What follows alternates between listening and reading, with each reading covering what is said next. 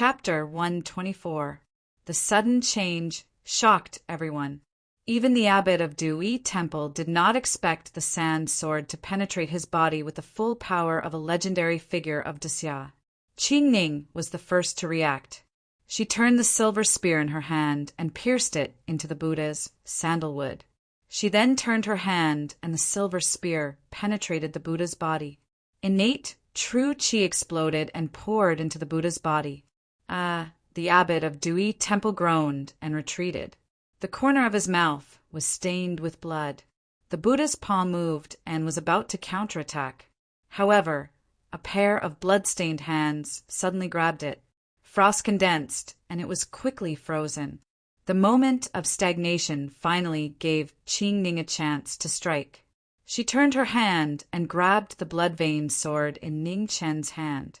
She activated her true qi and pierced the Buddha's sandalwood point. Both of their bodies were nailed to the mountain wall with a clang. When the resentful weapon entered the Buddha's body, it exploded with intense hatred. The abbot of Dui Temple vomited another mouthful of blood. The Buddha's power in his body was scattered by the resentful weapon. He could not move his body for a while. At this moment, Ning Chen could not hold on any longer and quickly collapsed. Ning Chen. Qingning held him up and poured her innate true qi into him. She tried her best to protect his last breath. At the same sandalwood point, Ning Chen's chest was penetrated by the Buddha's palm. Blood flowed and dyed his body red. At the last moment, the Buddha's palm pierced through his heart. Although Ning Chen managed to avoid the attack, he still suffered a terrible injury. Is he dead? Ning Chen opened his eyes and coughed up blood. No, there is no way to kill him at the moment. Qingning replied while pouring her true qi into him. Although the sandalwood point was the weakness of the indestructible body, it was not a fatal point. She was already helpless if he did not die from the injury. Burn him with fire. Ning Chen coughed violently. He resisted the drowsiness and said intermittently, "Leave a few people here. Burn him day and night. Sprinkle the resentful blood of the Buddhists in the fire. Don't give him a chance to recover." No matter how strong the indestructible body was, it had a limit. As long as the resentful fire was not extinguished, he would be burned to death sooner or later. Not far away, after the leader of the Imperial Guards heard the method, he immediately summoned the surviving soldiers to the foot of the mountain to find firewood and burn this fake Buddha to death. The last thing was not done yet. Ning Chen forced himself to hold on to his last bit of energy, unwilling to pass out. He said weakly, "Mingyue is still waiting on the mountain. Send me up the mountain." Qingning didn't say anything. She turned into a streak of light and rushed up the mountain. In the abbot's room of the Dui Temple, little Mingyu was sitting on the bed. She had long been awakened by the commotion at the foot of the mountain. However, with Ning Chen's instructions, she could not go out. With a bang, the door opened. Qingning brought Ning Chen in and walked to the bed. Seeing the bad guy's miserable appearance, the tears on little Mingyu's face immediately fell. She panicked and said, "What's wrong with you? Don't scare me." "Sister Qingning, go out for a moment," Ning Chen said in an extremely tired tone. Qingning hesitated for a moment before walking out. "Don't cry first, listen to me." Ning Chen's strength was getting weaker and weaker. He said with difficulty, "I might not be able to take care of you for the next few days. However, your body has my vital energy. As long as no one checks your pulse, you will be fine. Sister Qingning will definitely bring us back to the palace. You have to be careful and don't expose your identity." "Okay, I'll remember it." Mingyu nodded while crying. The corners of Ning Chen's mouth curved slightly, revealing a touch of relief. In a daze, his eyes slowly closed weakly. "Don't worry, I'll be fine." The last sentence was already inaudible. His hands drooped down, motionless. With a bang, Qingning, who was outside the door, broke in and swept up the two of them. Immediately after, a green ray of light rushed towards Daxia. Ancient Orchid City the only protector of the Buddhist kingdom, was sitting quietly in the temple. At this moment, a green ray of light descended from the sky. Without any warning, a silver spear pierced through his body. Xiantian vital energy exploded, instantly destroying the Buddhist's vitality. After killing the protector of the Buddhist kingdom, Qingning did not stay and immediately left. In the commander's tent of the Northern Meng army, Fan Lingyue stood in the tent with her eyes closed, deep in thought. Beside her, Qing Huio stood quietly, not saying a word. After a long time, Fan Lingyue opened her eyes and said calmly, "Go and invite Miss Mu here." "Yes." Qing Huio respectfully accepted the order and walked away. Fan Lingyue's eyes narrowed slightly, a touch of seriousness flashing through the depths of her eyes. She seemed to have neglected the possibility of Ningqin winning. Although the abbot of Dui Temple was a Buddha in the human world, he was still a Buddha in the human world. As long as he was a human, there was a possibility of failure. She could not be careless. If the abbot of Dui Temple won, it would be a good thing for the Northern Meng. If he lost, she also had to ensure that nothing would go wrong. Now, the only thing that could be confirmed was that when facing a Buddha in the human world, regardless of victory or defeat, Ningqin would not be unscathed. Being seriously injured was the best result. After a while, Mu Qingxue came. As usual, her clothes were whiter than snow, and there was not a trace of human emotion on her beautiful face. The two of them exchanged a few words. Not long after, a white brilliance broke through the sky and disappeared in the blink of an eye.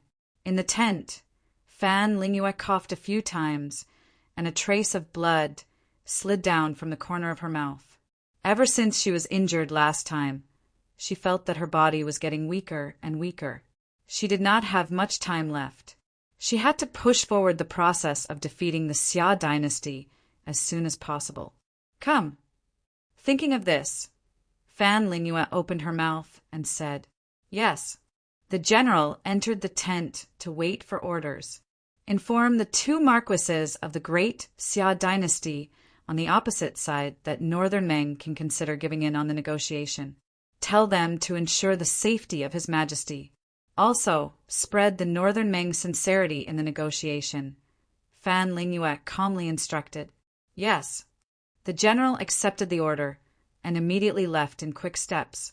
In the heavenly mandate palace of the great Xia dynasty, Zhang Sun read the letter sent by Ningqian and her frown deepened. The situation of the Buddhist kingdom was briefly mentioned in the letter, and only said that she should not worry. But how could she not be worried? The battle report from Nanli River had already been sent, and it said that the abbot of Dui Temple had already returned to the Buddhist kingdom. This was what she was most worried about.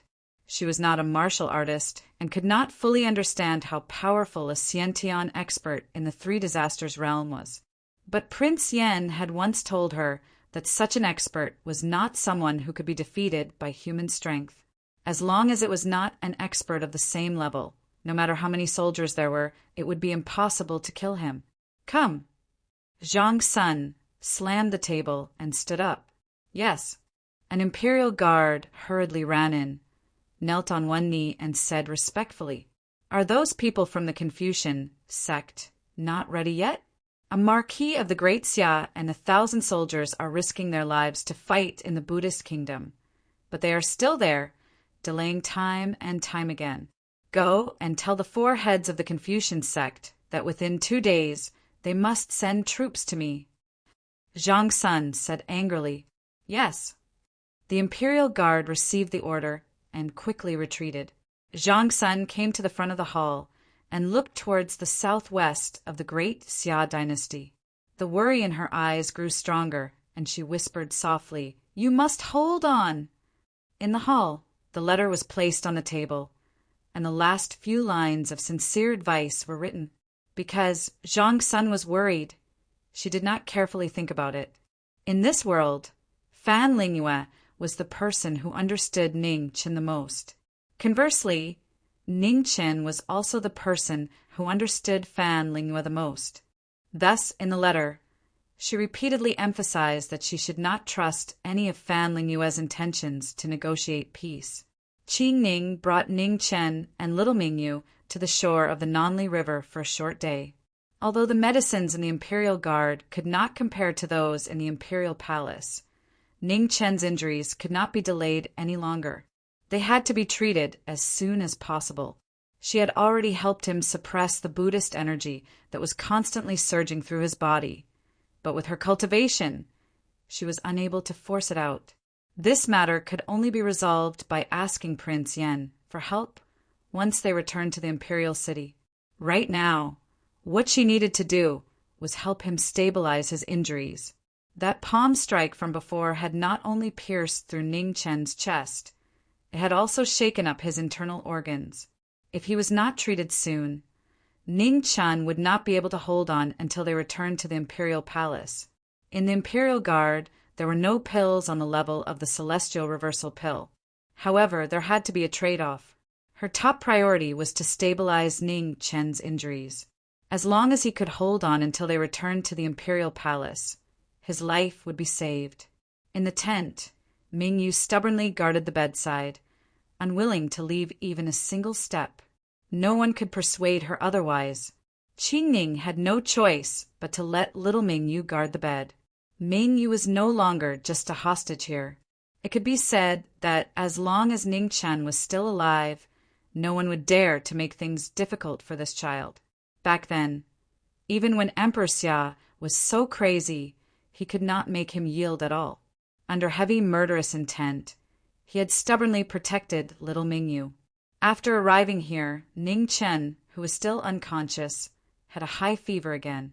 Once a person's body was weak, all kinds of illnesses would attack. Little Mingyu guarded him for a day and a night without sleeping or resting.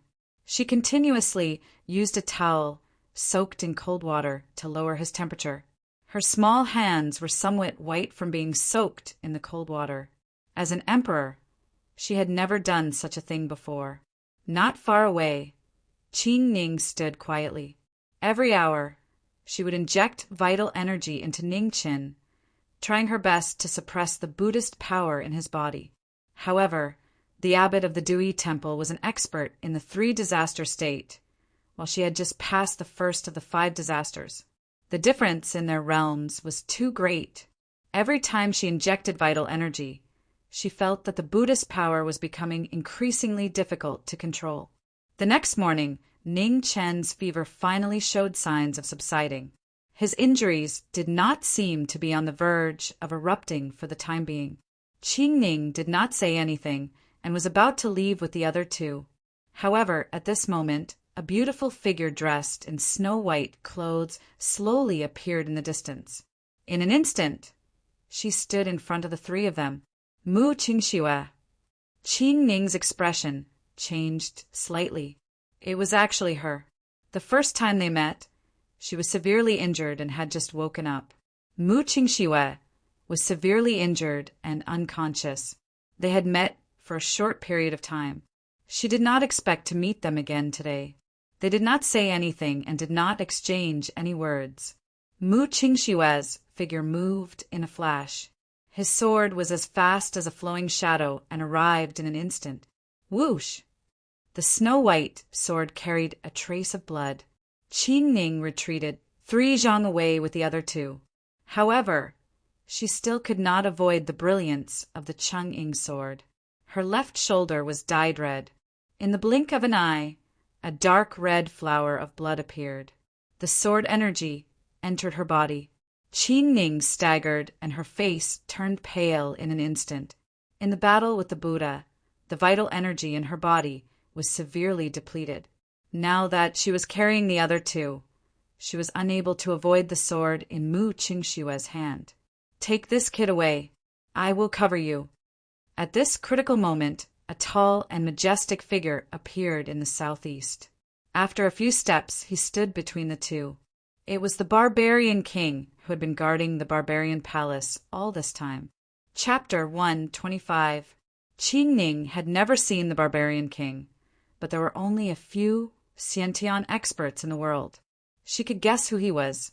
Thank you, Senior. Qing Ning cupped her fists and took the opportunity to leave with the other two. Mu Qingshue's eyes turned cold. With a light step, he disappeared. Boom! At the same time, the barbarian king also moved. With a punch, space trembled and dust filled the air. Even the ground was shaken, creating a huge ravine. Mu Qingxue was blocked by the aftermath. After retreating out of the range of the space trembling, he couldn't help but frown. This person was so powerful. The barbarian king stood in front of Mu Qingxue, trying his best to buy time for Qing Ning to leave. Although he didn't like that kid, he didn't want a man to be sad again. A man rarely begged him, but this time she had been begging him for several days. This was a war between the Great Xia, the Buddhist kingdom, and Northern Ming. Originally, he didn't want to participate. Moreover, he couldn't beat that bald donkey. However, he couldn't ignore Man's feelings. Man's mother died early. He and Man depended on each other for more than 10 years. Man's happiness was his greatest wish. He went to Mount Mijia. He thought he was late, but the result gave him a fright. The Buddha of the mortal world was actually defeated and nailed to the mountain wall. After asking, he understood what happened. This kid was really sinister. He relied on all kinds of despicable and shameless methods to defeat the abbot of Dewey Temple. Moreover, he burned the Buddha of the mortal world as if he was an animal. When he went, the soldiers of the Great Xia were still sprinkling the blood of the Buddhists. Needless to say, this method must have been taught by this kid before he left. This kid was powerful, but he had too many evil tricks in his stomach. He couldn't understand why his precious daughter fell for such a sinister guy. Also, why were these girls so beautiful? The one who saved him was like this, and the one who killed him was also like this. The barbarian king couldn't figure it out, so he stopped thinking about it. Looking at the white-clothed girl in front of him, his heart was filled with fear. This girl was too fast. If he wasn't careful, he would suffer great loss. In this world, to have such a fast cultivation technique, it must be the Xing scroll of the heavenly book. Young people nowadays were really scary. After a brief exchange of glances, the two of them clashed again. One was fast, the other was strong. The collision of speed and power caused the world to be miserable and the void to tremble violently. Mu Qingxue tried to chase after him a few times, but he was blocked by the barbarian king's terrifying power each time. In the distance, Qing Ning had already disappeared with Ning Qin and Mingyu. The world was so big that it was almost impossible to find and catch up with a Xiantian expert. Mu Qingxue squinted his eyes.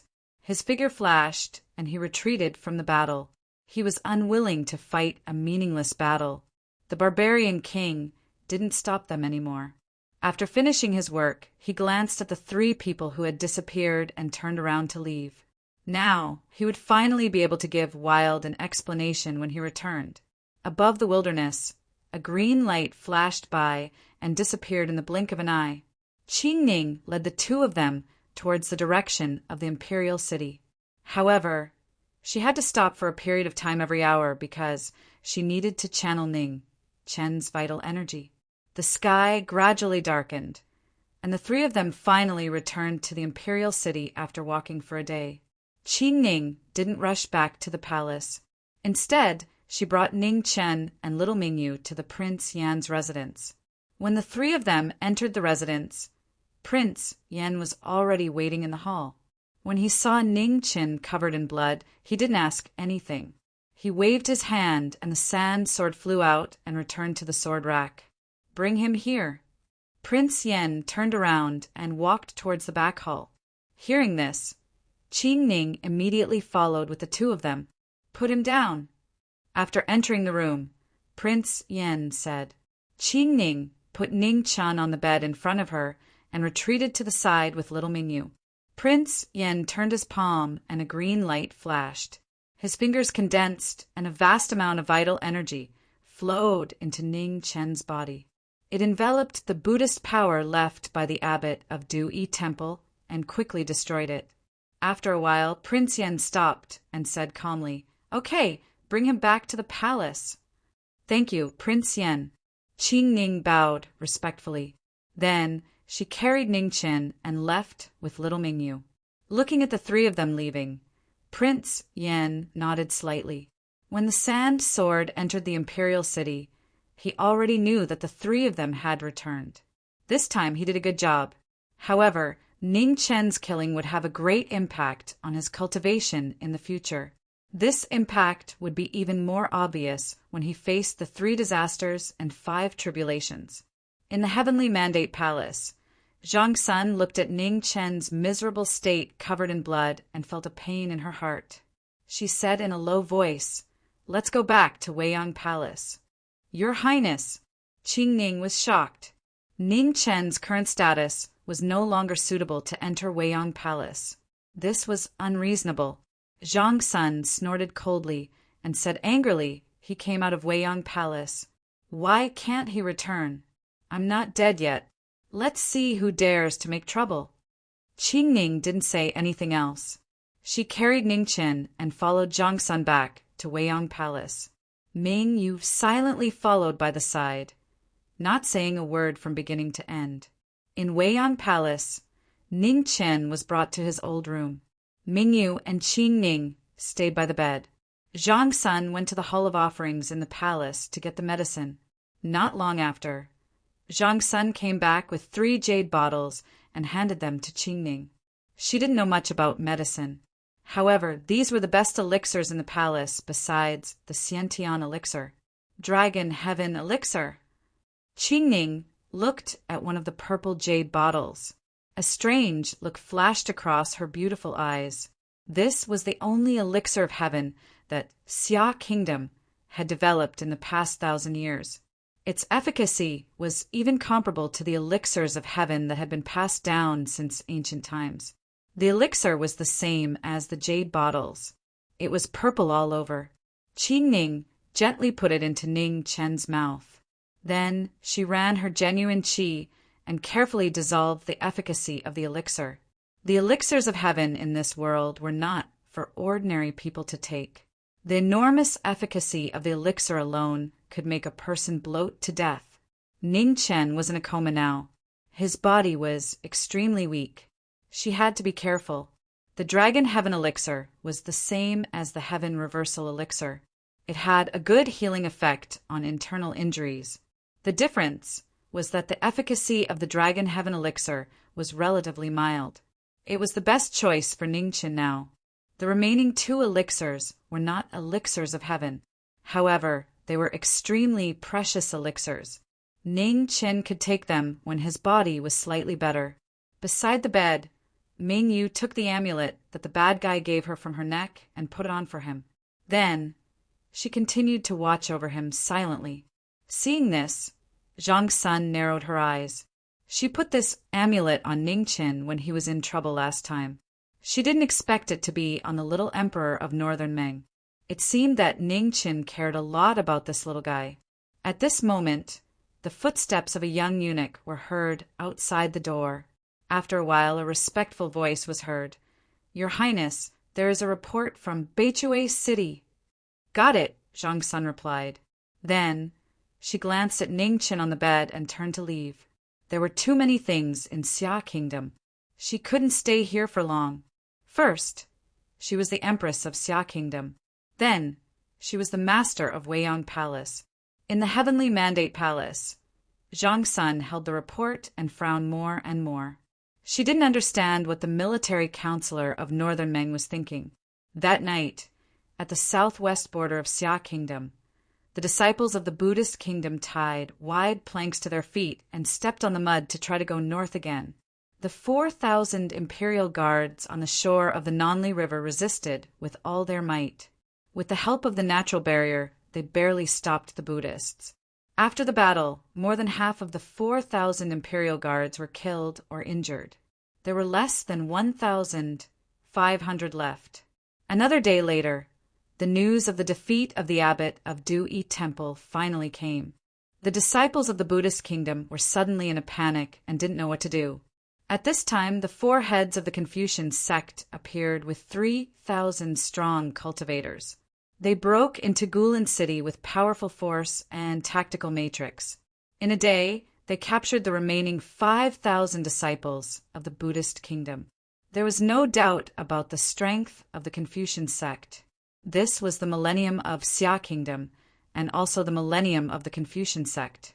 The four heads were all strong cultivators who were half a step into the innate realm. Together with the 300 strongest cultivators of the Confucian sect and the heaven-trapping matrix passed down by the headmaster, they could even fight against innate experts of the three disasters realm. However, when the four of them led the disciples to the southwest border, they unexpectedly received the news of the defeat of the abbot of Dui Temple. This shocked the four heads of the Confucian sect and made them speechless. The Buddhist kingdom was weakened. Under this situation, Gulen City was breached in just a day. There was no suspense. The defeat of the Buddhist kingdom came so quickly that everyone who thought that Xia Kingdom was doomed was shocked again. The world once again saw the deep foundation of this dynasty that had been invincible for thousands of years. In the northern Ming army, Fan Lingyue didn't say anything about the defeat of the Buddhist kingdom. He continued to pass the false image of peace to Xia Kingdom step by step. In the east, the Eternal Night cult was also showing signs of exhaustion. Under the counterattack of Marquis, Kaixin, and the Blackwater Army, they were retreating. A month ago, Xia Kingdom seemed to be facing the end of the world. Suddenly, the situation took a sharp turn and the war seemed to be coming to an end. The main problem of Xia Kingdom suddenly changed from an external threat to an internal one. In the imperial city, the conflict between the two princes was so intense that it was difficult to mediate. A mutiny could happen at any time. The three dukes and Zhang's son were trying their best to prevent this day from coming. However, the two princes had already become powerful, and it was difficult to suppress them. In the most important 11 camps of the imperial guards in the imperial city, the third prince controlled the Divine Wind, Swift Rain, and Violet Lightning camps. The 10th prince controlled the Green Sparrow and White Tiger camps. Of the remaining 6 camps, the eldest prince and Zhang's son controlled 4. The remaining 2 camps were still observing. It could be said that after the death of Emperor Xia, most of the military strength in the imperial city had surrendered to the 3 princes. 330,000 of the most elite soldiers of Xia Kingdom were quietly waiting for orders. The 5,000 generals that Ning Qin took away were all soldiers of the Dragon Guard camp under Zhang's son. They were the best of the best in the 13 camps of the Imperial Guards. Unfortunately, not many of these 5,000 soldiers returned alive. This was the most serious loss since the establishment of the Dragon Guard camp. In the 1,000 years since the establishment of Xia Kingdom, this was the first time that they had no choice but to use the Imperial Guards of the Dragon Guard camp. Now, the external threat was finally temporarily alleviated under the bloody battle of the soldiers of Xia Kingdom. However, the internal problems that Ning Qian had been worried about were also fully exposed. The matter of Xia Kingdom appointing a new emperor could no longer be delayed. Chapter 126. In the northern Ming camp, in front of the commander's tent, Fan Lingyue looked in the direction of the imperial city of Great Xia. There, the purple fate was getting darker and darker, indicating that the situation of Great Xia did not turn for the better. Instead, it was getting worse. However, there were only a few people in the world who knew the art of aura viewing. Most people knew nothing about it. Military advisor Qing Weo opened his mouth and wanted to ask, but he didn't know how to start. He really couldn't understand why the military advisor kept giving in during the negotiation. Could it be that they really wanted to make peace with Great Xia? Don't ask too much. Now is not the time. You will know why soon. Fan Lingyue didn't explain further. The situation of Great Xia had not reached its worst yet. She had to continue waiting. Now, the biggest hidden danger was that Ning Qian was not dead and had returned to the imperial palace of Great Xia. This was what she was most worried about. Many times, the impact of one person's existence on the overall situation was beyond the imagination of ordinary people. Who would have thought that the losing side in the War of Buddha Kingdom would be the abbot of Dui Temple? It was a well-known fact that the three calamities were invincible. Except for experts of the same level, he was almost invincible. However, such an expert was still defeated. He was defeated miserably and miserably. Although she never expected the Buddha Kingdom to have such a big impact on the war against Great Xia, she didn't expect it to be defeated so quickly. In the Weiyang Palace, Ning Qian was still unconscious and was unaware of the changes in the situation outside. The third prince and the 10th prince were trying their best to rope in the remaining nobles who were still neutral. At this time, no one was willing to fall behind. The battle for the throne had always been about the winner taking all. When one person ascended the throne, the other would definitely die without a burial place.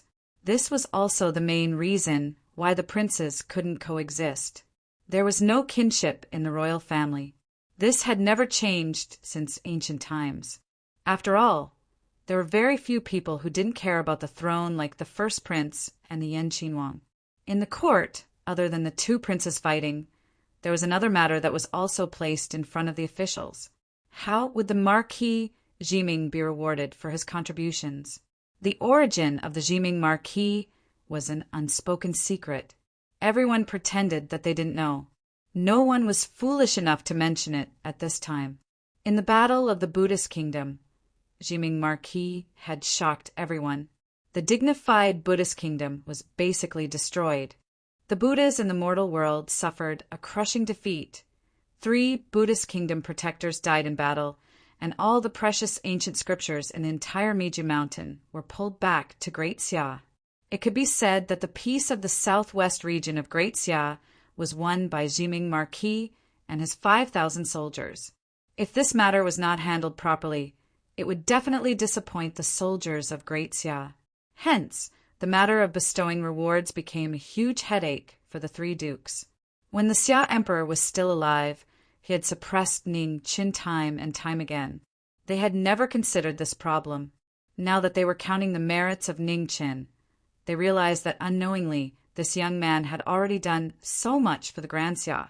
Everyone in court was paying attention to this matter, waiting for the final decision of the 3 dukes and the empress. Logically speaking, with such merits, he could already be considered for the title of Marquis. After the death of Marquis Wangchuan, one of the 10 marquises of Great Xia was empty. Jiming Marquis' strength and merits were enough to meet the requirements. 3 days later, the decision of the 3 dukes was finally made. Ning Qian was conferred the title of Marquis, and his title was still Jiming. The moment this decree was released, the court was shocked, especially the 3rd prince and the 10th prince, who immediately looked at Weiyang Palace. Everyone knew how much power and influence a marquis had, especially when this marquis was the most trusted person of the empress. The final decision of the emperor's selection was in the hands of the 3 dukes and the empress. Winning the support of Jiming Marquis was equivalent to winning the empress's crucial vote. For the next few days, the 2 princes took the opportunity to visit Ning Qin in Weiyang Palace every day. Unfortunately, the latter was still unconscious, which greatly disappointed the 2 princes. "How long are you going to hide?" Xiazi looked at Ning Qian on the bed and asked. "I don't know. I'll hide as long as I can." Ning Qian coughed as he replied. He had woken up 2 days ago, but because of the situation outside, he didn't show himself. As for whether or not he was conferred the title of Marquis, he didn't care. Zhang Sun also didn't mention it. If the first prince hadn't told him, he wouldn't have known about it. "First prince, I still owe you an apology." Ning Qian's pale face flashed with an apologetic expression. In the entire imperial palace, the only person he felt guilty towards was the first prince in front of him. "You don't owe me anything. You don't need to apologize to me. Everything was done voluntarily by me. It has nothing to do with anyone else." Xiazi calmly said. Hearing this, Ning Qian deeply sighed. How could such a person be born in the imperial family? "Ming Yue, come here." Ning Qian waved his hand. Not far away, little Ming Yue, who had been sitting at a table, heard the call, and immediately ran over. "Help me get my sword." Ning Chen pointed at a cabinet not far away. "Oh." Mingyue ran over to the cabinet in front of the window and grabbed the ink sword scabbard. She tried but couldn't lift it. Ning Chen laughed involuntarily. He had forgotten that this thing was still too heavy for little Mingyue. Seeing this, Xiazi waved his hand and the ink sword flew out and landed next to the bed. The ink sword had already broken in two. It had been destroyed during the battle with Dui Temple's abbot, and even now he hadn't had the time to repair it. "First Prince, I've heard that the Confucian sect has a special forging technique. Is it possible to repair this sword?" Ning Chen seriously asked. Xiazi carefully examined it and nodded. "There is, but this sword's material is special. It should be difficult to repair." After saying that, Xiazi paused for a moment before continuing. "I can help you bring the sword back to the Confucian sect to try it out. It might take some time. Then I'll have to trouble you." Ning Chen sincerely thanked him. This sword had followed him step by step until now, and it had a special meaning to him. If possible, he wanted to repair it as best as he could. "All right, it's getting late. I'll be leaving first. Rest well." Seeing that the sky was gradually darkening, Xiazi picked up the ink sword and bid him farewell. "Okay." Ning Chen nodded. Suddenly, he seemed to think of something and said, "First Prince, wait a moment. This is a Buddhist cultivation technique I obtained from Dui Temple's abbot. Perhaps it will be of some help to you." He knew that the Buddhist and Confucian sects had many similarities in terms of their teachings and cultivation techniques. The unbreakable Vajra body cultivation technique wasn't very useful to him, but it might be very useful to the first prince who came from the Confucian sect. "Many thanks." Xiazi didn't refuse and took the cultivation technique. This thing was indeed very useful to him. After the eldest prince left, Qing Ning pushed open the door and entered. She looked at Ning Chen with a strange expression and said, "When did you become so generous?" Ning Chen awkwardly rubbed his nose. Wasn't he just feeling guilty? "That's right. Big sister Qing Ning, isn't it inappropriate for me to stay in Weiyang Palace?" After all, he was no longer a eunuch. If he stayed here, it would be troublesome for Zhang Sun. "This consort isn't afraid, so what are you afraid of?" At this moment, Zhang Sun walked in and reprimanded him. Ning Chen immediately shut his mouth. After getting injured, he discovered that his perception had decreased a lot. He didn't even notice that Zhang Sun had arrived. As of now, Zhang Sun was already annoyed enough by the two princes. He didn't dare to go against them. It was better to keep a low profile. "How is your body? Are you feeling better?" Zhang Sun calmly asked. "Much better." Ning Chen nodded. "I'm sure Zi has already told you about the Marquis position. In the future, the 3rd Prince and 10th Prince will definitely think of ways to rope you in. Be careful," Zhang Sun warned. "Okay." Ning Chen nodded again. "Tomorrow you can leave the palace. The new Marquis government has already been prepared for you. In the future, you will also be a Marquis of Desya. You must pay attention to the rules when you speak. Okay." Ning Chen continued to nod. "All right, go rest. This consort still has matters to attend to and doesn't have time to care about you. Tomorrow, you can leave the palace on your own." After saying this, Zhang Sun left without stopping. She didn't even have time to sit down and drink some water. Has Nyang Nyang always been this busy? Seeing Zhang Sun leave, Ning Chen softly asked. "Yes, it's been like this for several days." As she spoke, a trace of worry flashed across Qing Ning's face.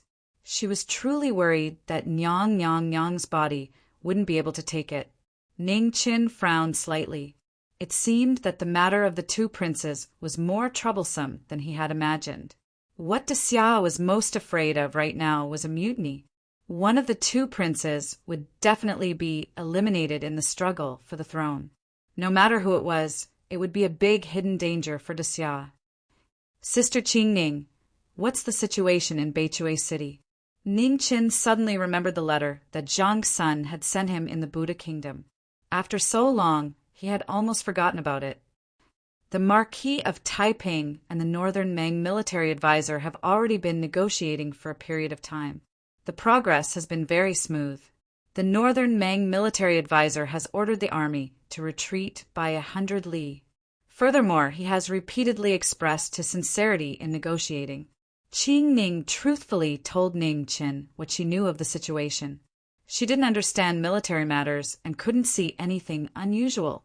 Hearing this news, Ning Qin frowned again. Previously, he wasn't in Xia and didn't see the situation clearly. Now, the situation was gradually becoming clearer. Based on his understanding of Fan Lingyue, the matter of the peace talks was definitely a facade. If he didn't guess wrongly, Fan Lingyue was trying to numb Xia, making Xia lose the strong sense of crisis that they had always felt. The Northern Ming army was an external threat. If the external threat was too strong, Xia would have no choice but to deal with it with all their might. The two princes would also temporarily stop fighting. Otherwise, Xia would be destroyed. However, now that the external threat had weakened, the internal threat would erupt without reservation. Both princes wanted to sit on the throne of Xia Emperor. It was destined that it would be impossible for them to compromise. It was very likely that Fan Lingyue was waiting for the internal threat of Xia to erupt completely. This was why he repeatedly showed weakness. Ever since the assassination of the Xia Emperor, this plan had already begun. However, the sudden invasion of the Buddha kingdom had attracted all the attention of Xia, causing them to have no time to carefully consider this matter. Chapter 127. Ning Chen sat on the bed, carefully going through the situation. He couldn't help but feel a chill run down his spine. Fan Lingyue had long planned all of this. The Buddhist kingdom was merely a chess piece used to attract the attention of Great Xia. However, none of them realized it. Instead, they thought that the Northern Ming army was afraid after defeating the Buddhist kingdom. The current situation was very similar to when Northern Ming first invaded. At that time, the Xia Emperor hoped to use external forces to draw out internal troubles and then resolve them together. Unfortunately, the Xia Emperor overestimated himself and also underestimated Fan Lingyue, driving the tiger to attract the wolf. But he had no ability to subdue the tiger. Now the situation in Great Xia had stabilized. The two princes wanted to first defeat their opponents and ascend to the throne before driving the Northern Ming army out of Great Xia, especially after Northern Ming repeatedly showed signs of peace talks. This idea would only grow faster. Humans would always have too much confidence in their own abilities. No matter who it was unavoidable. Fan Lingyue used this weakness of human nature to force Great Xia into desperation again and again. This time, it would most likely be the same. He had no way to stop it. Even if he guessed Fan Lingyue's intentions, it was already too late. Regardless of the third prince or the 10th prince, it was impossible for them to turn back. The battle for the throne would only become more and more tragic. Thinking of this, Ning Qin closed his eyes and leaned weakly against the headboard. Fan Lingyue was indeed the most terrifying person in the world. He had already tried his best, but he still couldn't help Great Xia turn the situation around. Since the start of the war between the two dynasties, Great Xia had been led by the nose. His existence only delayed the worsening situation of Great Xia for a little longer.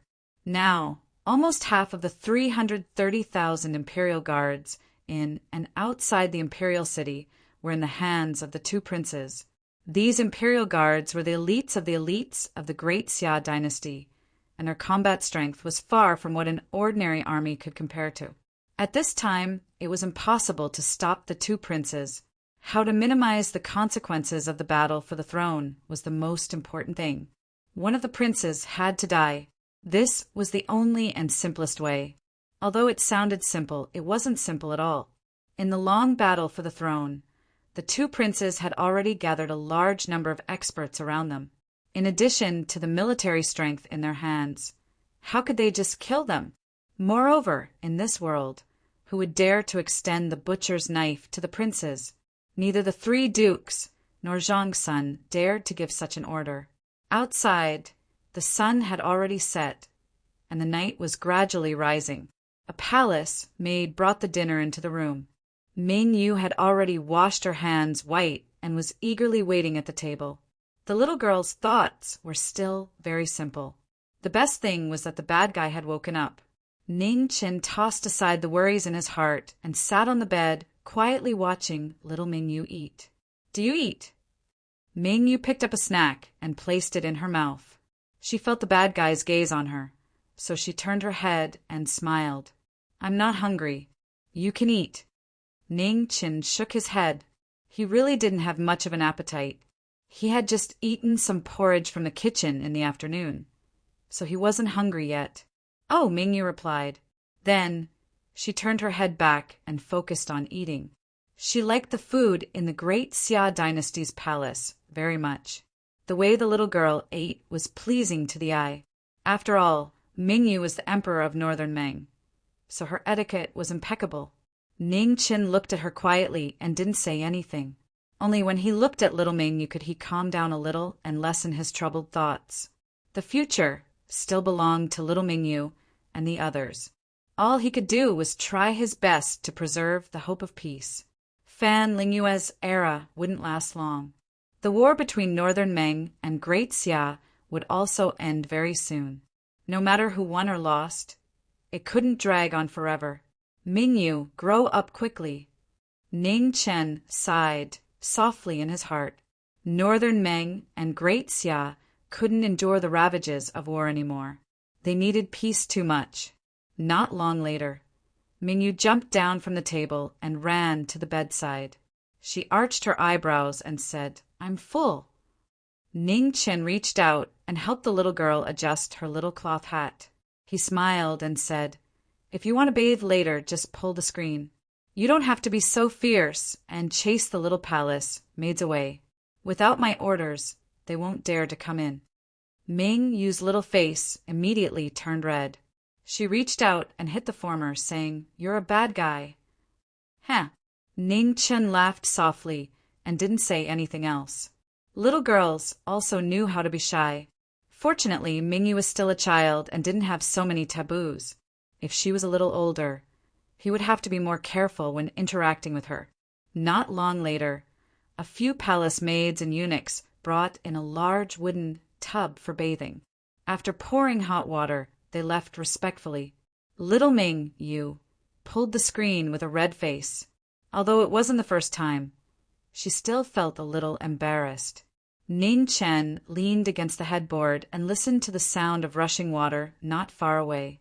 He thought of the woman who had also bathed here in the past. At that time, he had just entered the palace and was scared half to death by an assassin. He made a deal with her. If she didn't kill him, he would save her. He saw the assassin's face. It was a woman, and she was unbelievably beautiful.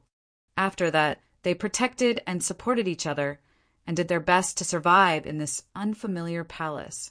She was the first person he came into contact with when he came to this world. However, she had forgotten about him now. He didn't know why. He had wanted to go and find the answer, but he couldn't stop worrying about Zhang's son. He was waiting. After the war between the two dynasties ended and Zhang's son stabilized Great Xia, he could leave without worry and do his own things. Little Ming Yu quickly finished bathing and came out. She put on her clothes and had a large towel on her head. "Help me wipe." Ming Yu handed the towel over and smiled foolishly. "Okay." Ning Chen took the towel and wrapped it around the little girl's waist-length hair, carefully wiping it bit by bit. Little Ming Yu's hair was very long. A girl's nature of wanting to look beautiful was not something that would disappear just because she was an emperor. "It's done." Ning Chen rubbed the little girl's hair and nodded. What a beautiful little girl. When she grew up, she would definitely be prettier than Fan Lingyue. After waiting for less than an hour, Ming Yu's hair was almost dry. Ning Chen asked someone to come in and move the bathtub away. Then he patted little Ming Yu's cloth hat and said, Go to sleep. We still have to leave the palace tomorrow." "Okay." Mingyu ran to her bed obediently and lay down with her clothes on. At this moment, Ning Qin suddenly felt a tightness in his chest. He covered his mouth and coughed a few times. Traces of blood flowed through the gaps between his fingers. Little Mingyu looked over. Ning Qin quickly put down his hand without leaving a trace and covered it with the blanket. "I want to hear a story," Mingyu said eagerly. "Okay." Ning Qin suppressed the tightness in his chest and told the little girl the story of Cinderella. As Mingyu listened, she fell asleep. There was a smile on her pretty little face. She was very beautiful and very cute. To little Mingyu, being born as an emperor was not a happy life. On the contrary, she felt very happy these days when she was with Ning Qin. No matter what era it was, a little girl of this age would always be the apple of her parents' eye. She would always be held in her parents' hands. However, little Mingyu didn't have parents. She only had to learn how to govern a country and read endless memorials every day.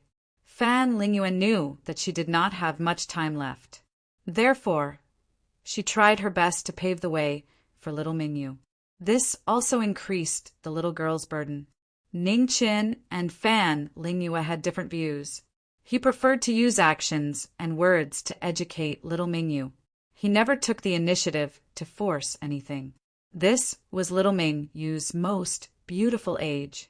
He hoped that the little girl could live happily and not live under a burden every day. The night gradually deepened. Ning Qin sat on the bed and quietly thought about the future. No matter what, he had to help his eldest grandson get through this difficult time. Suppressed coughs came one after another. Traces of blood dripped down. He fought with Buddha and survived the calamity of death, but he could not overcome the living punishment. The night passed quickly. After dawn, a carriage appeared in Weiyang Palace. It then carried Ning Qin and little Mingyu to the new Marquis residence outside the palace. The two of them left in a very low-key manner. However, they still could not avoid the attention of people who wanted to see them. The third prince and the 10th prince sent over visiting cards on the same day. Ning Qin looked at the two cards with almost the same content. His eyes narrowed. They were forcing him to make a choice. His position was destined to not waver for long. Now, other than a few marquises who were fighting outside, basically all the nobles had already taken their positions. He could not stay alone in the imperial court. He was the only marquis in the capital. The two princes would definitely fight for him. A marquis was different from an ordinary marquis. After being granted the title of marquis, they had the right to mobilize an army of less than 100,000. Even the princes could not have this kind of power. The Marquis of the Xia dynasty had the highest prestige in the Xia dynasty. From the first Marquis until now, the Xia dynasty had been fought for with their lives. It could be said that every inch of the Xia dynasty's territory had the blood of the Marquis flowing in it. The Marquis of the Xia dynasty could be hereditary, but the Marquis could not. Every Marquis had outstanding military achievements. Even the traitor Beiwu Marquis was no exception. This was also why the Marquis had such a shocking prestige in the Xia dynasty. It could be said that the power of a Marquis was not given by the imperial court. It was fought for by oneself. Without military achievements that could make the soldiers of the world accept, the right to mobilize an army of 100,000 was just for show. After the visiting card was sent, Ning Qin quickly wrote a reply. The content was very simple. His body was not well, and it was inconvenient for him to see guests. He could not see the guests before he made a decision. However, half a day later, another visiting card was sent to the residence. Ning Qin was surprised and frowned. The one who had sent the visiting card was none other than the owner of the Lingyan Pavilion, Yu Han-yi. Not many people knew that he had left the palace. After all, not everyone had the ability to plant spies in the palace. It could be inferred that the person behind Yu Han-yi was not an ordinary person. Ning Qin thought for a moment and also politely refused. If he had not guessed wrong, The real owner of the Lingyan pavilion was most likely related to one of the two princes. There could not be such a coincidence in the world. He had just refused, and another visiting card was sent. Chapter 128. Yu Hani didn't give up. The next day, she once again sent the invitation, but this time it was from Li Er. After not seeing her for several months, the little girl had grown a bit taller. The flower bud of the past seemed to be about to bloom, and there was a hint of a young girl's gentleness. 13 or 14 years old was the time for flowers to bloom. Ning Chen didn't want to see these children get caught up in a conspiracy. Yu Hani's actions had once again angered him. Li Er, give this letter to your sister Yi. You can't peek. Ning Chen gently patted the little girl's head. Okay. Li Er nodded. After Li Er left, Ning Chen waved his hand and turned the invitation card in front of him into dust. It seemed that the person behind the scenes couldn't wait to pull him to his side.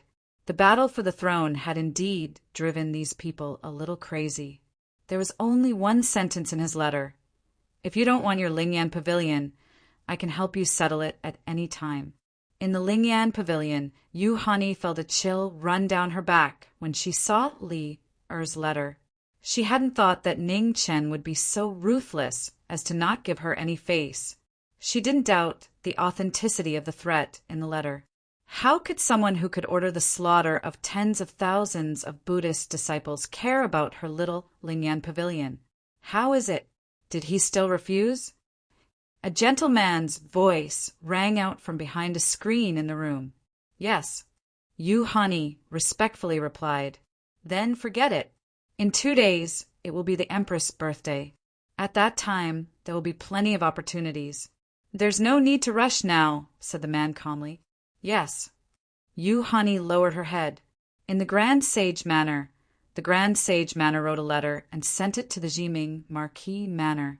Ning Chen frowned after reading it. What did the Grand Sage Manor mean? In 2 days, the Grand Sage Manor advised him not to attend Zhang Xuan's birthday banquet. It would be better for him to recuperate in his manor. It was impossible for him not to attend Zhang Xuan's birthday banquet. No one could say otherwise, but the two princes would definitely take the opportunity to win him over. That was truly a troublesome matter. Zhang Sun and the 3 dukes still hadn't decided on the next emperor. If he rashly chose now, he would definitely be scolded to death by Zhang Sun. In Duke Jingwu's mansion, Duke Jingwu also wrote a letter and sent it to Jiming Marquis' mansion. The meaning was the same, telling Ning Chen not to attend the Empress's birthday banquet. Originally, they did not want to confer the title of the 10th Marshal Marquis at this time, but Ning Chen's contributions could not be suppressed. While they were worried about the situation in the imperial city, they also had to worry about the feelings of the Great Xia soldiers. However, they definitely did not want to see a Marshal Marquis from the capital participating in the struggle for the throne. The current situation in the imperial city was already chaotic enough. If another Marshal Marquis were to join in, who knew what would happen? When Ning Chen received the letter from Duke Jingwu, he read it and put it aside along with a letter from Duke Taisher.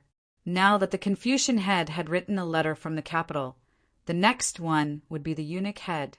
Sure enough, not long after, Duke Shiyu's letter arrived as well.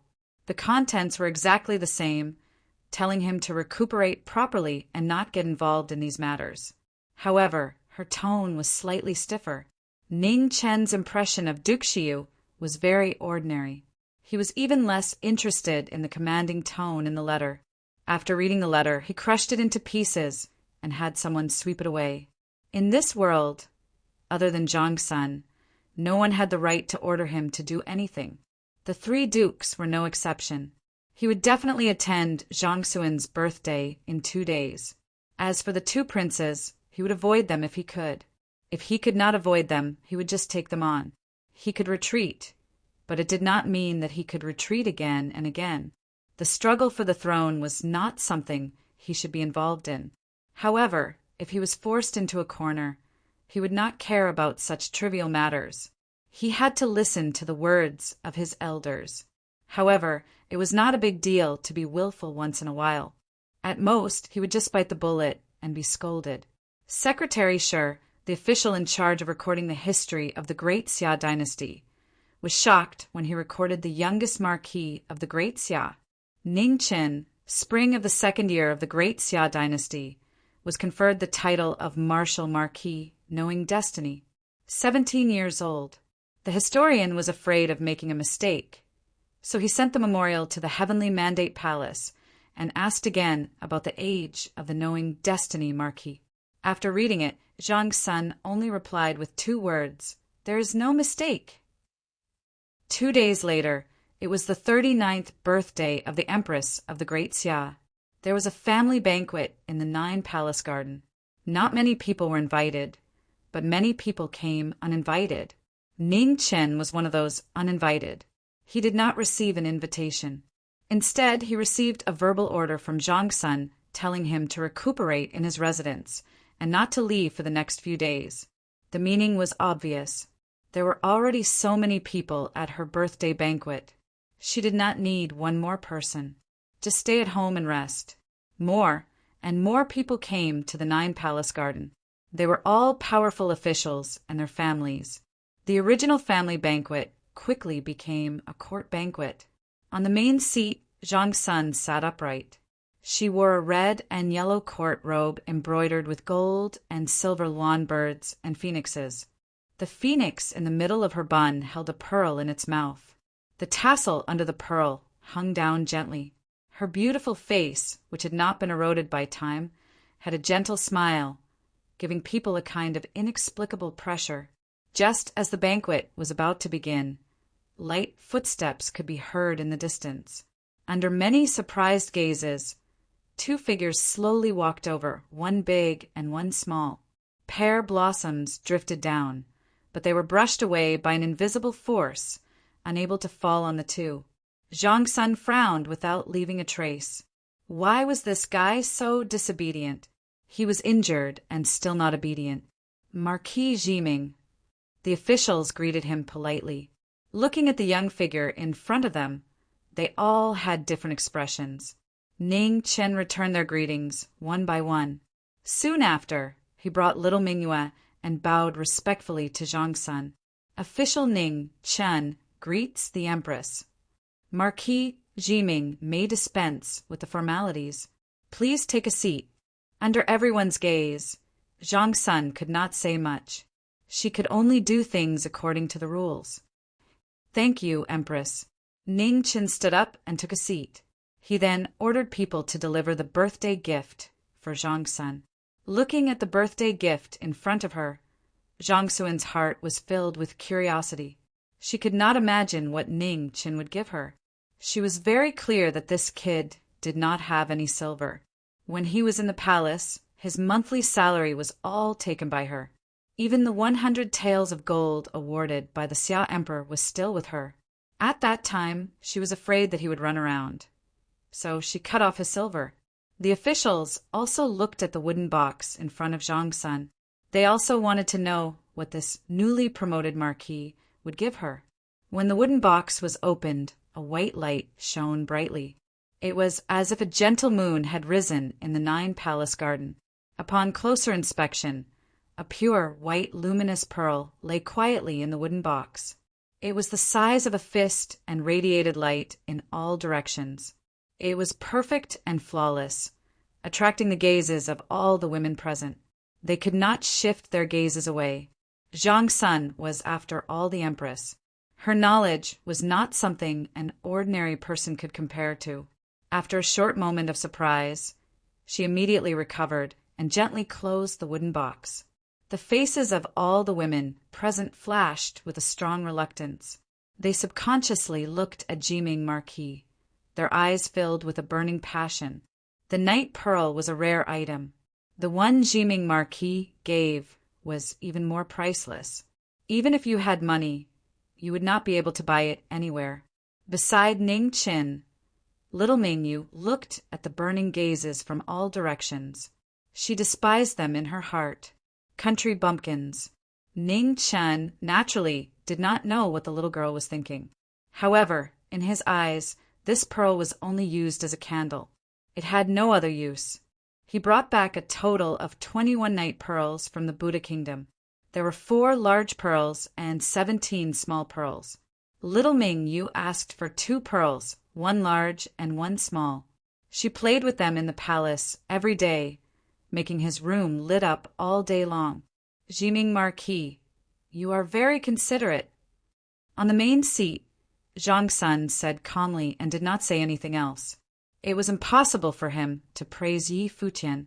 Yi Futian had come here against orders.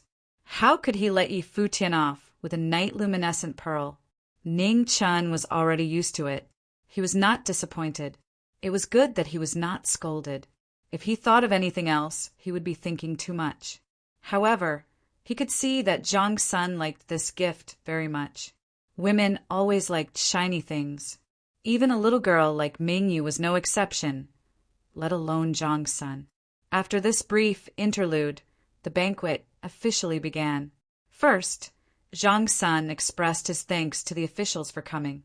He said some high-sounding pleasantries, and then the officials responded and continued the pleasantries. More than an hour had passed in the blink of an eye. Ning Chen's head was about to explode. Little Ming Yu was also listless. She used to be sick of listening to such things in the palace. She did not expect to be tortured in Great Xia. Below the seats, the 2 princes looked over from time to time. One of them was slightly delicate and had a delicate face. He was dressed in a beautiful black satin robe with golden embroidery. A 4-clawed golden dragon coiled around the robe. His wide sleeves were embroidered with silver threads and dark cloud patterns. He had a white belt around his waist, and his black hair was tied up with a white suet jade hairpin. The other one was tall and straight, with a domineering aura. He had the aura of a martial artist and was at least rank 9. They were the 10th prince of Great Xia, Xia Mingri, and the 3rd prince, Xia Yanwu. In comparison, Xia Zi, who was sitting at the head of the table, was more low-key. Since he took the initiative to withdraw from the battle for the throne, the status of the eldest prince of Great Xia in the eyes of the officials decreased. Ning Chen just nodded at Xia Zi and pretended not to see the gazes of the other 2 princes. Beside Xia Zi, the 9th princess was still as beautiful as before. Ning Chen also nodded at her as a greeting. In the past, he was helped by the 9th princess when he went out of the palace. Although Xia Xinyu had her own plans at that time, he was indebted to her. The 9th princess nodded in response. She could not help but sigh in her heart. Who would have thought that the little eunuch who asked her for help in the past would become the noblest Marquis of Great Xia? Things in the world were changeable. It made people sigh. The officials present were also very conflicted. They were jealous, but also fearful. The matter of the Buddha kingdom was no longer a secret. Under the numerous military exploits, it was hard to hide the ruthlessness of Jiming Marquis, the Buddha kingdom, his subordinates, and himself. In this world, other than Jiming Marquis, there was no other person who dared to lead 1,000 soldiers to attack Mount Mijia. The spies from the Buddha kingdom had already brought back the news.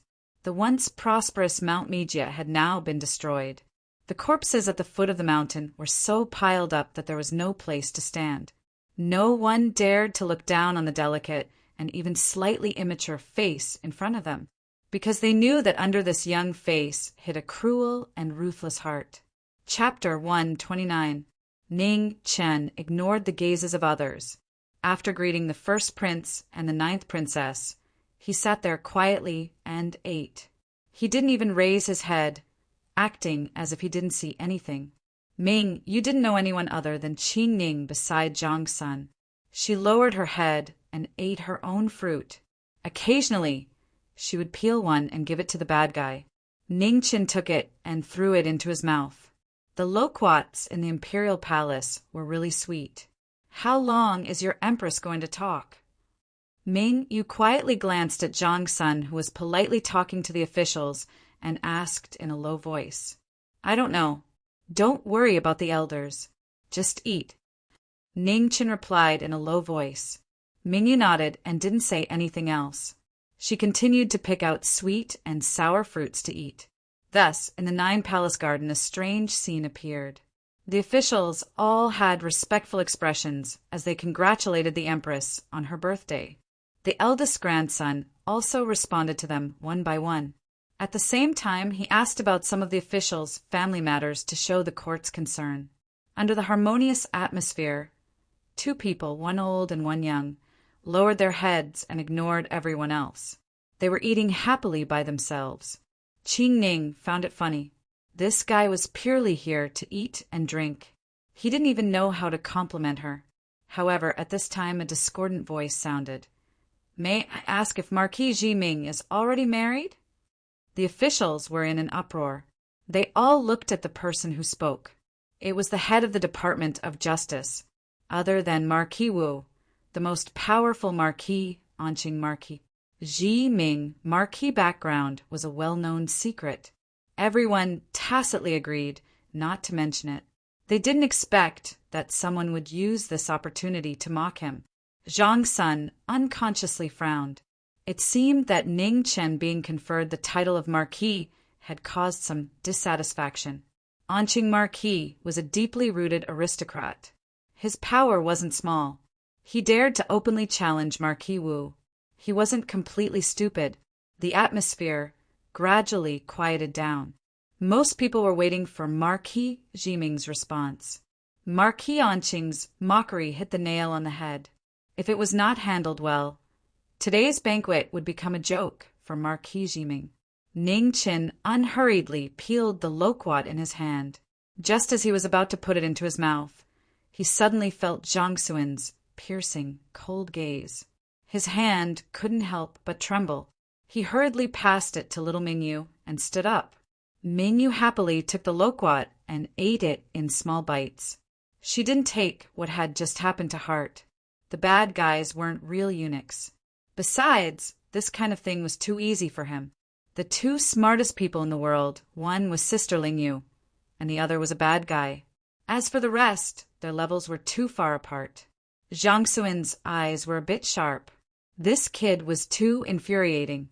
Others were bullying him, but he was still eating. Qing Ning looked at Ning Chen's uninterested expression. After thinking for a while, she roughly understood what was going on. In the past few months, the opponents he had to deal with every day were at the level of Fan Lingyue and Buddha in the mortal world. Now that he was provoked by a small character like Marquis Anqing, it was normal that he didn't take it to heart. Just like what he had said before, once a person was bitten by a dog, no one would bite back. During the banquet, Ning Chen was forced to stand up by Zhang Sun. He immediately glanced at Marquis Anqing and held back the disgust of biting the dog.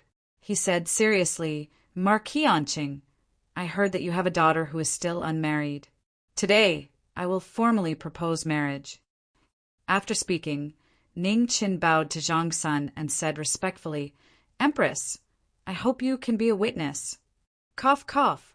Mingyu choked and almost spat out the loquat in her mouth. The bad guy was really mean. Everyone's expression was also interesting. This time, Marquis Anqing's cleverness backfired. He was asking for trouble. Marquis Anqing only had one daughter who was 15 years old. She was indeed at the age of engagement. Zhang Ming Marquis actions were to disgust Marquis Anqing. Granted. Dream on. Zhang Sun and Marquis Anqing spoke at the same time. One was calm and the other was furious. However, this was Great Xia. Zhang Xuan's words were no different from an imperial edict. "Empress, you can't." Marquis Anqing immediately appeared and knelt on the ground. "Why not? Could it be that the Zhang Ming Marquis status isn't good enough for your daughter?" Zhang Sun coldly snorted. These old bastards were relying on their ancestors' achievements to raise their noses to the heavens. They even dared to mock a martial marquis of Great Xia. They were truly too arrogant. Because Marquis Anqing was so anxious that his face was covered in sweat. However, he didn't dare say what he was thinking. The eunuchs of Great Xia were not allowed to be given titles. That was a rule passed down by their ancestors. The Great Xia Emperor had broken that rule, but at that time no one dared to go against him. All the officials had tacitly agreed.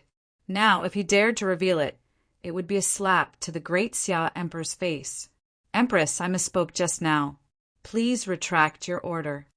Marquis Anqing had no choice but to kowtow and beg. He only had one daughter and had always treated her as the apple of his eye. How could he just watch as she was pushed into a pit of fire? Zhang Sun coldly looked at Marquis Anqing. She didn't say anything. If a misspoken sentence could resolve the problem, then she didn't need to be the empress anymore. Whether it was for public or private reasons, this matter couldn't be resolved like this. Publicly, Ning Qin was the martial marquis of Great Xia. How could he allow others to ridicule him? Privately, Ning Qin had been raised by her. She could beat him or scold him, but others couldn't. "Marquis Anqing, you're getting old. It's time for you to enjoy your life," said Zhang Sun indifferently. An uproar broke out below. Marquis Anqing's body trembled and his face turned pale. "Mother, you can't."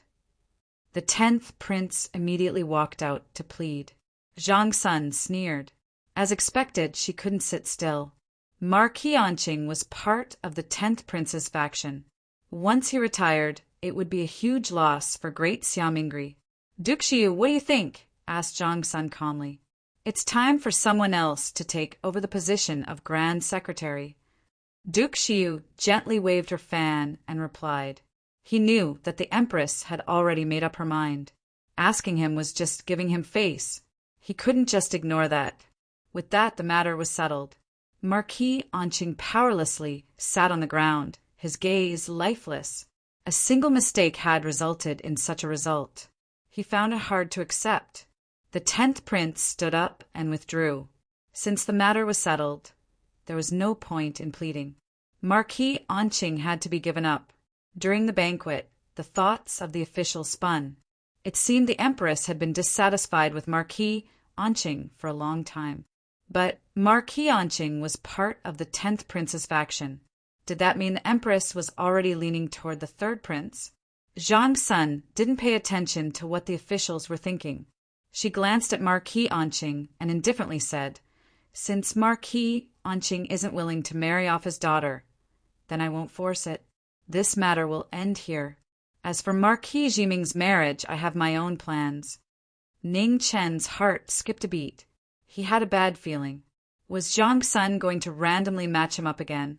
"Empress, I'm still young. The marriage can be discussed in 2 years, hastily said Ning Chen. Zhang Sun indifferently glanced at him. "Sit down. There's no need to say anything. I know what to do."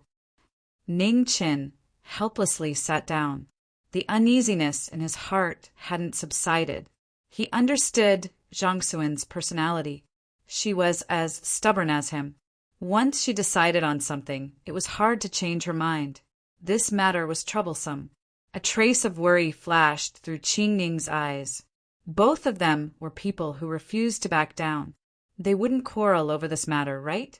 Zhang Sun looked at the officials and asked, "The position of head of Department of Justice can't be left empty. Who do you think can take on this responsibility?" The officials were silent. After a while, the 10th prince signaled for one of them to come forward and recommend someone. He wanted to do his best to take back the position. However, the 3rd prince's faction immediately objected. They didn't want the position of head of Department of Justice to fall back into the hands of the 10th prince. Soon, the two sides began to quarrel. They even forgot that this was the Empress's birthday banquet. At the head of the table, Xiazi coldly looked at the repulsive faces of the officials. The wine cup in his hand shattered into pieces. When did the 1,000-year-old Xia become so filthy? The two sides continued to quarrel. One side pushed the other, and either side was willing to accept the other side's choice. Zhang Suan's expression grew colder and colder. These people really treated the imperial court as their home. They didn't care about anything else and placed their own people in the position. Xia Zi glanced at Ning Qin and said, "Ning Qin, you take over the position of head of Department of Justice." This simple sentence didn't cause too much of a stir. However, It shocked the officials present and made them fall silent. Ning Qin furrowed his brows. He wasn't willing to get involved in this matter. Not only that, the name of Taisai wasn't too bad in Grand Xia. His reputation wasn't good to begin with, and he didn't want to add to it. I have no objections. After a short silence, the 10th prince and the 3rd prince spoke at the same time. Their thoughts were simple. Since they couldn't take the position, they might as well use it to win over the Jiming Marquis favor. With the 3 princes speaking at the same time, the officials immediately shut up and didn't say anything else. Zhang Sun thought for a moment, then nodded without leaving a trace. Ning Qin was indeed the most suitable choice. He was smart, skilled, and ruthless. He was very much in line with the head of Department of Justice's style. There were many organizations within the head of Department of Justice that couldn't see the light of day. In Ning Chen's hands, they would definitely be put to good use. Currently, the battle between the 2 princes was becoming more and more intense. She needed to make preparations in advance and obtain more information and battle strength. Do any of the officials have any objections regarding the head of Department of Justice? Zhang Sun asked. I have no objections. The officials all replied in unison. 3 dukes, what do you think? Zhang Sun looked at the 3 dukes and asked. We will follow Her Majesty's arrangements. The 3 dukes replied. Seeing this, Zhang Sun stood up and said seriously, Jiming Marquis, listen up. I am here. Ning Chen helplessly stepped forward and respectfully said, From today onwards, I officially appoint you as the new head of Department of Justice. You will be in charge of all prisons. Zhang Sun said, Thank you, Her Majesty.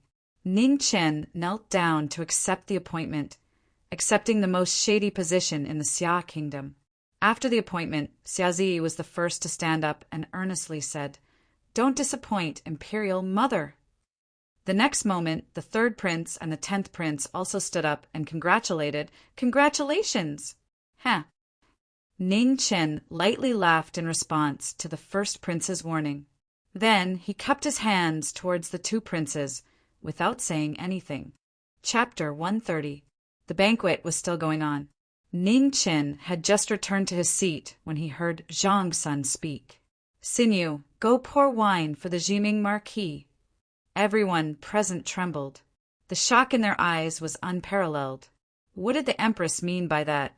At this moment, not only the officials, but even Ning Chen's expression changed.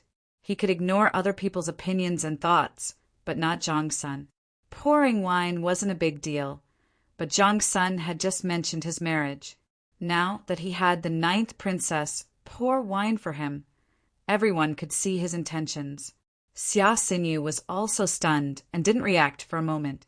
She even forgot to respond to Zhang Suin's order. Xiazi also stood up and was about to speak, but was stopped by Zhang Suin's stern gaze. At this moment, Qin Ning's voice rang in their ears. A moment later, their expressions changed. Ning Chen's identity as a eunuch was actually fake. Don't make it public. The Empress is still thinking of a way to deal with this matter. Qin Ning continued. The 1st prince hesitated and looked at his sister. He couldn't decide for Sinyu's marriage. Yes, mother. Xia Xinyu came back to her senses and bowed in response to Zhang Suin's order. Then she walked over to Ning Qin and poured wine for him. Jiming Marquis, please. Thank you, princess. Their gazes met and a light breeze blew past, blowing 2 or 3 pear blossoms between them, blurring their vision for a moment. Ning Qin took the wine cup and drank it in one gulp. Xia Xinyu poured another cup and continued. Jiming Marquis, Xinyu offers you another cup. The most beautiful woman in the Grand Xia looked at Ning Qin for the first time. Her eyes flashed with a complicated light. Please. Ning Chen's expression was calm and no one could see the changes in his heart. The 2 cups touched and a crisp sound rang out. Both of them had their own thoughts and drank the wine in their cups. After 2 cups, Xia Xinyu returned to her seat and remained silent. The Jiming Marquis is over 17 years old and has yet to marry. This consort wishes to betroth the 9th princess to you. What does the Jiming Marquis think?" As she spoke, Jiming Marquis looked over with a sharp gaze that didn't allow anyone to refuse. This made Ning Chen and Xia Sinyu's heart sink. The shock on the faces of the officials could no longer be concealed. Even the 3 ministers had strange expressions. The Empress's decision was truly confusing. Ning Chen didn't reply. His mind spun quickly. He didn't understand why Zhang Sun would suddenly have such a thought. What was the reason? Xia Zi looked at his sister with a questioning look in his eyes. Xia Sinyu hesitated for a moment, but in the end, she couldn't resist her inner thoughts and gently shook her head. She and Ning Chen had only met a few times in total. Let alone talk about marriage, they couldn't even be considered friends. At this moment, the 10th prince walked out and said, "Mother, I have something I don't know if I should say." "Speak," Zhang Sun said calmly. Xia Mingri glanced at Ning Chen and said respectfully, "Mother Empress, although Marquis Jiming has outstanding military achievements and has been conferred the title of Marquis at a young age, he has been promoted too quickly and is easily envied by others. Now that he is bestowed a marriage, I'm afraid it will be difficult to convince the public. After all, we can't stop people from talking. Imperial Mother, this son also does not agree to this marriage. I hope that Imperial Mother will reconsider." Under the seat, Xiazi sighed and finally opened his mouth to express his attitude. Since Sinyu didn't agree, he couldn't force it.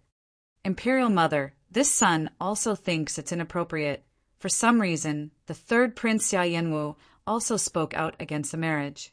After he spoke, the atmosphere quieted down. The 3 princes had reached a rare consensus. None of them agreed to the marriage between Ning Chen and the 9th princess. Everyone looked at Ning Chen. Right now, the decision was in the hands of Jiming Marquis. If he nodded, the Empress had already spoken. No one could oppose it. This was a great favor from the Emperor. Moreover, the 9th princess's status and appearance were impeccable. Jiming Marquis had no reason to refuse. However, a trace of worry flashed in Qing Ning's eyes. She understood Ning Chen. He would never agree to the marriage. However, the Empress's decree couldn't be changed either. Both of them were stubborn. Once they quarreled, the consequences would be unimaginable. Under everyone's gaze, Ning Chen stood up and said seriously, "Empress, please take back the decree." "There's no need to say more. I've already made my decision," said Zhang Sun coldly. She had watched the 9th princess grow up. Before the new emperor ascended the throne, she had to find a good home for the 9th princess. As for Ning Chen, it was time for him to get married. Xian, you marrying him, was already letting him off easy. Ning Chen's heart was heavy. He knew Zhang Sun had good intentions. In this world, marriage was always decided by the parents.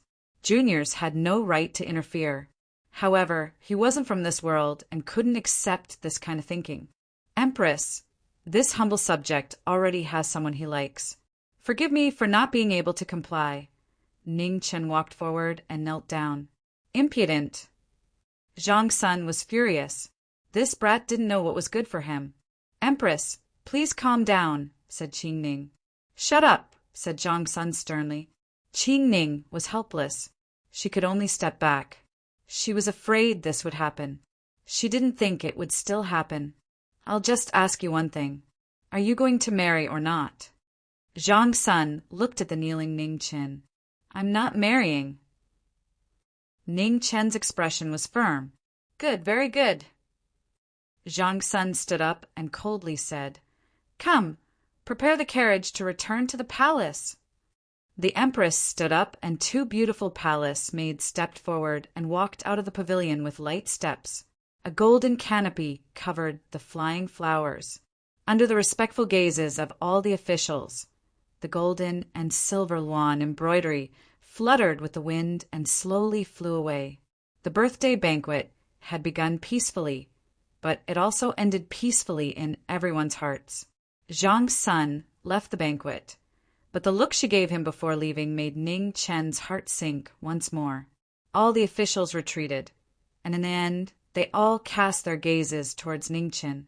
This youngest martial Marquis of the Grand Xia dynasty could be considered to be in the limelight today. It was just that they didn't know if the Emperor's grace would still be as vast and mighty as before after rejecting the marriage proposal. The third prince and the 10th prince walked over to express their goodwill. They also invited Ning Chen to their residence as a guest. No matter what happened today, the Jiming Marquis was still a martial marquis. His influence on the future emperor was still immeasurable. Since he couldn't avoid it, Ning Chen didn't back down. He nodded and said that he would pay them a visit. The two princes left satisfied. They knew very well that whichever side the Jiming Marquis joined would have the upper hand in the battle for the emperor's position. After everyone left, there were only 4 people left in the 9-palace garden: Ning Chen, Ming Yu, Xia Zi, and Xia Xinyu. Ming Yu had already fallen asleep by the table. The remaining 3 each had their own thoughts. They didn't speak to each other and just drank silently. The wind blew outside the pavilion and the pear blossoms fell. Gradually, even the path back could not be seen clearly. The sky gradually darkened. The bright moon rose and illuminated the horizon. The bright moonlight reflected the white pear blossoms in the garden, making the 9-palace garden look like a moon palace. It was exceptionally beautiful. In the pavilion, the 9th princess danced in front of the moon. Her beautiful body and perfect face reflected the snow and emitted a sparkling light. Her dress fluttered and spun under the moonlight. She was like a fairy in the world. Her beauty was soul-stirring. "Do you regret it?" Xia Zi suddenly asked out of nowhere. Ning Chen was startled. He immediately laughed lightly and said, "In life, there are things to do and things not to do. Since I've decided, I will never regret it." Lofty sentiments. Xia Zi also smiled. The two raised their cups and drank. What they drank was wine, but it was also a display of their appreciation for each other. "I've always heard that the Jiming Marquis' martial prowess is extraordinary, but I've never had the chance to learn from you. Today the opportunity is hard to come by. How about we fight?" Xia Zi looked at Ning Chen, battle intent rising in his eyes. Autumn water flew in front of Ning Chen. Its cold qi was oppressive, reflecting the moonlight. "My cultivation body is special. There's no difference whether I have a sword or not." Ning Chen stood up and slowly walked out of the pavilion. His battle intent erupted, causing the sky to fill with snow. "Straight forward." With a wave of his hand, autumn water flew out. Xia Zi's figure also shot out. When the sword arrived, the person arrived. When the sword arrived, the person arrived. When the sword arrived, the technique also arrived. It was a short moment, but it was very fast. It was so fast that it was like a killing blow. Ning Chen pointed his sword at autumn water. He leaned slightly to the side, and his sword finger slashed towards his heart. Xia Zi swung his sword back and blocked the sword finger. He then turned his sword around and attacked Ning Chen's right chest's death acupuncture point. Ning Chen's sword finger turned into a palm and a vast aura surged out. It passed through autumn water and broke through Xia Zi's chest. Bang! When the palm landed, Xia Zi's figure disappeared. Outside the 9-palace pavilion, pear blossoms flew everywhere. The two's figures separated and moved again. After images swirled in the air as their techniques collided once again. Snowflakes, white flowers. The swordsman's brilliance only blossomed in the blink of an eye. The two were evenly matched. The more they fought, the more shocked they became. Inside the 9-palace pavilion, the dance had already stopped. Xia Xinyu stood in the pavilion and looked at the two peerless men amidst the snowflakes and white flowers. A dazzling light flashed in her eyes. Straight forward. The sword and palm collided. The wind blew the snow and the cold moonlight sprinkled down. Gradually, the two's cultivation body reached its peak, the boundless sea of learning. Xiazi took a step forward, and a vast aura of righteousness rose around his body. In the next moment, the golden scroll opened and golden words appeared one after another. The dazzling golden words emitted a brilliant light. Immediately, pear blossoms filled the sky. The powerful pressure multiplied. The Confucian school's secret technique had once again appeared in the world. Facing such a powerful technique, Ning Qin didn't dare to be careless. He turned his palm and condensed his qi. A vast wave rose into the sky and turned into the Milky Way. Bang! In the world-shaking collision, the entire garden trembled. Both of them retreated a few steps back. It was actually a draw. Straightforward. With this battle, this trip was not in vain. Looking at each other, they smiled and sheathed their swords. Xia Ziyi and Xia Xinyu walked away, leaving behind a garden of pear blossoms. Ning Qin carried the sleeping Mingyu on his back and walked away. He sighed in his heart with regret and regret. Of the 4 princes of the Grand Xia, the deceased 8th prince was known as the virtuous king. The 10th prince's literary talent was outstanding and made people look at him in a new light. As for the 3rd prince, his martial arts were unparalleled and his cultivation was comparable to the consecrators in the palace. In comparison, the 1st prince had never shown anything special. Instead, he made people pay more attention to his identity as the eldest son. After today's battle, he realized that the 1st prince was the one who hid the deepest in the Grand Xia. He had forcibly suppressed his sharpness for more than 20 years. If he was ruthless enough to fight for the throne, there would have been no suspense many years ago. Chapter 131. The next day, in Great Xia's imperial edict hall, the sounds of an intense argument could be heard. Outside the hall, regardless of whether it was the palace maids, eunuchs, or guards, they were all frightened. No one dared to step forward for fear of being implicated. In Great Xia, the only person who dared to talk back to the empress was the Jiming Marquis. Qi Ning walked to the front of the hall and had the guards and palace maids withdraw. The group of people hurriedly left as if they had been pardoned. This really wasn't a place for people to stay. Every second was torture for them. You have to marry whether you don't want to or not. This consort isn't dead yet, so it's not up to you to decide. Inside the hall, Zhang Sun shouted angrily. This brat wanted to anger her to death. What was wrong with Xianyu? Which part of her wasn't worthy of him? If you want to marry her, then marry her. No matter what, I won't marry her. Ning Qin was also a bit anxious. How could someone force a marriage like this? Impudent. Zhang Sun stood up and angrily picked up a scroll from the vase beside the table to hit Ning Qin. Seeing that Zhang Sun was about to hit him, how could Ning Qin be willing to stand there and take the hit? Without another word, he ran away while resisting. A gentleman uses his mouth, not his fists. Qi Ning, capture him for me. Seeing that Ning Qin still dared to run, Zhang Sun became even angrier and shouted harshly. Sister Qi Ning, you can't help the evildoer. Ning Qin hurriedly said. Qi Ning felt a headache coming on. She glanced at the two of them, then at little Mingyu who had long since hidden far away. She quickly walked over and also hid to the side. She couldn't participate in this matter. It had nothing to do with her. Are you all rebelling? You don't even care about this consort's words? Seeing Qi Ning's actions, Zhang Sun was furious. These people had all grown up and even dared to not listen to her. Your Highness, please calm down. If there's anything, we can talk it out.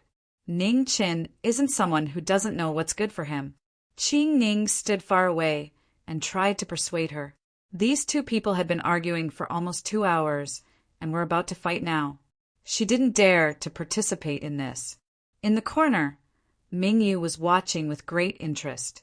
In northern Meng, she had never seen such an exciting show. Qi Ning's ears were very sharp. She heard little Mingyu's murmurs and couldn't help but frown. What kind of people were they?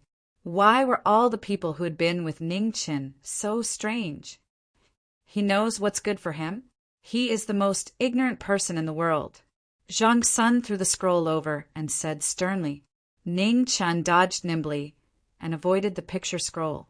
He said unhappily, marriage is an important matter. Both parties must be willing. I've only met the 9th princess a few times. How can I marry her just like that? Bullshit. Zhang Sun was so angry that he began to curse. Since when did you juniors have the right to make decisions about marriage? There is no such rule in this world. I don't care. Other people are other people. I must decide my own marriage. Ning Chen refused to compromise. Without my approval, I want to see which family's daughter dares to enter your Wuhou government, Zhang Sun said angrily. Ning Chen was exasperated, but he had nothing to say. He had no relatives in this world, and only had his eldest grandson as an elder. If he wanted to get married in the future, he would definitely have to go through his eldest grandson. He was a very traditional person. Marriage had to be blessed by the elders. Whether it was in Huaxia or here, this was a rule that would never change. Nyang Yang, you must be reasonable. You cannot use your status to pressure others. Ning Chen was not confident enough and emphasized. Ming Yu's beautiful face wrinkled. It's over. The bad guy can't take it anymore. Zhang Sun snorted coldly. If this consort was unreasonable, would you even have the chance to act so impudently here? This consort watched Xanu grow up. Her appearance and character are more than enough to match you. What else are you dissatisfied with? Seeing that the enemy was too stubborn and could not be reasoned with, Ning Chen tactfully changed his reason. Nyang Yang, I'm only 17. It's too early for me to get married. Moreover, I'm still a eunuch. It's not good for the princess's reputation. Hearing this, Zhang Sun frowned. The first reason was nothing at all. In the Great Xia, many men got married at the age of 16. 17 was not early. However, the second reason had to be considered. This lad's background was indeed troublesome. Xianyu's matter could not be delayed.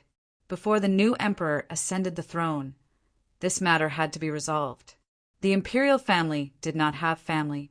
While she could still make decisions, she had to find a good home for Xanu. Ning Chen was the best candidate in her eyes. He was also the person she trusted the most. These past few days, she had been thinking of a way. She had to find a reason or arrange a suitable identity for him to shut the mouths of others. This matter is a bit troublesome. Let me think about it a bit more. Zhang Sun frowned as she pondered. Nyang Yang, take your time. I'm going back first. Ning Chen quickly excused himself.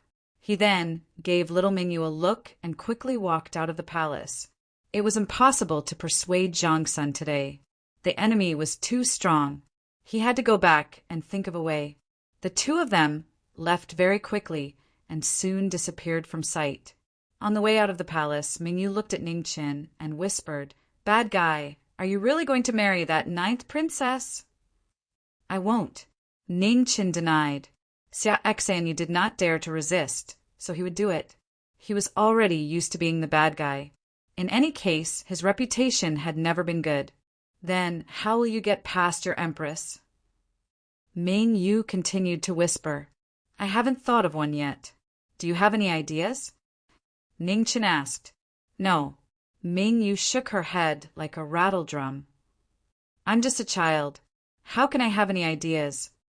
Ning Chen did not know what to say. He knocked on his head and said with a headache, We'll talk about it later. There will always be a way. The two of them walked back to the Marquis' residence. Before they could sit down, an urgent letter came from the distant Buddhist country. Ning Chen immediately opened the letter. After reading it, his expression changed. The abbot of Du-Yi Temple had been rescued. This happened 2 days ago. In that case, the Buddha in the mortal world had already been burned in the fire for 7 days. He was actually still alive. Ning Chen carefully read the letter. The letter mentioned that the blood traces on the blood vein sword had mostly faded. Without a doubt, The abbot of Dui Temple had been using the Buddhist energy in his body to resist the resentment of the blood vein sword.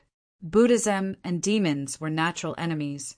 Since the blood vein sword was basically useless, the Buddha in the mortal world was definitely not in a good state. Even if he was not dead, he would probably be an empty shell of the three disasters realm. Such a person would not be able to threaten Xia in a short period of time. Moreover, after such a long period of recuperation, the dean's injuries had already healed by 50 to 60%. After a few more days, he should be able to fully recover. Compared to this, he was more concerned about Fan Lingyue of Beiming. It was about time for her to make a move. Thinking of this, Ningqin got up and rubbed little Mingyu's head. Mingyu, you play in the residence. I'm going out for a while. Okay. Mingyu nodded obediently. After leaving the Marquis' residence, Ning Chun headed east.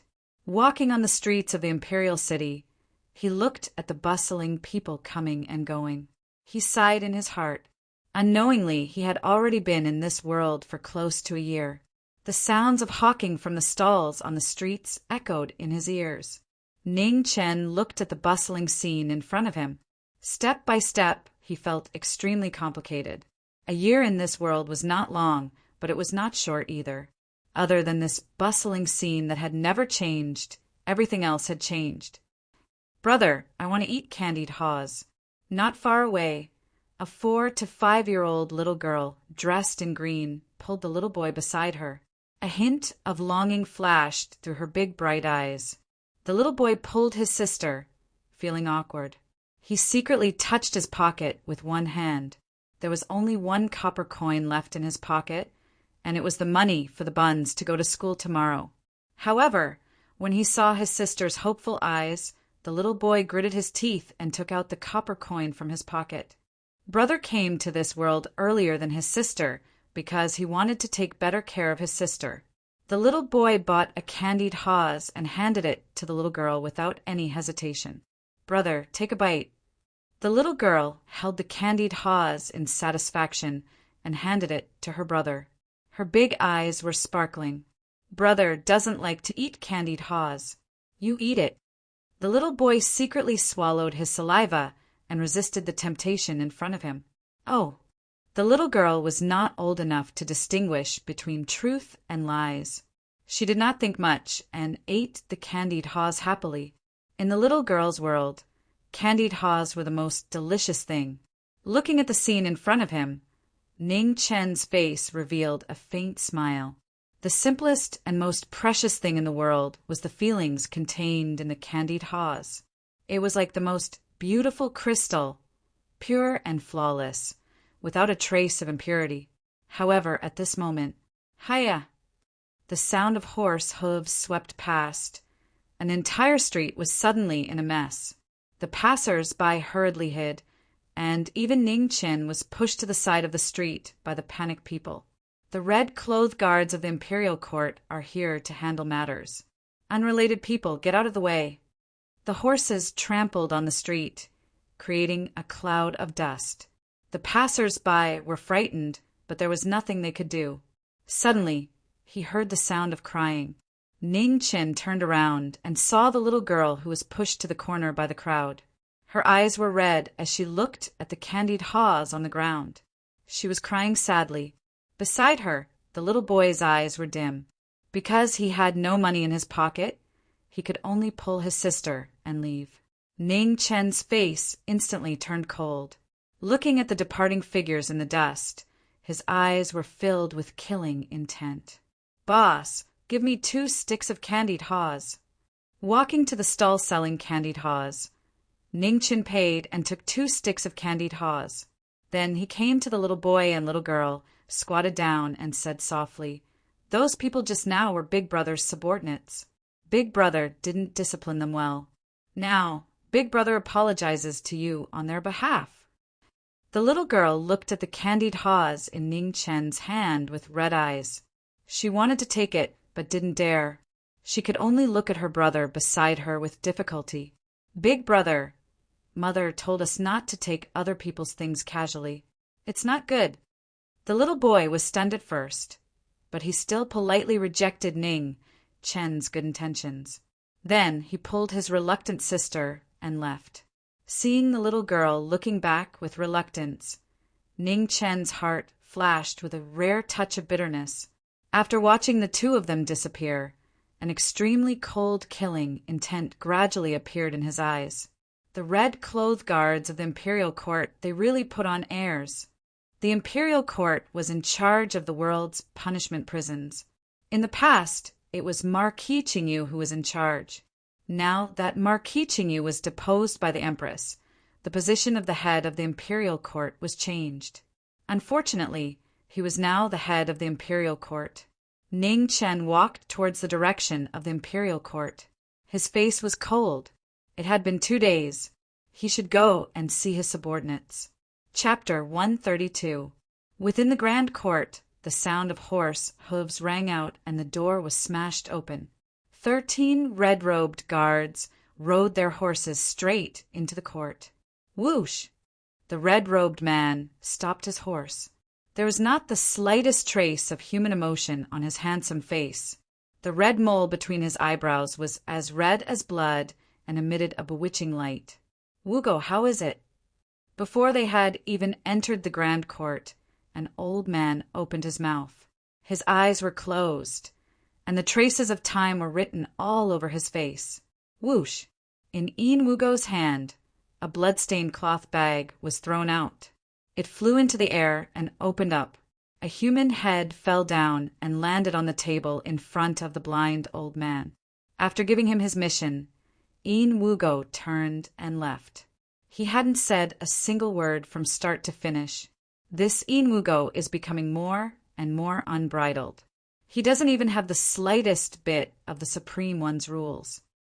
An azure-robed, middle-aged man coldly said from below the blind elder, "Haha, but he and the 12 blood-robed guards have never failed a mission. Which of your azure-robed guards can do the same?"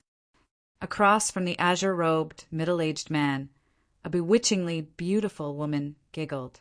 Humph! The middle-aged man snorted and no longer said anything.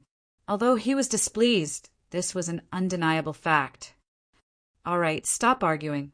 Right now, we should be thinking about how to deal with this Jiming Marquis that the imperial court sent me." "That's the most important thing right now," said a white-haired old woman across from the blind elder. "He's just a brat. What's there to worry about?" "It's just that his luck was a bit better," said a robust man beside her. "Boorish fellow." Across from the robust man, a scholarly man gently waved his fan. "Yan Zishu, if you have the guts, then go out and fight." The robust man's expression changed, and he angrily slammed the table. "Any time." The scholar closed his fan without the slightest fear. "Have you quarreled enough?" The atmosphere was tense, and the blind elder suddenly opened his mouth. The robust man and scholar immediately quieted down. The other people present also didn't dare to say anything. They calmly looked at the old man. "This Jiming Marquis isn't simple. Furthermore, I'm sure everyone knows the person behind him," said the blind elder. "Her Majesty the Empress." Everyone present thought of the most respected person in the great Xia dynasty at the same time, and their expressions immediately turned solemn. "You want us to endure being manipulated by a brat?" "I, Jean too, am the first to disagree," raged the burly man. "I don't agree either." Yan Zishu tapped his paper fan and agreed with Jean too, which was rare. "I don't agree." "I don't agree." The beautiful woman and the cyan-clothed middle-aged man also expressed their opinions. "Ding Fu, what do you think?" the blind old man asked. "Ken." The white-haired old woman was about to speak when her expression suddenly changed. She said in a deep voice, "He's here." Before he could finish speaking, a white figure walked past. In the blink of an eye, she was already there. Her speed was unbelievable. Walking to the front of the main seat, Ning Chin glanced at the 4 people below and said indifferently, "This is our first time meeting. I wonder if you can introduce yourselves to Ning Chin?" "Yuan Wing." "Ding Fu." "Zhao Ji." "Lu Swan." "Jean Tu." "Swallow Book." The 6 people stood up and answered respectfully. No matter what, the Jiming Marquis was the head of the Grand Court Division appointed by the Empress and the 3 dukes. They still had to abide by the basic rules. Ning Qin looked at the 6 people in front of him quietly. According to the information of the spies, the entire Grand Court Division was controlled by these 6 people. Yuan Wing and Ding Fu were the 2 leaders. As for the other 4, Zhao Ji was in charge of intelligence, Lu Suan was in charge of money, Jin Tu was in charge of killing, and Yan Zishu was in charge of organizing and guarding the important information in the Grand Court Division. Clear division of labor, orderly hierarchy, decisive killing, and orderly. This was his overall impression of the Grand Court Division. My words are very simple. From now on, this Marquis's words are in charge. Saying this, Ning Chen's aura rapidly rose. He turned his palm and pressed down. An unparalleled pressure suddenly pressed down. When he had just taken office, it was impossible to make the 6 of them sincerely submit. The only method was to ruthlessly suppress them with force. Now, what he needed was not loyalty but fear of the 6. The 6 people's expressions changed. They all activated their martial arts to resist the pressure from Ning Chen's body. Ning Chen's expression did not change. He activated the life scroll, and at the same time he secretly increased the power of the other 2 cyclones in his body. For a moment, the temperature dropped and frost appeared. Pung, pung, pung! The stone floor under the 6 people's feet shattered. Lu Suan, who had a weaker martial arts, had his mouth dyed red. He bent one knee as he could no longer bear the pressure. Humph! Ning Chen's eyes turned cold. He pressed his hand down. Suddenly the thick earth chi appeared. With a loud bang, the 6 people all knelt down. Their mouths were stained with blood. From now on, the position of the Grand Court Division's head will be inherited by me, Jiming Marquis. I hope everyone will cooperate. Ning Chan waved his hand and withdrew the boundless pressure. He looked at the 6 people kneeling on the ground and said coldly, Yes. The 6 people lowered their heads and answered, Stand up. Thank you, Division Head. The 6 people stood up and looked at each other. They could see the complicated look in each other's eyes. None of them had expected Jiming Marquis to be so strong. However, temporarily enduring was not the first time for them. Can anyone tell me why the Grand Court Division sent out the red, clothed blood guards? Ning Chen's eyes stared straight at the blind old man and the white-haired old woman. Without a doubt, the decision-maker of this matter was definitely one of the 2, although the other 4 each had their own extraordinary forces. Their status was temporarily unable to contend against the 2 of them.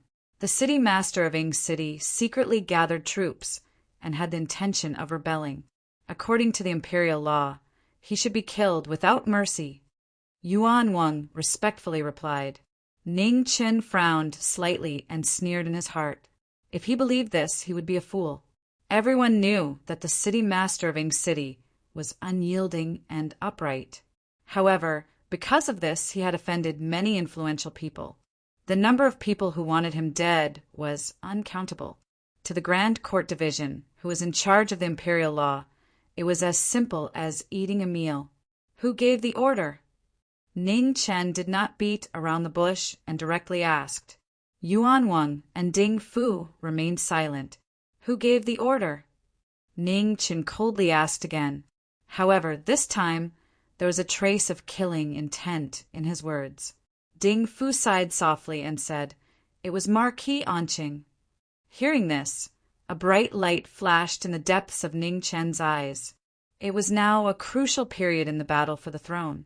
Any movement could cause quite a big storm. At this time, killing the city master of Ing City was a must. It was clear that if the Grand Court Division did not kill him, the death of the city master would definitely cause a huge commotion.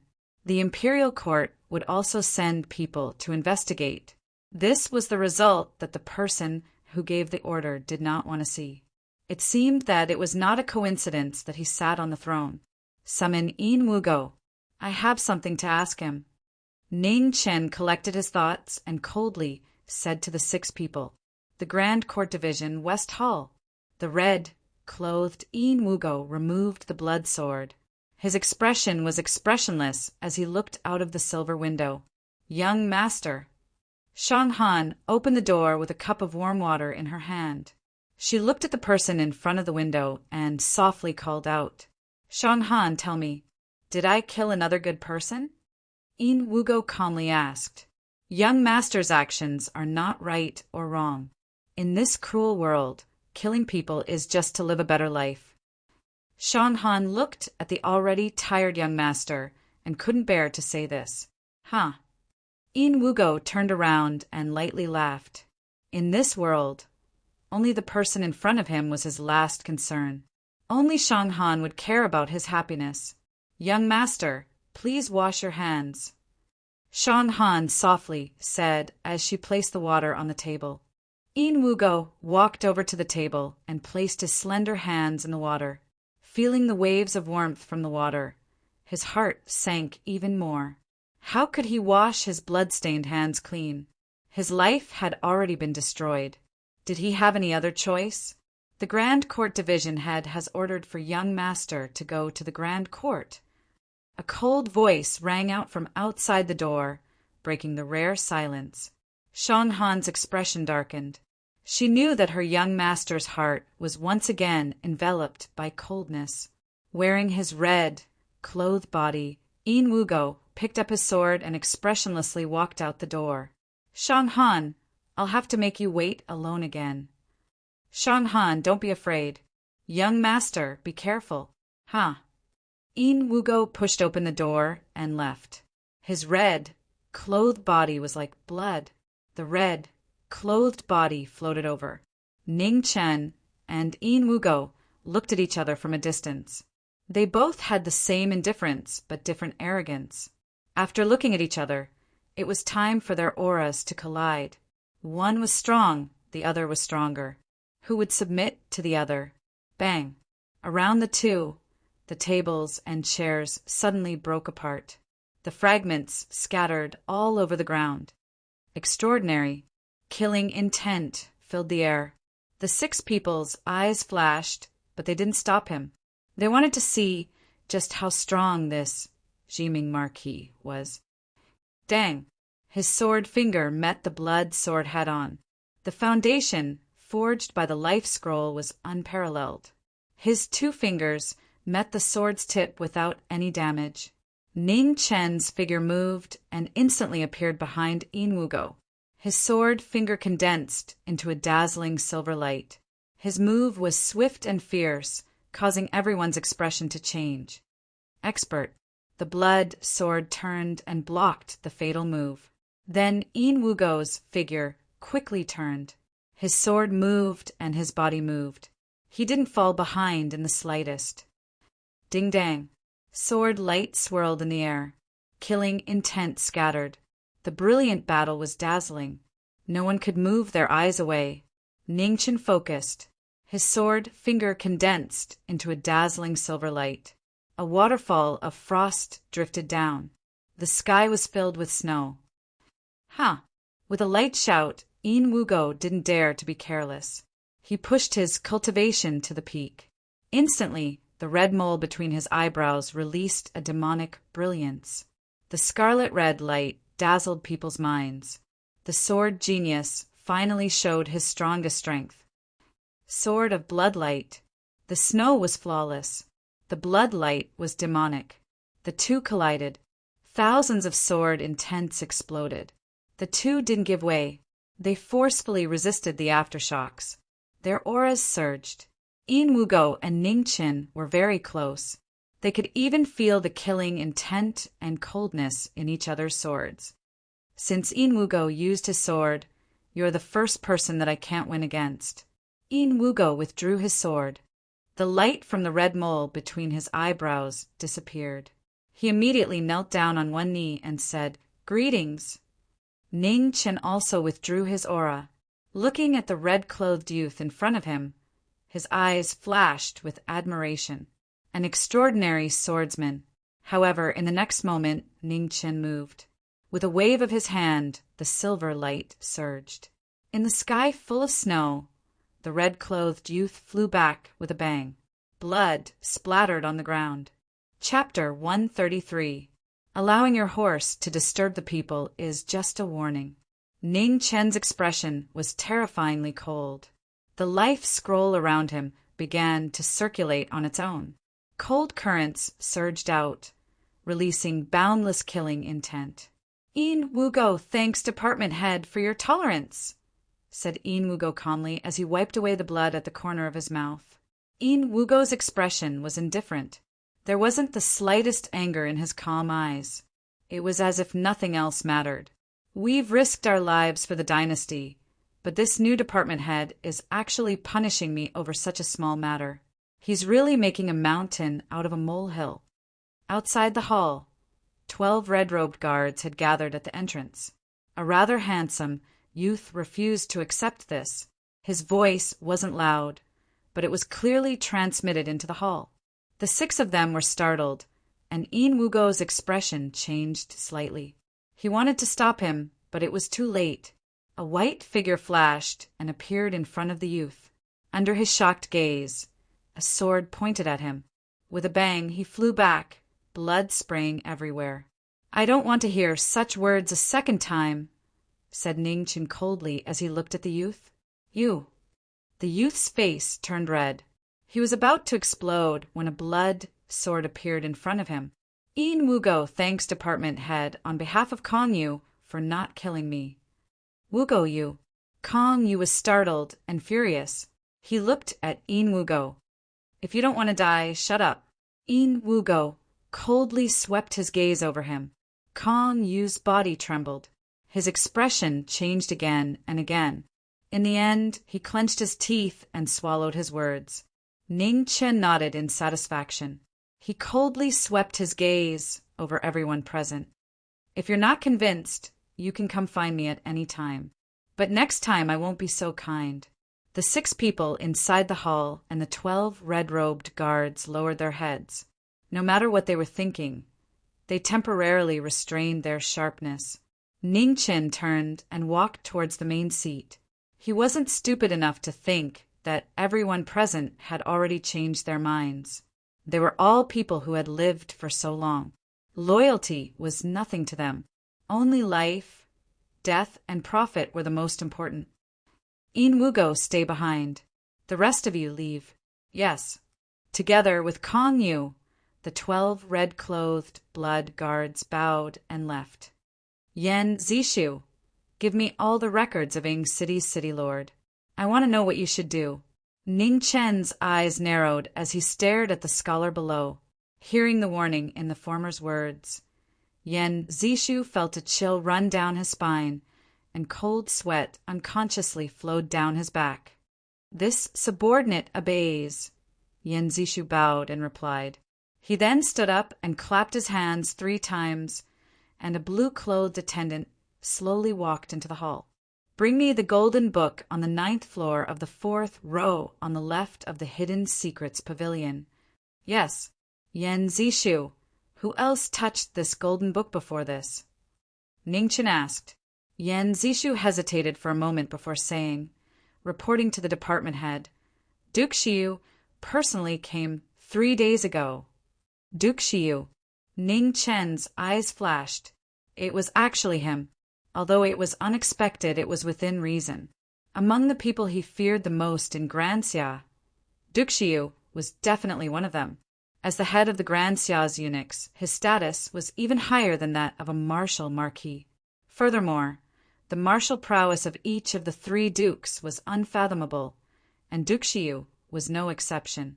For the past 2 days, he had been unable to figure out why Zhang Sun had appointed him as the head of the Hidden Secrets Pavilion. Now, it seemed that Zhang Sun had begun to suspect whether the 3 dukes were still as loyal to Grand Xia as before. The human heart is truly unpredictable. Ning Chen's heart trembled.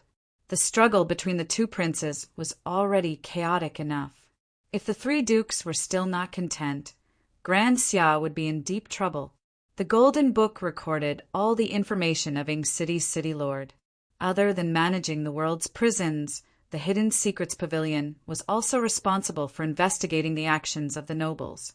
In the words of the future, it was a secret service. Now that he had achieved his goal, Ning Qin did not stay any longer. He glanced at the red-clothed man beside him and said, "In Mugo, come with me to the Divine Wind Camp to pay a visit to our third prince." "Yes." Ning Qin left the Hidden Secrets Pavilion, followed by In Mugo. Only Yan Zishu, Zhao Ji, and the others were left standing in the pavilion, staring at each other. For a moment, they were unable to react. This new head of the Hidden Secrets Pavilion had come suddenly and left even more suddenly. His actions and mentality were unfathomable.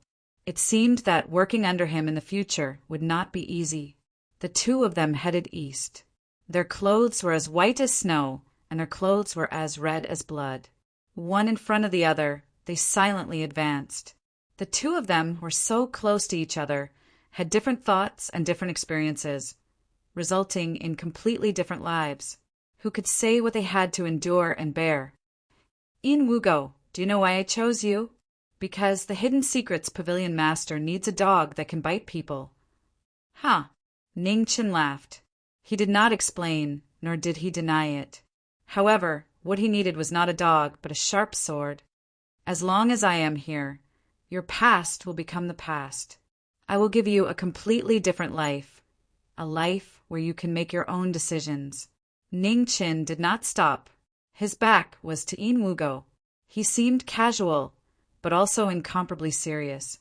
The Hidden Secrets Pavilion's 6 colored guards were all experts who had been cleansed from a young age and then raised through special methods. They had no status, no light, and had to live their entire lives in blood.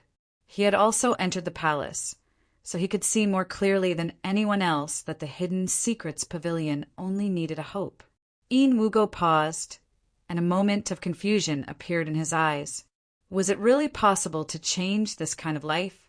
In Wugo looks forward to the Hidden Secrets Pavilion Master's promise, said In Wugo indifferently. He would not easily believe the promises of others, but he would patiently watch. Perhaps he really did have a sliver of hope that this young Hidden Secrets Pavilion Master would promise a change. In the Imperial Army's camp, banners fluttered in the wind and war drums rang out. The two armies clashed. More than 2,000 people fought ruthlessly. It was as if they were on the battlefield, fighting while bathed in blood. Xia Yanwu and the other side's generals clashed. Qi waves soared into the sky, and wherever they passed, soldiers were sent flying. They were unable to block their divine might. Ning Qin and In Wugo calmly watched the battle in front of them, not saying a word. They were serious and focused. A waterfall of blood bloomed in front of them. It was the most beautiful scene in the world. Even saber and sword were unable to stop the blood from flowing out. 30% of the 2,000 people had already fallen. The battle between the two generals had reached its climax. Xia Yanwu really is worthy of being a once-in-a-century martial genius. Ning Qin thought to himself. The 1,000 people behind the third prince were clearly new soldiers. However, by relying on Xia Yanwu's personal strength, he was able to make up for that difference. He was even able to faintly suppress them. "Who is your opponent?" asked Ning Qin. "The Divine Wind Battalion's commander, Ming Chuan," replied In Wugo. Ning Qin nodded. He knew this person. He had once been one of Marquis Ji Yu's most trusted generals. He had experienced hundreds of battles and possessed extraordinary strength. It's about to end. Seeing Xia Yanwu gradually suppress Ming Chuan, Ning Qin narrowed his eyes. Bang! In the next instant, Ming Chuan was sent flying. He had been careless and had been defeated. None of the remaining soldiers were able to resist Xia Yanwu's martial strength. They were quickly defeated. Congratulations to Third Prince on your first victory. After the crowd dispersed, Ning Qin looked at Xia Yanwu, who was gradually walking over, and said with a smile, Jining Marquis, Please forgive me for not going out to greet you. Xia Yanwu laughed warmly. Third prince is too courteous. Ning Chen also smiled brilliantly. Hypocrites. The two of them looked at each other, the same word flashing through their minds. However, neither of them revealed it. Their brilliant smiles were truly disgusting. Yin Wugo calmly stood to the side, his lips curling into a cold smile. As expected, one was more shameless than the other. Ning Chen and Xia Yanwu laughed heartily as if they were old friends who had known each other for many years. They were equally hypocritical and equally shameless. Only in this shitty world could there be such a perverted mutual appreciation. Jiming Marquis, what do you think of my 1,000 new soldiers? Xia Yanwu pointed at the soldiers behind him. Not bad, courageous and courageous. They're not afraid in the face of change. Good seedlings. Ning Chen was not in a rush. He cooperated with Xia Yanwu, as if he was also interested in these things. As expected of my Grand Xia's Martial Marquis, your eyesight is truly extraordinary. Xia Yanwu's skin was not thin. He accepted all of Ning Chen's praise, causing the soldiers passing by to feel embarrassed and quietly walk away. I've heard that Third Prince is different from others. Seeing you today, I truly admire you. Ning Chen smiled. As for whether his words were praise or sarcasm, it was hard to guess. You're too polite. Xia Yanwu modestly replied. Seeing this, Yin Wugo sighed inside. He was used to the schemes of the Grand Court. Only after seeing the two of them today did he understand what it meant to hide a knife behind a smile. This level of hypocrisy was truly not something a normal person could compare to. Jiming Marquis, it's rare for you to come. Why don't you go take a look at the martial arts field? Xia Yanwu warmly suggested. It would be impolite for Ning Chen to refuse Third Prince's kindness. Ning Chen gladly agreed, the smile on his face growing wider. The three of them continued on their journey. Xia Yanwu and Ning Chen chatted happily and soon became brothers. Even though there was Yin Wugo, a taciturn person who wouldn't say a word even if he died, their journey was definitely not dull at all. Brother Ning's subordinate is very special. Xia Yanwu glanced at Yin Wugo behind Ning Chen, his words containing a hidden meaning. Brother Yanwu overpraises him. He's just an ordinary guard. Ning Chen smiled. Yin Wugo's expression did not change at all. It was as if the two of them were not talking about him. However, under his red robes, the hand holding his sword seemed to have begun to change. He was still unable to understand how the two sides of him could be so different. This young department head had truly allowed him to see a completely different world, even if this world did not seem much better than the hell he had originally lived in. The martial arts field was bustling with noise and shouts that shook the heavens. On the inkstone martial arts field, two figures crossed each other. The light from the spear and halberd was so dazzling that people could not open their eyes. By the time the three of them arrived, the battle had already come to an end. Within the golden light, the halberd swept out, the spear was sent flying, and the person was defeated. Chapter 134. A moment of silence was followed by a burst of cheers, especially the young man's side. Their faces were red with excitement. They shouted as if they were the ones in the limelight just now. The young man with a halberd smiled shyly. His face still had a trace of immaturity. However, no one would look down on this young man. Apart from a few big shots in the royal army, no one else could suppress him in terms of strength. Not bad, reward him.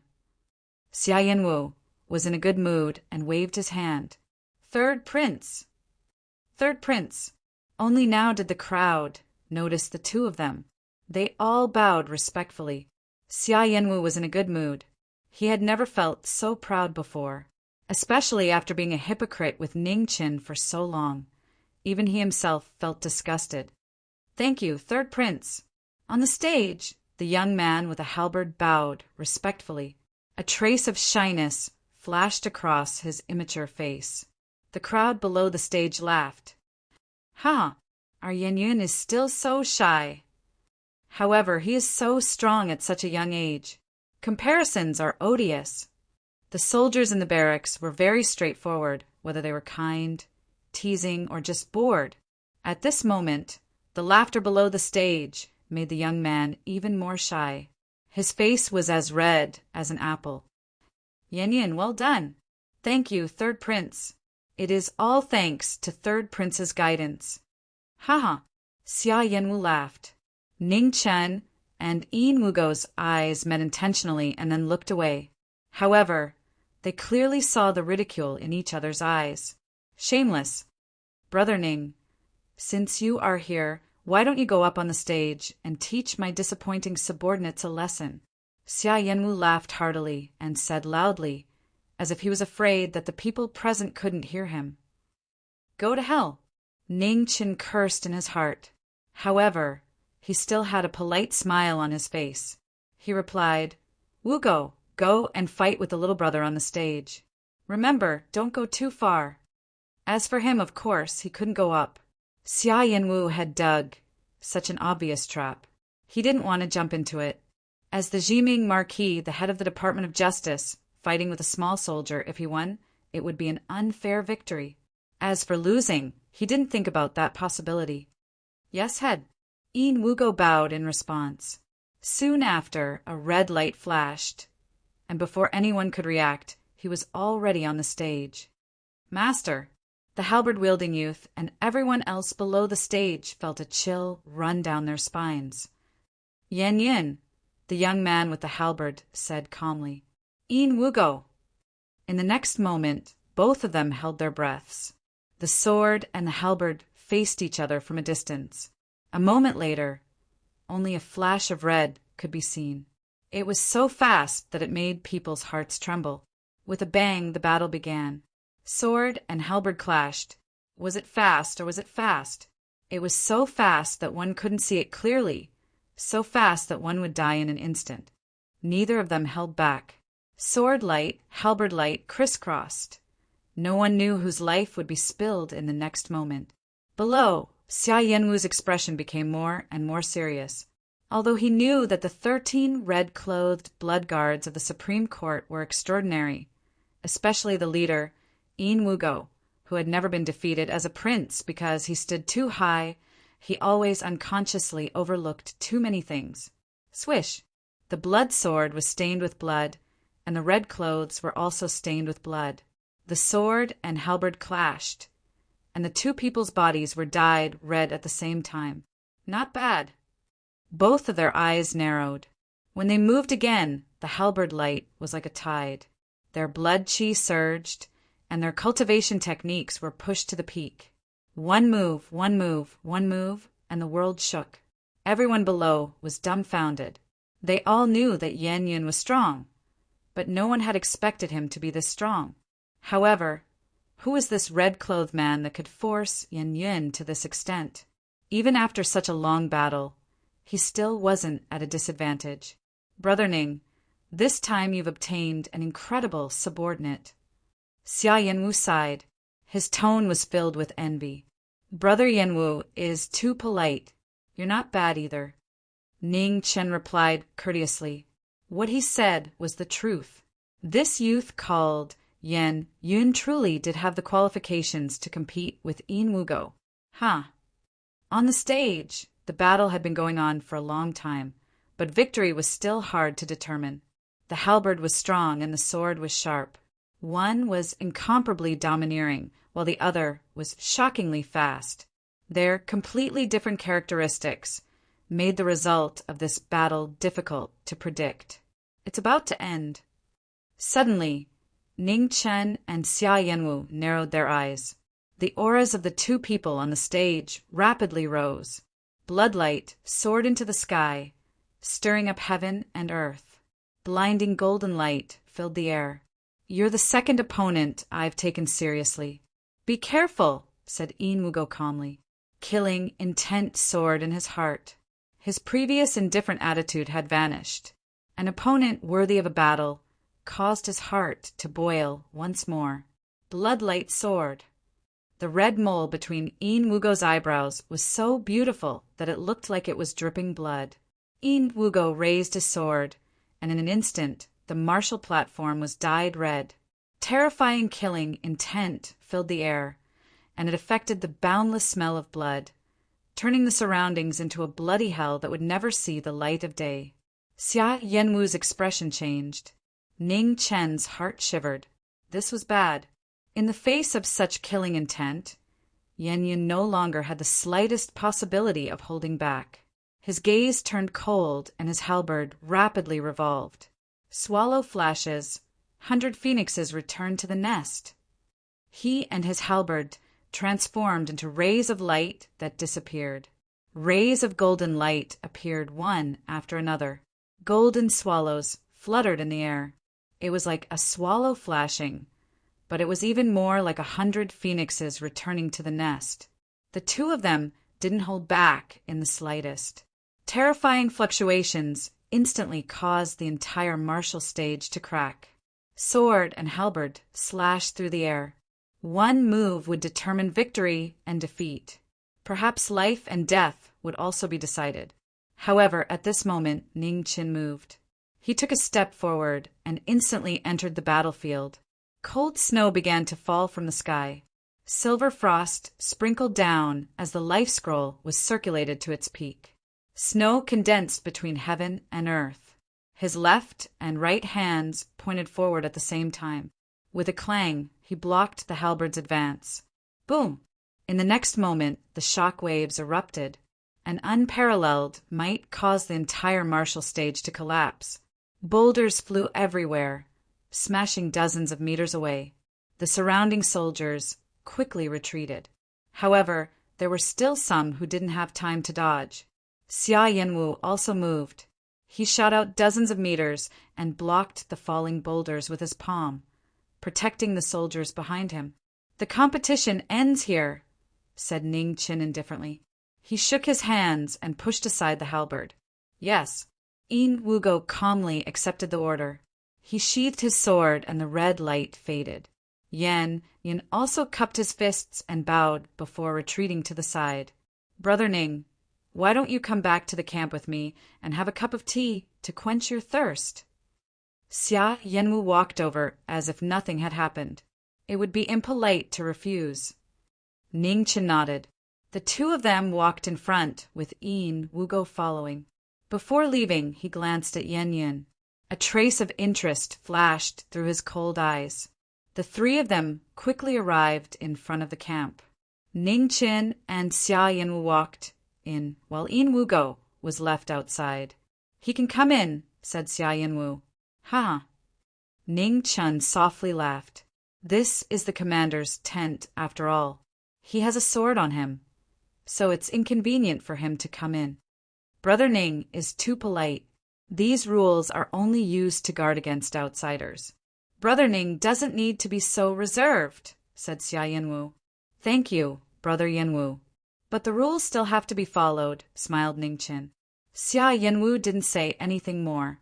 This knowledge, destiny, Marquis, really was an extremely difficult person to deal with. He didn't seem to care about trifles, but in reality, he handled things flawlessly. "Brother Ning, please." Xia Yanwu poured a cup of tea and pushed it in front of Ning Qin. Ning Qin received the tea and took a sip. He immediately praised, "Good tea."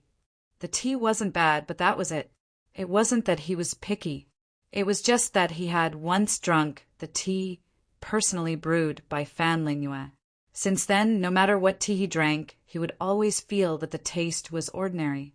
"Brother Ning is too kind," said Xia Yanwu politely. Outside the commander's tent, squads of the Divine Wind Battalion patrolled. Their armor was dense, and under the setting sun, they emitted a biting cold. The Divine Wind Battalion was the most elite battalion of the Imperial City's 11 battalions, aside from the Dragon Guard Battalion. Their combat strength was outstanding, and they held an extremely important position in the Imperial City's 330,000 Imperial Guards. Een Wugo calmly stood outside the tent. His red robes fluttered in the wind, and the red mole between his eyebrows was as beautiful as blood. It gave people an indescribable feeling of disharmony. The two people in the tent chatted for a long time. Only when the sun was about to completely set did Ning Chin walk out. "Let's go." Ning Chin glanced at the red-robed figure next to the tent. Yin Wugo followed. His footsteps were heavy as he faced the final setting sun and headed west. "Yin Wugo, you did well in today's competition," said Ning Chin calmly. He didn't want to waste his breath. The reason he had brought Yin Wugo out was to find a sword. This was Yin Wugo's character, and he didn't need to suppress it. "Thank you, department head," said Yin Wugo. Ning Chin didn't say anything more. He had already expressed his attitude. Today he had acted to stop Yin Wugo, but that didn't mean he would reject Yin Wugo's actions. Yan Yin would definitely be heavily injured in that final move. He had only acted to give Xia Yanwu some face. Xia Yanwu was a smart person.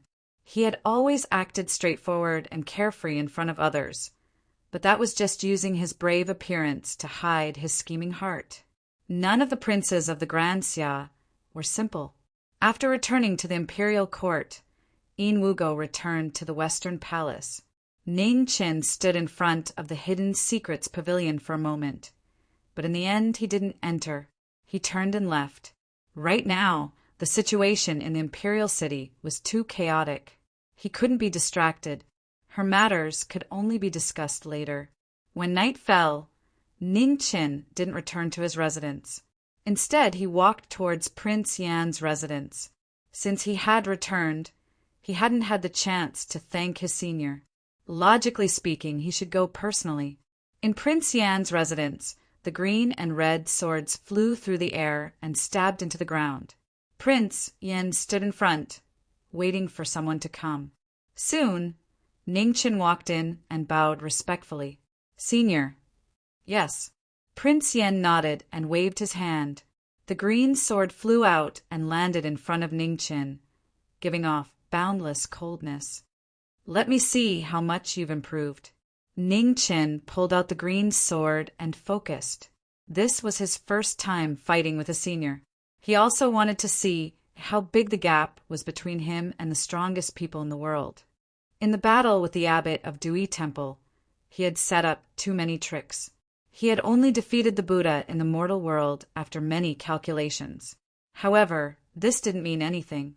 If they fought again, he didn't doubt that the loser would be him and Qing Ning. At the end of his thoughts, Ning Chin moved. Frost condensed into a sword and snowflakes surged. A silver shadow streaked across the air. Bang! Prince Yan flipped his hand. The red sword flew across the sky and blocked the green sword. With a bang, the aftershocks spread out quickly. Their clothes fluttered in the wind. Chapter 135. Green and red collided. Cold and heat collided. The frost melted quickly, turning into mist and dispersing. Prince Yan retracted his perception of the green sword's aura. He also suppressed his cultivation to the middle stage of the 9th rank to give the junior the greatest fairness. Ning Chin already felt unparalleled pressure from the sword. His opponent had no openings at all. He didn't even know where to attack next. Ning Chin didn't have the upper hand. He activated the 2 scrolls of the heavenly books at the same time. The scroll of earth activated, causing the chi of thick earth to explode. Between the two, a dark yellow light rose. The gravity instantly increased by more than 10 times. Prince Yan's body sank, but his expression was still calm. The red sword surged with heat and slashed down with the help of gravity. It was faster and heavier. The green sword in Ning Chen's hand was instantly suppressed, leaving an opening in front of his chest. Prince Yan reached out his left hand and pierced 3 inches above his heart. He held back, but didn't show any mercy. He broke through the advantage of the 2 scrolls of the heavenly books and suppressed Ning Chin again. At the critical moment, Ning Chin took half a step back. He flipped his left palm, causing waves to surge. He also attacked Prince Yan's chest. Not bad. Prince Yan nodded and dodged to the side. His sword finger swept out, and a green sword light shot out. Ning Chen dodged, but with a bang, the ground shook where he was just now. In the blink of an eye, a 3-foot-long sword mark appeared. It was bottomless, waves of the east. Seeing that his opponent was unshakable, Ning Chen raised his left palm. The blue light shone brightly, and the waves rolled. The boundless sea crashed down. First defense, waves break 10,000 miles. After the palm, Ning Chen immediately changed his move. His sword split the sky and slashed down in the waves. Facing the palm power and the sword ray, Prince Yin clenched his left hand. The cold air condensed, and an ice sword instantly formed. Green and red breath together, absolute qi. Prince Yan's 2 swords were as fast as lightning. The green and red swords danced and shone brightly. The moment they shone, countless sword rays flashed past. The 3 moves collided, and a huge explosion erupted. The earth trembled, and numerous cracks appeared, extending for 10 zhang in all directions. Ning Chen's eyes narrowed. His body moved again. 1 sword split into thousands. In an instant, it condensed into one and reached Qingyi. However, this extremely fast sword was blocked by the even faster red sword. The 2 swords collided, and the aftershock spread out, filling the air with dust and sand. Ning Chen's pupils shrank fiercely. Before he could react, an ice sword had already reached his chest. "You've lost." King Yan's hand shook and the ice sword scattered. He said calmly. Ning Chen was slightly disappointed. He knew that he would lose, but he didn't expect that he would lose so quickly. He had 2 scrolls of the arcane tomes and the cultivation method of the Zhongsun lineage, but he still couldn't gain the upper hand in the face of the senior. If he had switched places with Yan Qinhuang for the last move, he would not have been able to do it as exquisitely as his predecessor. The true intent of the sword was fast, ruthless, and accurate. Of these 3 aspects, the most difficult was accuracy. The slightest difference could lead to a difference of 1,000 miles. Prince Yen waved his hand, and the green and red swords turned into flowing light and disappeared into the sword rack.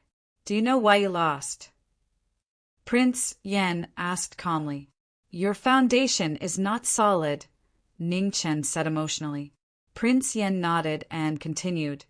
"Your martial arts progress is too fast, and you have neglected the most basic things. The path of martial arts is not only about ultimate moves. In battle, there are not so many opportunities for you to gather qi and condense moves. The most basic moves are the key to victory. Thank you for your guidance, Senior." Ning Chen bowed respectfully and thanked him. His moves were all learned in battle. They were useful, but they were too utilitarian and not solid enough. He didn't pay much attention before, but after today's battle, he realized how big the gap was between him and the strongest person in the world.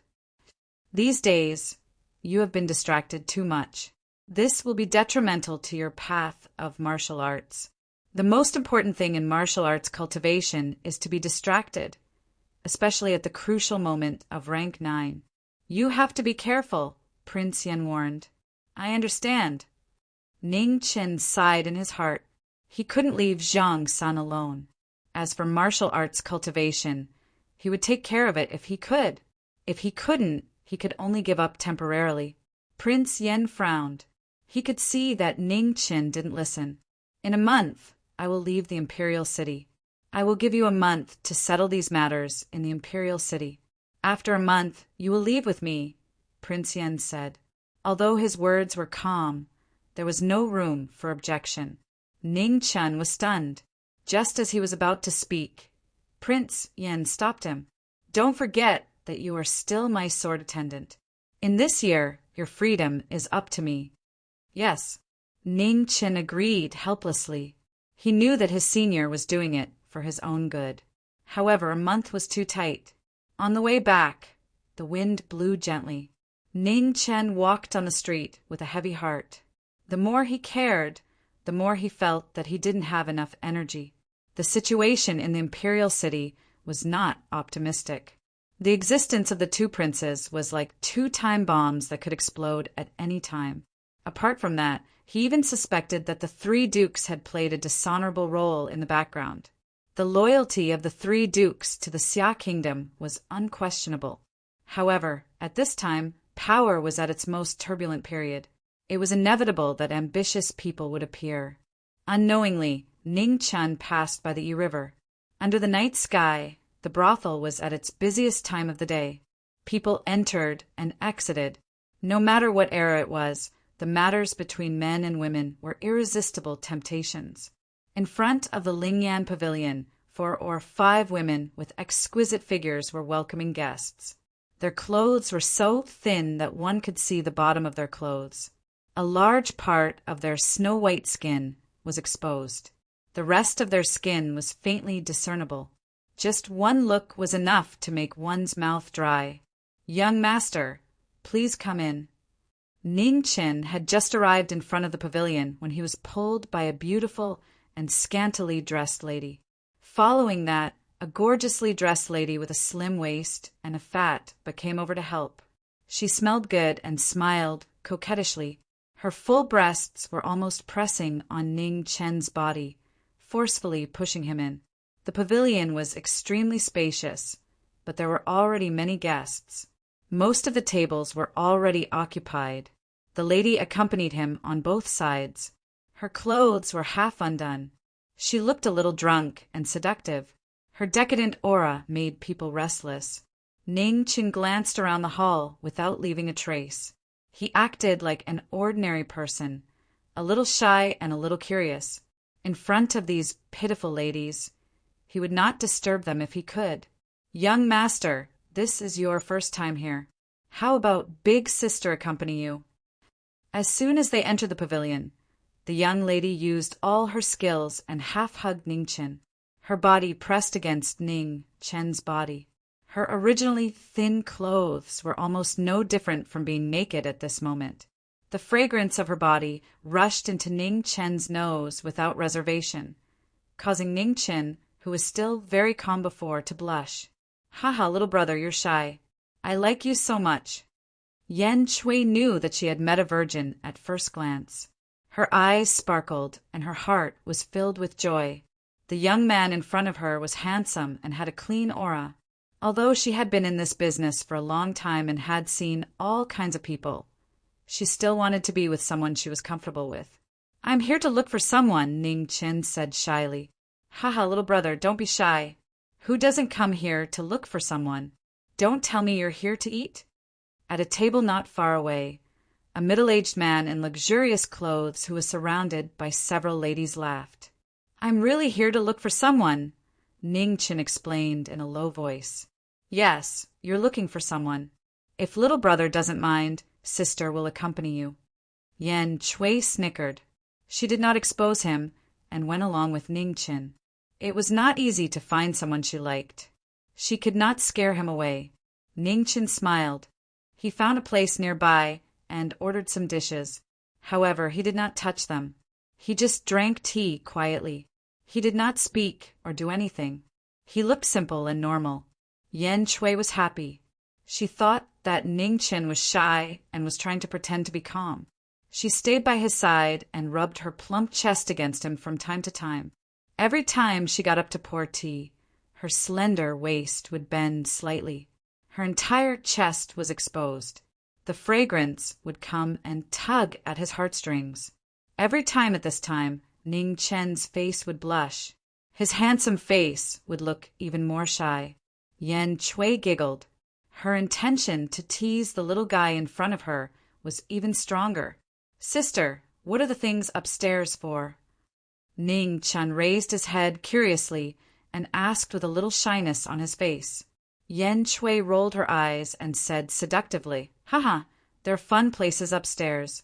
Little brother, do you want to accompany sister upstairs to have a look?" Ning Chen lowered his head slightly and did not speak. His face instantly turned red. Ding! At this moment, the pleasant sound of zither rang in the attic. The sound of zither was faint and dreamy. In the blink of an eye, It dispelled the decadent sound in the attic. The entire attic was abnormally quiet in an instant. Only the celestial sound echoed for a long time. Fairy Sue's zither. The middle-aged man who teased Ningchen before reacted and shouted with a love-struck and joyful face. I've heard that Fairy Fian is good at both zither and dancing. My young master is here to visit today. I wonder if he can meet you? At the same time, on the second floor, the doors of several rooms opened. A few figures in luxurious clothes walked out. One of the attendants saw the master's eyes and asked. His tone was polite and calm without a trace of neglect. In the room covered by the bead curtain, a clear voice came out. It was like the tinkling of clear water. She declined politely. Miss has not been feeling well recently. She can't meet guests. Please forgive her, young master. Oh, then I wonder what illness Fairy Sue is suffering from. My young master may be able to help. The attendant who spoke earlier chuckled and spoke again. Although his words were still polite, there was a trace of aggressiveness. As soon as the words fell, the scene was silent for a while. Everyone could hear that the attendant's words were somewhat forceful. Fairy Sue had been ill for a long time and rarely showed up. This was already a well-known fact. However, the Lingyan Pavilion's background was unfathomable. Few people dared to offend it, but they did not expect such a scene to appear today. Ning Chen raised his head and looked at a room on the second floor. He drank tea while quietly watching this farce. He had no intention of intervening. He had heard of the name Su Fian. She was a 3-time courtesan. Her beauty spread far and wide. Moreover, she was well versed in poetry and books. She was also a rare talent in the world. Chapter 136. It is the young noble of the Nangong family, Nangongqing. Fairy Sue is in trouble now. Someone recognized the young man dressed in luxurious green robes beside the attendant. The Nangong family, a family with 2 marquises, was like the sun in the sky and was one of the top nobles in the imperial dynasty. Their might was close to that of a martial Marquis, and even one of the 11 camps of the imperial army was in the hands of a Marquis from the Nangong family. It is rumored that young noble Qing has never asked for love. Why did he suddenly come here today? On the second floor, in front of a room opposite to Nangong Qing, a handsome and frivolous young man laughed. His tone was frivolous, but he did not care about Nangong Qing's identity. The son of Tai Shigong Jiyu. Seeing the person who spoke, everyone in Yichwei Pavilion had weird looks on their faces. As the head of the Confucian sect, the most knowledgeable person in the world, for the imperial tutor to have such a son who was always in love with brothels and did not do proper work, anyone would find it weird. Ji Yu was one of the 3 hedonistic sons of the imperial city. The other 2 were Marquis Taiping's son, Chong's son Yunxian, and the other was the oldest Marquis of Desia, the eldest grandson of Marquis Shaoxian. Nangong Qing closed his fan, his slender eyes squinted, and said indifferently, "So it is the only son of Tai Shigong. Why do I, Nangong Qing, need to report to you?" Although Jiyu was angry, she still replied with a smile, "Of course not. It's just that Su Xianzi is not feeling well and doesn't want to see guests. Why don't you force her? Why don't I treat you to a few drinks? No need.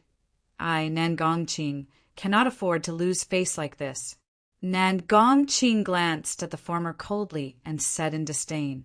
He did not want to speak any more, as though saying another word would be an insult to himself. Ah.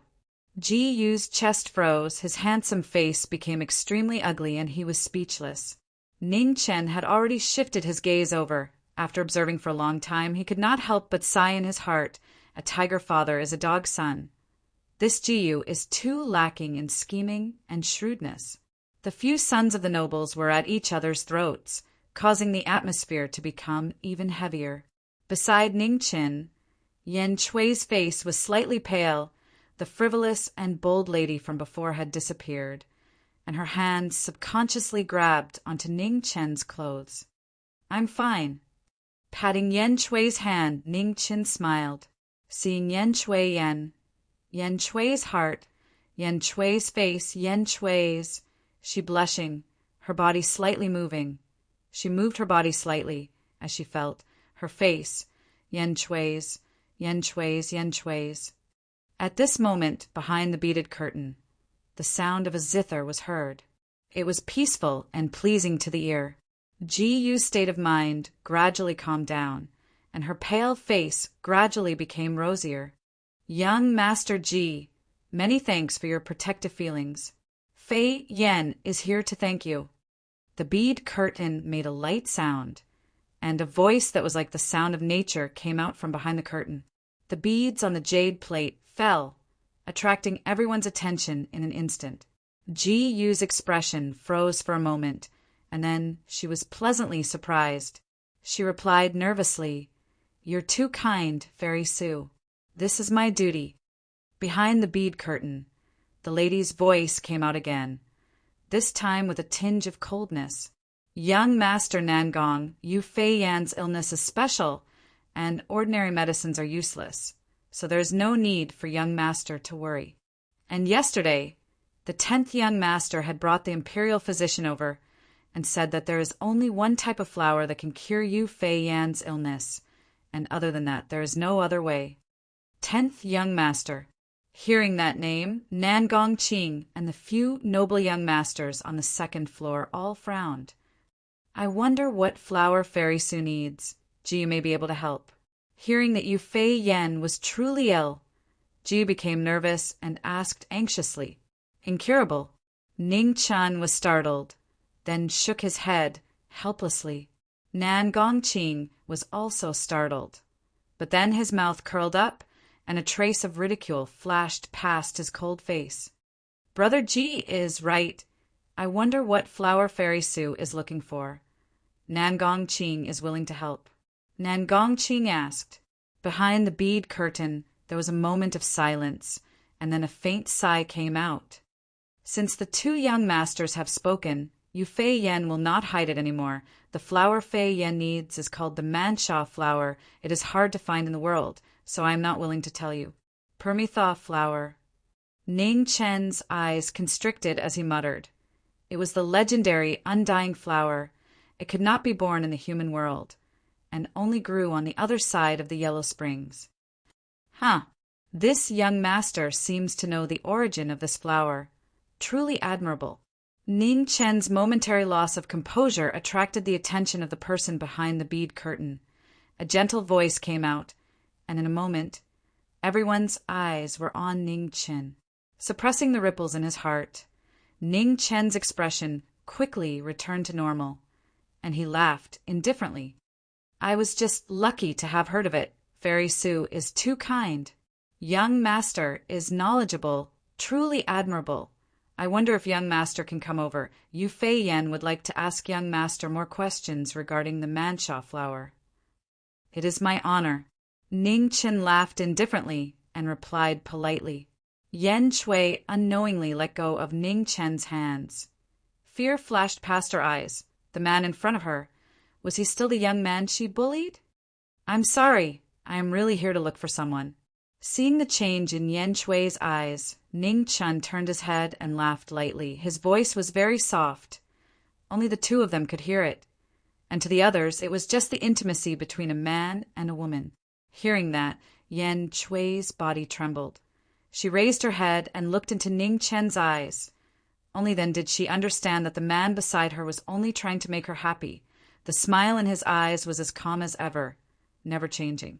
Under Yen Chui's gaze, Ning Chen stood up and walked up the stairs step by step. Humph! On the second floor, Nangong Qing waved his sleeves and walked back to his room with a cold face. Today's goal had failed. The background of this Ling Yen pavilion was more troublesome than he thought. But the arrival of Jiming Marquis was truly unexpected. Entering the beaded curtains, in the elegant room, a beautiful figure sat quietly in front of a guqin. Her black hair was like a waterfall. Her skin was like jade. Her beautiful eyes were filled with hope. Her peerless appearance had a bewitching charm. Every frown and smile revealed an indescribable charm, like a fully bloomed peony. causing people to be unable to shift their eyes away. Seeing that Ning Qin had arrived, Su Fei Yen personally stood up to pour wine, her long hair hanging down, covering half of her beautiful face. She was attentive and meticulous, as though she was welcoming a friend that she had known for a long time.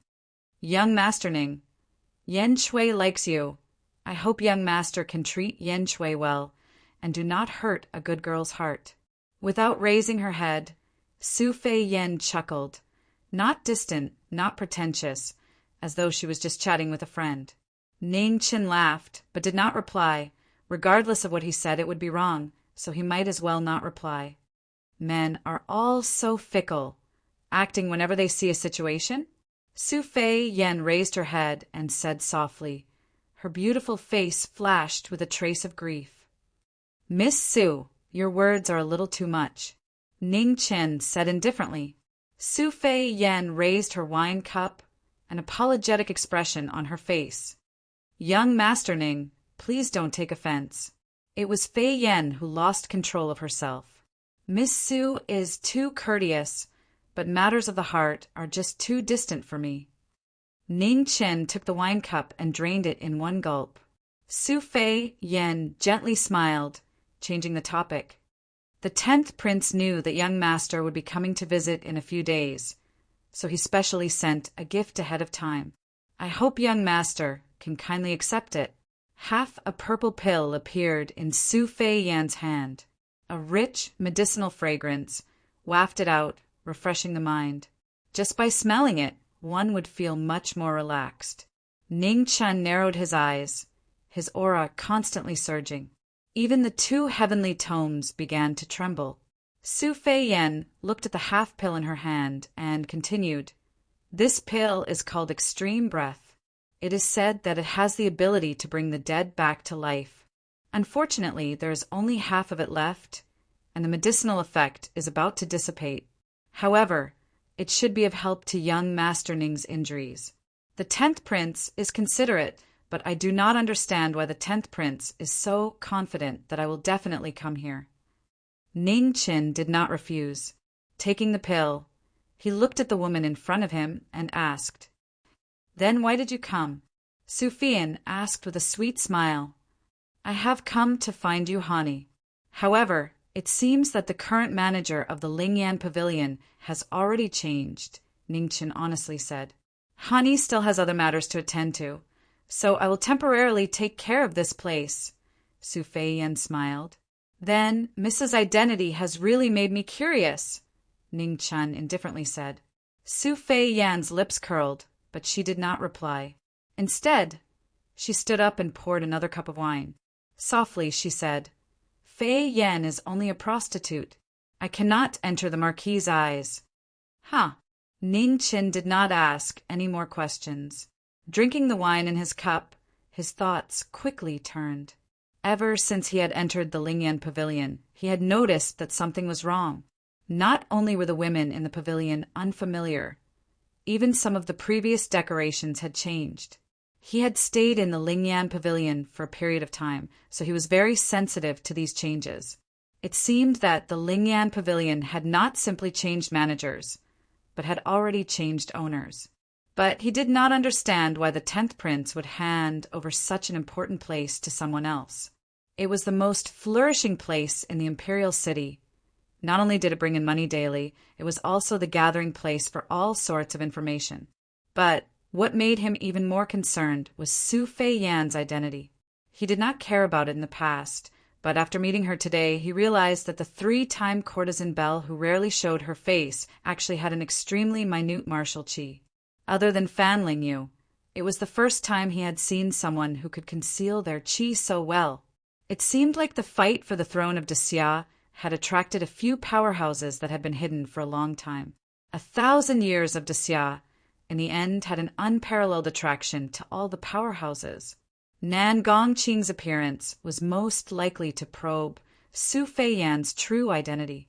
On the surface, the 2 marquises of the Nan Gong family had not chosen a side and maintained their neutrality, making people unable to see through them. Young master, you mentioned the name of the Permithaw flower. Have you seen it before? Just then, Su Fei Yen asked softly. There were not many people in the world who knew of the red spider lily. Most of them had only heard of the story of the red spider lily, but did not know that the red spider lily was the red spider lily. No. Ning Qin shook his head. He had seen the yellow springs flower, which grew in the weak water, but he had never seen the red spider lily. What a pity! Seeing that Ning Chen was not lying, Su Fei Yen sighed. Her beautiful face flashed with a faint sorrow. Chapter 137. Ning Chen pondered for a moment before asking, "May I ask why Miss Su is looking for the red spider lily?" "To treat it," Su Fian replied. "Oh, according to my observations, Miss Su does not seem to be suffering from a strange illness." Ning Chen revealed a strange expression. "This flower is for the elders of my family to use," Su Fian replied honestly.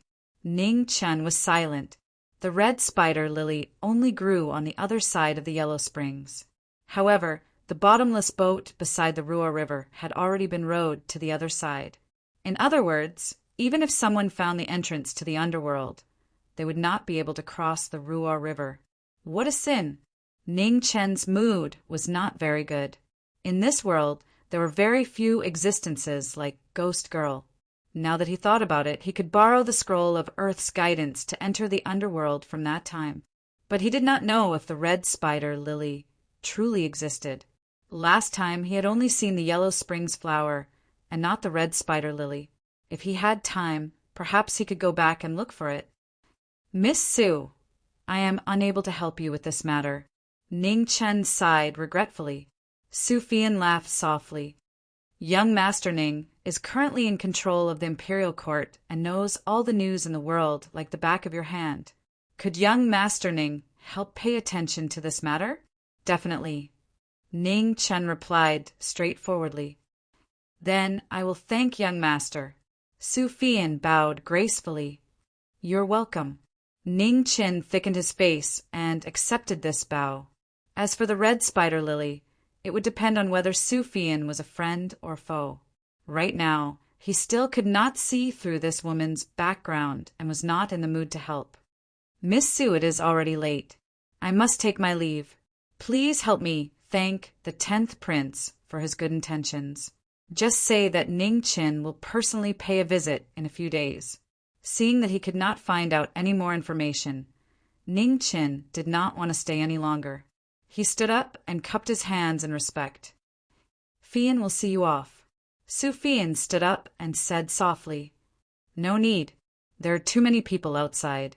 It is best if Miss Su does not show her face." Ning Qin turned around and waved his hand before walking away. After Ning Chen left, the smile on Su Fian's face gradually disappeared and her brows furrowed. This Jiming Marquis of the Xia dynasty was as intelligent as the legends.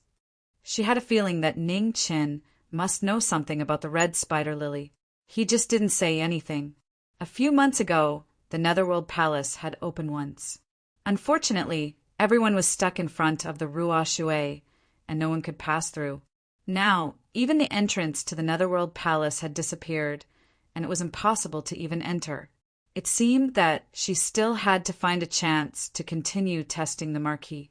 The red spider lily was very important to her, and she could not let go of any possibility. As Ning Qin exited the Lingyan Pavilion, he felt someone's gaze on him. Turning his head, he saw a beautiful figure standing desolately at the entrance. Her eyes gazed into the distance with a hint of sadness, causing one's heart to ache. Ning Chen sighed softly and turned around to leave. He did not stay any longer. Who said that prostitutes were heartless and actors had no loyalty? Among those words that were filled with mockery, who had ever agreed with their sadness? He had never looked down on prostitutes. He came from China, and in the 5,000 years of history, there had been too many admirable prostitutes. Behind this, it set off the coldness of men. The truly heartless ones were always men, and he was no exception. Yen Shui was a good girl. Unfortunately, they were not fated to be together. His heart would not change for anyone. No matter who he hurt, it would be the same. As the night wind blew, Ning Chun threw away his emotions, and his heart hardened again. Before helping Zhang's son solve these problems, nothing else was important. After returning to the Marquis mansion, Ning Chen saw that the lights were still on. He quickly walked a few steps and saw little Ming Yu lying on the table full of food, waiting for him to come back and eat. Ning Chen's heart flashed with a trace of guilt. He only cared about his business and forgot about little Ming Yu. He said that he would go out for a while, but now the sky was completely dark. Ming Yu saw the bad guy come back, and a bright smile immediately appeared on her face. She jumped down from the stool and ran over to greet him. "You must be hungry. I'm not back yet, so you can eat first." Ning Chen's heart ached as he rubbed the little girl's cloth hat and said softly, "I secretly ate a little." Ming Yu shyly stretched out her hand and gestured. "Huh." Ning Chen chuckled and immediately held the little girl's hand to return to the house and sit down to eat. The food was all served and had obviously been reheated many times. Ning Chen picked up his chopsticks and put a lot of meat into little Ming Yu's bowl. He said softly, "Don't be picky, or you'll be sick all day like your sister Ling Yu." Ming Yu looked at the bowl full of meat and vegetables, and her face turned bitter. She hated meat the most. "Finish it quickly. I'll grill fish for you tomorrow." Seeing that the little girl did not move her chopsticks, Ning Chun coaxed her. "Okay," Ming Yu answered obediently, and then started to eat in small bites. Ning Chen ate a few mouthfuls with her. Most of the time he watched the little girl eat. Ming Yu was actually very picky with her food. Without anyone watching, it was hard to feed her. "Ming Yu, did your sister Ling Yu say when she will teach you martial arts?" Ning Chen asked softly. "No." Ming Yu shook her head and answered. "Do you want to learn?" Ning Chen continued to ask. "No." Ming Yu replied unenthusiastically. Ning Chen nodded and did not try to persuade her. If she did not want to learn, then forget it. This matter could not be forced. It was normal for girls to have no interest in martial arts. Just like Aman, she was very talented and had a Xiantian father to guide her. However, she did not like martial arts. Her progress in martial arts had always been frighteningly slow.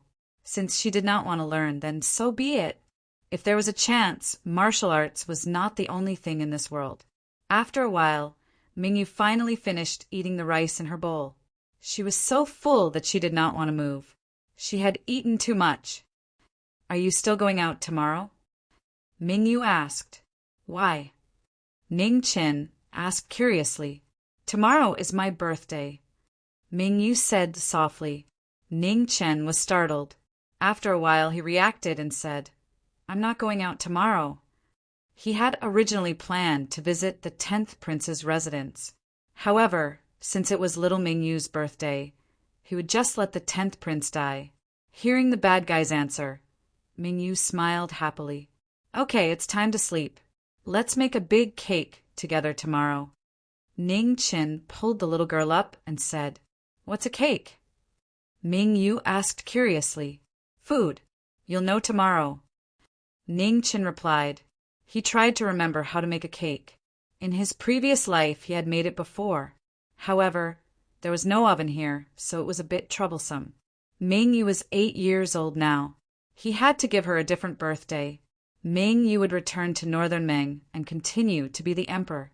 He did not have much time left to accompany her. The next morning, Ming Yu woke up at dawn. She ran to the bad guy's door and knocked hard. "It's time to get up and make a cake." Ning Chen woke up from his meditation and opened the door. He saw little Ming Yu dressed neatly and standing there. Her little face was full of anticipation. "Brush your teeth and wash your face. After that, we'll go buy ingredients," Ning Chen instructed. "Okay." Ming Yu ran back to her room and started to prepare. The toothbrush was made from pig's hair. Ning Chen made it himself. After a while, the two of them squatted in front of the door. They were brushing their teeth while spitting out pig's hair. "Hey, bad guy, can this thing not shed hair?" Ming Yu asked with foam in her mouth. "Hey, when I have time, I will ask the workshop to improve it. I'm also not good at this. Ning Chen replied while spitting out the hair. Give me more when it's done. Ming Yu said with a lisp. Okay. Ning Chen replied. The two of them quickly finished brushing their teeth and had a simple meal.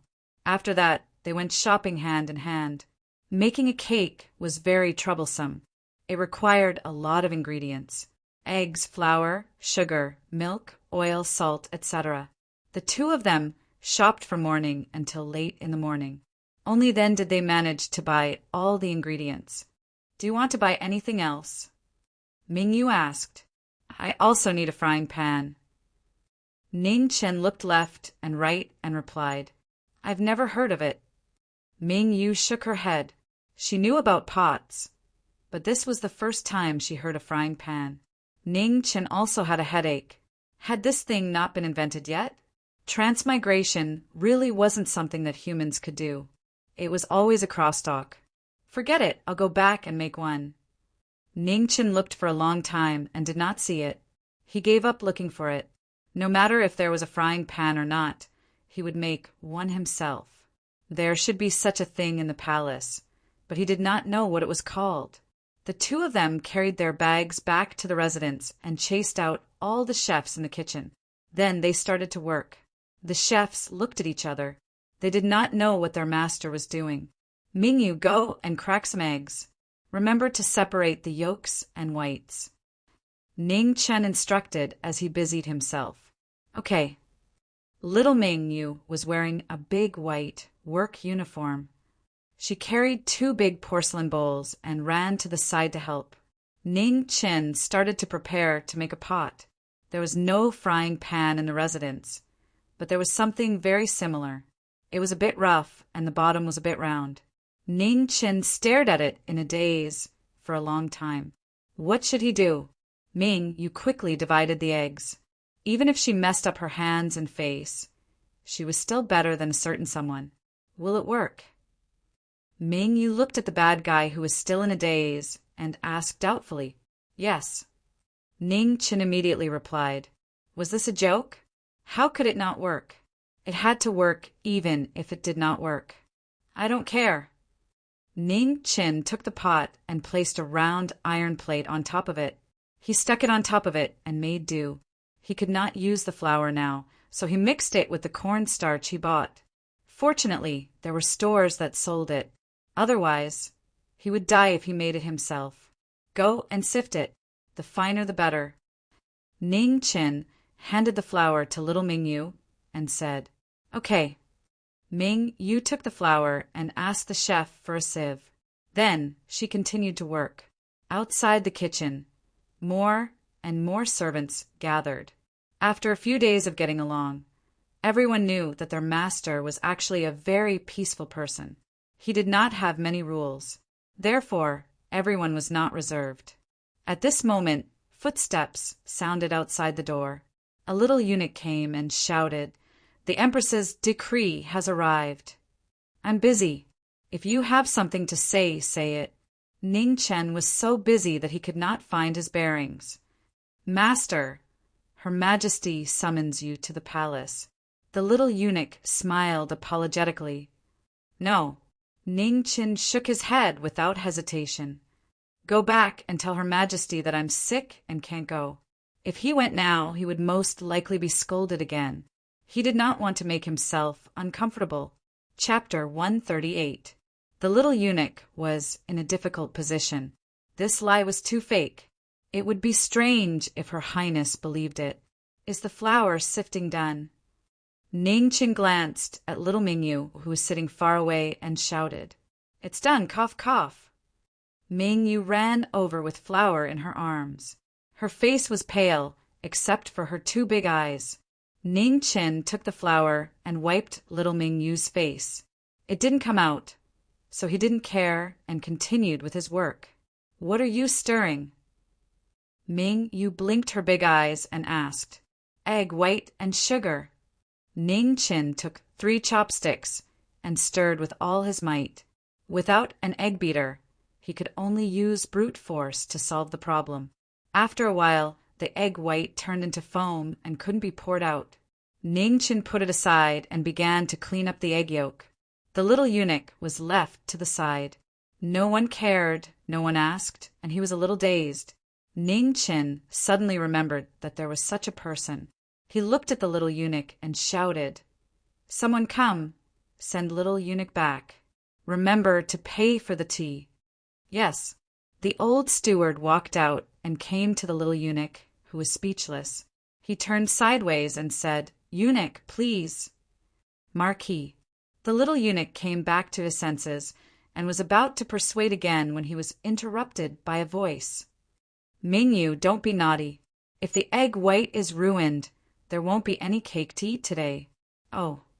Mingyu quickly retracted her small hand and smiled embarrassedly.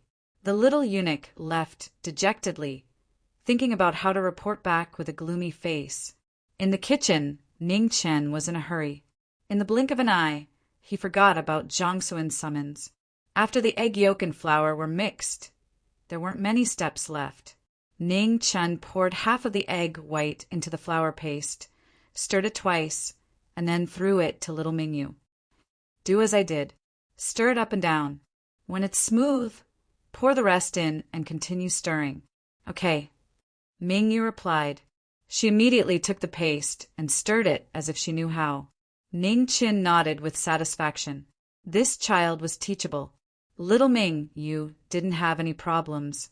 Ning Chan walked to the pot and carefully brushed a layer of oil on the surface of the pot. "Bad person, there are so many bubbles. What should I do?" Mingyu shouted. "Poke it," Ning Chin replied. Mingyu felt a little dizzy. There were so many of them. How long was she going to poke them? "Aunt Lee, give me a needle." Mingyu looked at a middle-aged woman with a pretty face at the door and waved her small hand. "Okay." Aunt Lee hurriedly brought over a few needles. Ning Chin cleaned up the pot and came over to help. He held a needle and poked the bubbles one by one. The two of them busied themselves for half a day and finally wiped out all the bubbles. Then they poured the cake paste into the pot and started baking it. "Bad guy, will it work?" Mingyu asked doubtfully. "I should be able to," Ning Chin replied, obviously lacking confidence. The two of them waited quietly in anticipation.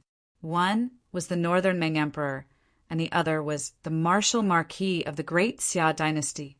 They surrounded the stove and were so nervous that they did not dare to speak. The solemn atmosphere also spread among the people outside. They all stood at the door and waited with wide eyes. After a long time, the aroma of the cake wafted out. The unique sweet aroma quickly spread out, making everyone look forward to it even more. "It's about time." Seeing that the color of the cake was gradually turning yellow, Ning Chan moved the pot away and carefully cut the cake from the pot with a knife. "Let me try," Mingyu shouted impatiently. Ning Chen cut a piece and brought it to little Mingyu's mouth. After seeing the little girl take a bite, he also took a bite. "It's delicious." Their eyes unexpectedly lit up. It was sweet and delicious, soft and glutinous. The taste was excellent. "Bad guy, you're really a genius." Mingyu smiled and praised. "Of course." Ning Chen accepted the little girl's worship without any modesty. Mingyu cut a piece of cake and ran to the door. She handed it to Aunt Lee, who had brought the needles, and said happily, "Aunt Lee, try it." "Thank you, young master." Aunt Lee hurriedly took the cake and thanked him. Everyone looked over with envy and desire. They all wanted to know how the Marquis's rare thing was like. Aunt Lee broke the cake piece by piece and handed it to the people around her. Each of them took a small bite and tasted it together. "How is it?" The people who did not get any asked anxiously. "It's delicious." The people who ate it looked at each other and immediately nodded. "If you want to eat it, make it yourself. It's all here. Bye." Ning Chin glanced at the chefs and arrogantly left with the cake. Little Mingyu giggled and also left. The chefs looked at each other and had a headache, trying to recall how the Marquis made it. This day was the most lively day in the Marquis's mansion, especially in the kitchen. From time to time, there were people's regretful voices. The cake was ruined again. Ning Chen and little Mingyu enjoyed the fruits of their labor happily, ignoring the feelings of a large group of people in the mansion. The Empress is here. At this moment, the guard outside the door announced. It was the eldest grandson. Cough, cough. Ning Chen was so scared that he choked on the cake and coughed violently. Hide. Ning Chen immediately hid the cake in the cupboard and was about to run away in a panic. It's too late. Mingyu was also a little overwhelmed by the nervousness of the bad guy and said anxiously, What excuse did I give just now? Ning Chen was so scared that his memory was not good and asked anxiously. Sick. Mingyu quickly replied. Yes, sick. Ning Chen ran back to the inner room, took off his shoes, and lay on the bed. He did not care whether it was hot or not and covered himself with 2 quilts. Empress. The maids in the mansion did not have time to retreat and knelt down nervously. Where is Ning Chen? Zhang Sun asked angrily. That the Marquis is in the room. A maid stammered. Qing Ning glanced at the mansion and could not help but feel strange. Why were there only these few people in the mansion? Clang. The door was pushed open. Zhang Sun entered the room and saw Ning Chen lying on the bed. She sneered and asked Mingyu, Mingyu, what happened to him? Sick. Affected by Ning Chen, Mingyu was also fearful of the Empress of Great Xia and stammered. Imperial physician, check on the Marquis Jiming's illness. Zhang Sun glanced at the old imperial physician behind her and said coldly, Yes. The old imperial physician replied respectfully and quickly walked to the bedside to take Ning Chen's pulse. Mingyu and Ning Chen broke out in cold sweat. Zhang Suan's move was too ruthless. She even brought an imperial physician over. A moment later, the old imperial physician stood up and walked to Zhang Sun. He said respectfully, Empress, the Marquis' pulse is slightly chaotic. It's a sign that he has not recovered from his injury. He just needs to be carefully treated. This Empress understands. You can go back. Zhang Sun said. Yes, this official will take his leave. The old imperial physician bowed and left. Seeing the old imperial physician leave, Qing Ning hurriedly gave little Mingyu a look, indicating for a certain person on the bed to quickly confess. Unfortunately, it was too late. Zhang Sun walked forward and grabbed Ning Chen's ear. She said angrily, still pretending, You're getting bolder and bolder. You dare to not go when this Empress summons you. Little Mingyu took 2 steps back without any loyalty. This great Xia Empress was too fierce. She did not dare to provoke her. Not far from the door, the maids were also frightened by the commotion in the room. In their impression, the Empress was a gentle and virtuous person. Why was there such a big difference? In the room, Ning Chen knelt on the bed with his head down. He did not even dare to breathe. Qing Ning and little Mingyu retreated further and further away. No one dared to persuade him. They could only pray for the best. Zhang Sun scolded him for a while before sitting down to drink some water and catch her breath. Outside the manor, when the guards heard that the Marquis was scolded, they could not help but smack their lips. They were much more well-informed than others. They knew that the Marquis had just been scolded by the Empress in the Heavenly Mandate Palace 2 days ago. In less than 2 days, he was scolded again. Where are the servants in your manor? Where did they go? Zhang Sun suddenly remembered the situation when she entered the manor. There was such a great Marquis, but there was not even a shadow. In the kitchen, Ning Chen did not hesitate to sell everyone out. As the saying went, it was better to die than to die. Zhang Sun would not do anything to the others. At most, she would scold them. The cake was not eaten for free. They had to be scolded together. What are they doing in the kitchen? Zhang Sun frowned. Making a cake, Ning Chen said honestly. Zhang Sun frowned again. What nonsense was this? What is a cake? In the corner of the room, Qing Ning whispered. Food, Mingyu also whispered. Ning Chen made it. Qing Ning asked again. We made it together, Mingyu whispered. What are you whispering about? Zhang Sun glanced at the two and said coldly. Ning Qin hurriedly gave little Mingyu a look. The little girl understood and ran back to the central room. She brought the cake over and put it on the table. Then she retreated far away. Did you make it? Zhang Sun looked and asked. Yes. Ning Qin nodded. Zhang Sun picked up a piece and took a bite. The taste was not bad. It was not worse than the snacks in the palace. Why did you make this? Today is Mingyu's birthday, so I tried to make it, Ning Qin said honestly. Zhang Sun thought for a moment and glanced at little Mingyu. Then she said, Mingyu, come here. Mingyu was a bit scared, but she still walked over. She kept encouraging herself. She was the empress. Who was she afraid of? Zhang Sun took a phoenix hairpin from her hair and put it in little Mingyu's hand. I came out in a hurry today and didn't bring anything. This phoenix hairpin has been with Ben Gong for 20 years. Although you can't use it, it's a little token of Ben Gong's appreciation. Seeing this, Ning Qin muttered in his heart, You gave it to the right person. I will definitely use it. Thank you, Mingyu whispered as she held the phoenix hairpin. Zhang Sun smiled and did not say anything else. Mingyu was only a child. Moreover, she had been with this brat for so long. Whether it was as the Empress of Xia or as Ning Chen's elder, this gift could not be lacking. Although this brat was usually carefree, he was actually very narrow-minded. If she did not express it, he might say bad things about her behind her back. After saying this, Zhang Sun remembered something. She looked at Ning Qin, who was still kneeling on the bed, and asked calmly, I heard that you already went to Third Prince's Divine Wind Camp. Yes, Ning Qin nodded. How was it? Zhang Sun continued to ask. The military discipline is strict and there are many experts. It's very troublesome. Ning Chen's expression became serious. This third prince was not easy to deal with. Adding on the Divine Wind Camp, it would be very difficult to deal with. Chapter 139.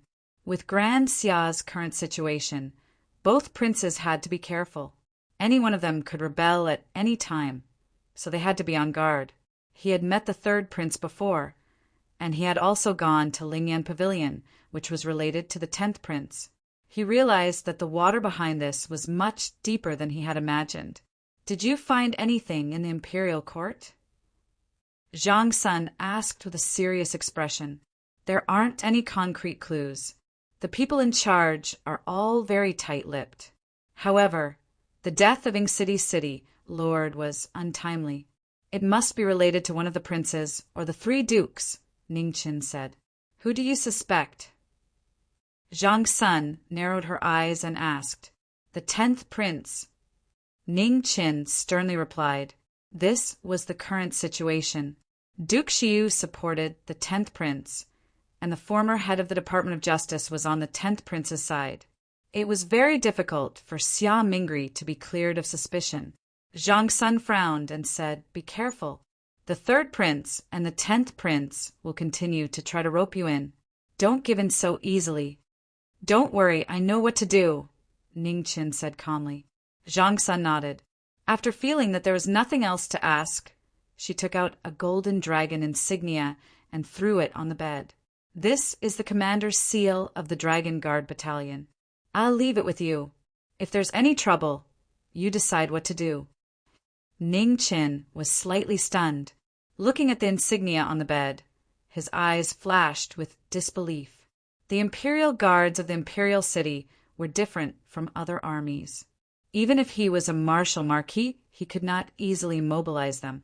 The Marshal Marquis's special authority of 100,000 soldiers had never included the 330,000 elite imperial guards.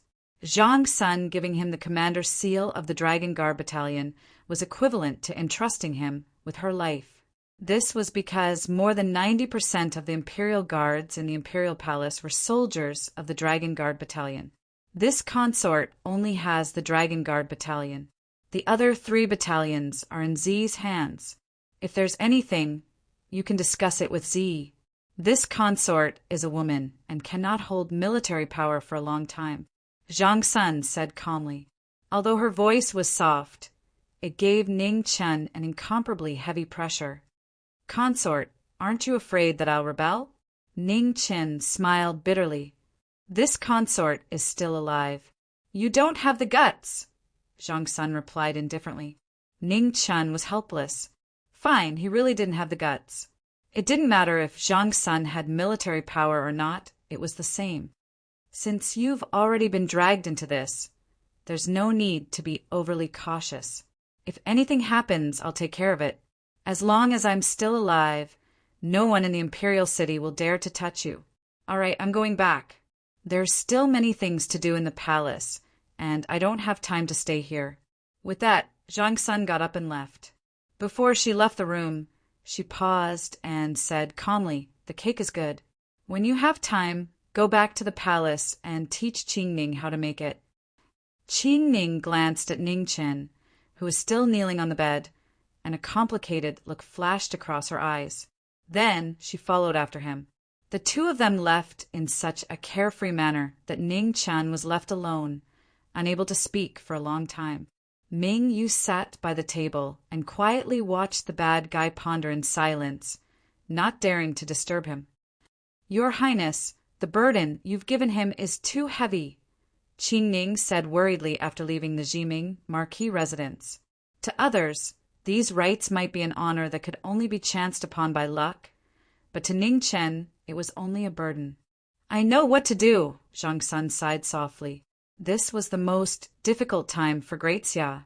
In these days, she had already felt that she was seriously powerless. Although Z was trustworthy, he was too upright. Now, she could only entrust Ning Chen to her. She was very clear about what kind of person Ning Chen was. She didn't have the confidence to keep him by her side forever. She could only give him as much as she could and keep him for as long as possible. The only thing she could keep him with was trust, not power.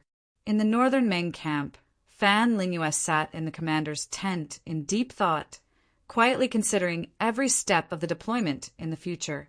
Northern Meng needed to cherish time. After all, this was Great Xia, and the longer they dragged it out, the better it was for Great Xia. No matter how smart a person was, they couldn't predict everything like a god. What they needed to grasp the most was not every detail, but the overall situation. The later Great Xia's internal problems erupted, the more time Great Xia had to catch its breath. In other words, Northern Meng's situation would become more serious. She needed to do something to make the decision-makers of Great Xia nervous. "Qing Wuyo," Fan Lingyue said. "Present." Qing Wuyo entered the tent and knelt down. "Send someone to secretly contact the third prince of Great Xia. Tell him that I want to talk to him," Fan Lingyue ordered. Qing Wuyo was startled and subconsciously asked, "What if he rejects?" "It doesn't matter. Whether it succeeds or not is not important to us. You just need to send someone over. If he rejects, continue to send someone to talk to him," Fan Lingyue instructed. "Yes." Qing Wuyo received the order and left. He still didn't understand what the military advisor was trying to do. Fan Lingyue stood up and walked to the front of the tent, silently looking in the direction of Great Xia's imperial city. Today was Mingyue's birthday. Was she doing well? Cough, cough. Suddenly feeling a tightness in her chest, Fan Lingyue covered her mouth and coughed lightly. Drops of blood flowed out and dripped down from her palm. "Your body can't hold on for much longer." Unknowingly, Mu Qingxue walked in front of the commander's tent. She was dressed in white, and her beautiful face was as calm and cold as before. "It's fine." While speaking, Fan Lingyue's eyes flashed with exhaustion. No matter what, she had to hold on. She had already fought until here. She couldn't fall short. "That Ning Chen is very powerful. You have to be careful," Mu Qingxue calmly reminded her.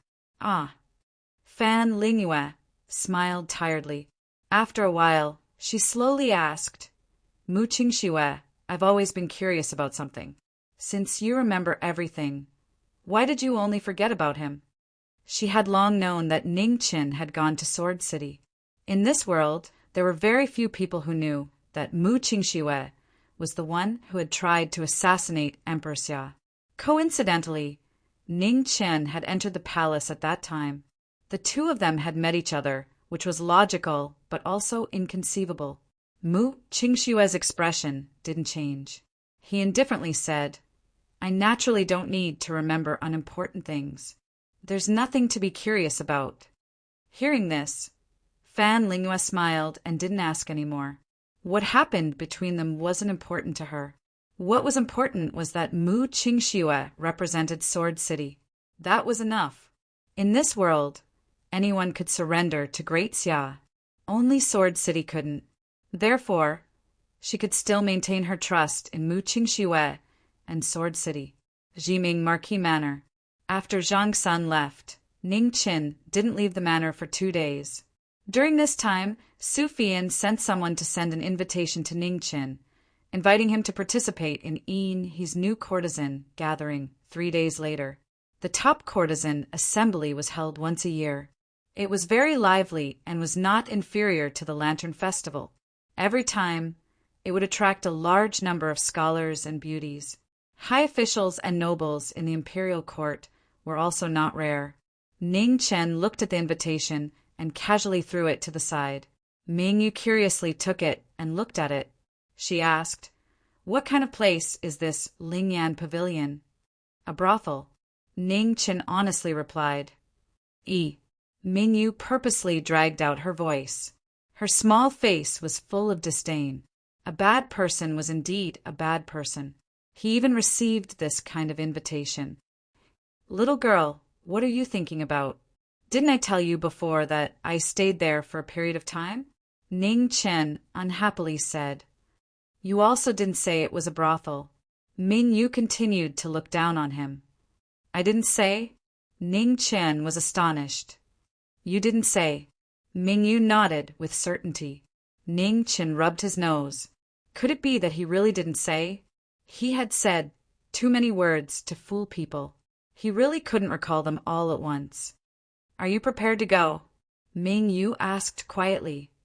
"Do you want to go?" Ning Chen didn't answer, but asked back. Mingyu hesitated for a moment.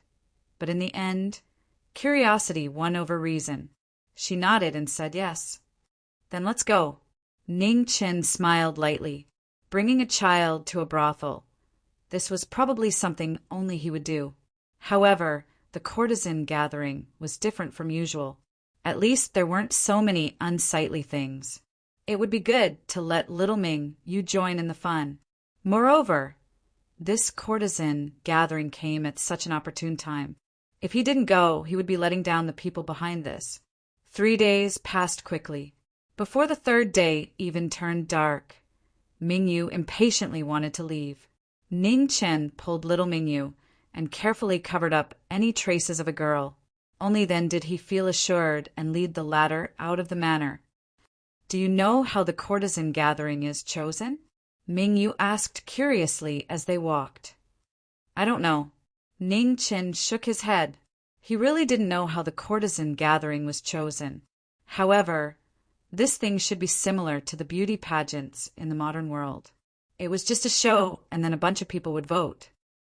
"Why don't we buy a courtesan gathering and bring her home?" Mingyu's face was full of anticipation. "Why buy her? She can't do any work. Even if we buy her, she'll just be a vase." Ning Chen wasn't very interested. Mingyu thought about it. That was true. Courtesan gathering sounded nice, but it really wasn't very useful. The two of them chatted as they walked. Finally, when the moon rose, they reached the banks of the Yin River. The bustling crowd in front of them really gave the two of them a fright. Large and small flower boats were motionless in the middle of the river. The largest flower boat in the middle was surrounded by many smaller flower boats. It was brightly lit and extremely lively. Because the large boat in the middle had limited space, other than a few high officials and nobles who already had invitations, everyone else had to pass the test on the surrounding boats before they were qualified to board the large boat where the courtesan gathering would be held. Mingyu, give me the invitation. In front of a small boat, Ningchen spoke. It was great to have an invitation. They didn't need to line up or fight monsters to pass. They could directly go to the last boat and eat while pleasing their eyes. Mingyu was stunned. Immediately, her face showed a hint of embarrassment. She said embarrassedly, I left in a hurry and forgot to take it. Ning Chen's eyes darkened and he almost fell down.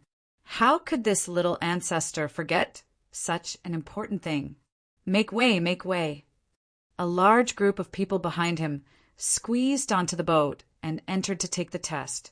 Mingyu looked at the surrounding crowd and was a little scared. She carefully said, Why don't we go back and take it? Seeing that there wasn't much time left and that the courtesan gathering was about to begin, Ning Chen made up his mind. He gritted his teeth and said, No need. We'll go through. Isn't it just a few tests? We'll just go through them. Chapter 140. The flower boat swayed, and there was a hubbub of voices. The bustling crowd came and went. Some were excited, and some were disappointed. It was a bustling scene. This was the busiest night in the imperial city.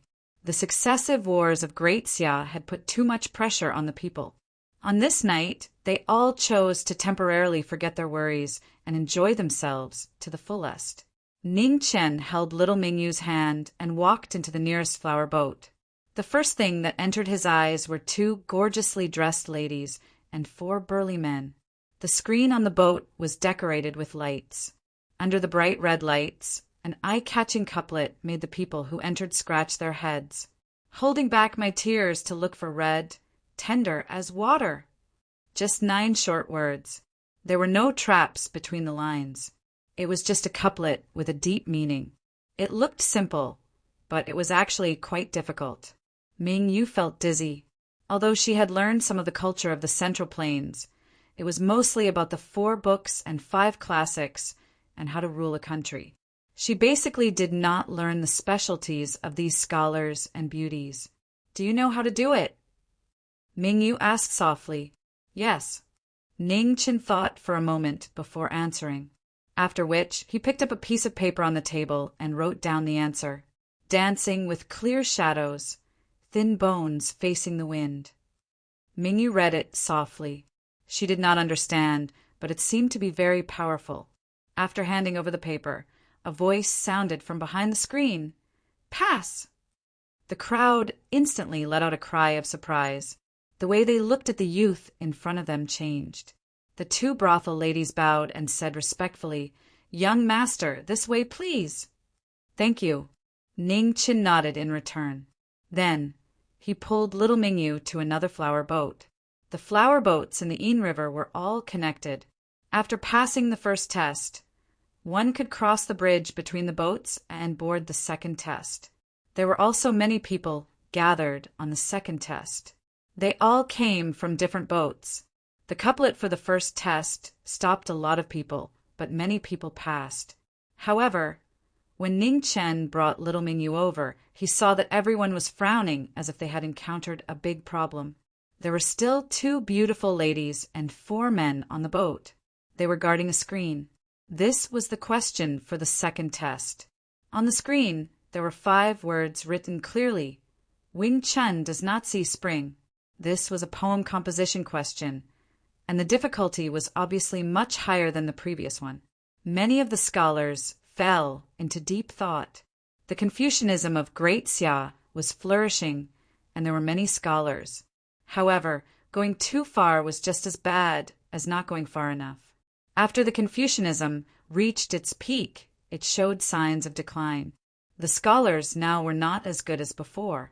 Most of them were reluctant to part with the false reputation they had left behind in the brothel. The ancient style no longer existed, and the number of true scholars was becoming fewer and fewer. The 2 of them stopped in front of the screen for a moment. Will you? Mingyu raised her head and asked again. Yes, Ning Chen replied. When the people who were still thinking saw someone raise a pen to answer, they immediately gathered around. Pei returns to the light snow, as if cherishing the bright sun. Don't understand the cold wind and flowers. Turn over Ling Mei Lu Chi The 5-character quatrains that were vividly written on the paper did not contain a single word of spring, but they described the scenery of winter leaving and spring coming in vividly. Good poem. Everyone present had some knowledge of poetry. They could tell at a glance that the poem was outstanding. The young man in front of them was a genius. After the answer was sent to the screen, the result quickly came out. There was no superfluous words. There was only one word. Pass! Ning Chen and little Ming Yu successfully passed again. Under everyone's envious gazes, they walked to the next flower boat. Who is this person? Why haven't I seen him before? Someone asked curiously. That's right. Logically speaking, such a talented person shouldn't be unknown. A blue-clothed man around 30 years old replied. Unfortunately, I forgot to ask for his name, the previous person said regretfully. Forget it. There's no point in thinking about this. Let's think about how to pass this stage first, the blue-clothed man replied. At this time, many people who had passed the first stage had begun to gather on the boats for the second stage. After seeing the questions, they all shook their heads. This year's questions were even more difficult than last year's. But behind the screen, another voice of rejection rang out. In a short while, this was already the 7th person. There were good and bad poems. It wasn't as if one could pass just by writing it. It's so difficult. Who can pass? A newcomer complained. Shoo, lower your voice. Someone already passed, the blue-clothed man beside the young man said. So fast. The young man was shocked. The blue-clothed man whispered a few words into the young man's ear. Immediately, the young man was so shocked that his mouth fell open. How come I've never heard of such a person? The young man was very puzzled. I don't know. Right now, everyone is guessing who this person is. The blue-clothed man shook his head. Ning Chen, who had already left, naturally didn't know what was happening behind him. At this time, he and little Ming Yu had already boarded the 3rd boat. Can you? Ming Yu subconsciously asked when she saw that the bad guy wasn't speaking. No. Ning Chen vigorously shook his head. The 3rd stage's question was actually to write a scholarly essay. Wasn't this asking for his old life? It's a free point, Mingyu said with astonishment. I really can't. Ning Chen blushed with shame. He could write a couple of poems, but writing a scholarly essay was really impossible. Then I'll do it. Mingyu softly asked. All right. Ning Chen nodded. Ming, you stepped forward. Without thinking too much, she directly started writing. In a short while, she wrote a scholarly essay neatly, causing Ning Chen to be stunned. This child wasn't raised for nothing. The essay was delivered to the screen. After a while, an old voice sounded out. Your literary talent isn't bad. Pass. Of course, don't you see whose child you are? Ning Chen very proudly said. He looked happier than if he had passed himself. After passing the 3 stages, the 2 of them were the first to board the last big boat. Mingyu was a child and didn't take up a spot. She just had to follow the adults. The 2 of them worked together perfectly. Passing the 3 stages was as simple as drinking water. After quietly boarding the big boat, they quietly found a corner to sit down. Inside the boat, the figures of rich and powerful people could be seen everywhere. They all came with invitations. Ning Chen swept his eyes over them. He basically didn't recognize any of them. The 2nd floor of the boat was filled with private rooms. The beaded curtains blocked the figures behind. Sitting in one of the private rooms, one could overlook the stage below where the courtesan belle selection was held. These were all people with real status. It was impossible for them to casually show their faces. Ling Yen Pavilion had also taken this into consideration and specially arranged these private rooms. Has the Jiming Marquis not arrived yet? In a private room on the 2nd floor, Su Fei Yen asked. No, a maid replied. The private room of the Jiming Marquis was still empty. Moreover, The person in charge of checking the invitations had not seen the Jiming Marquis arrive. Su Feiyan frowned. This didn't make sense. How could the Jiming Marquis not come? Send someone to continue waiting.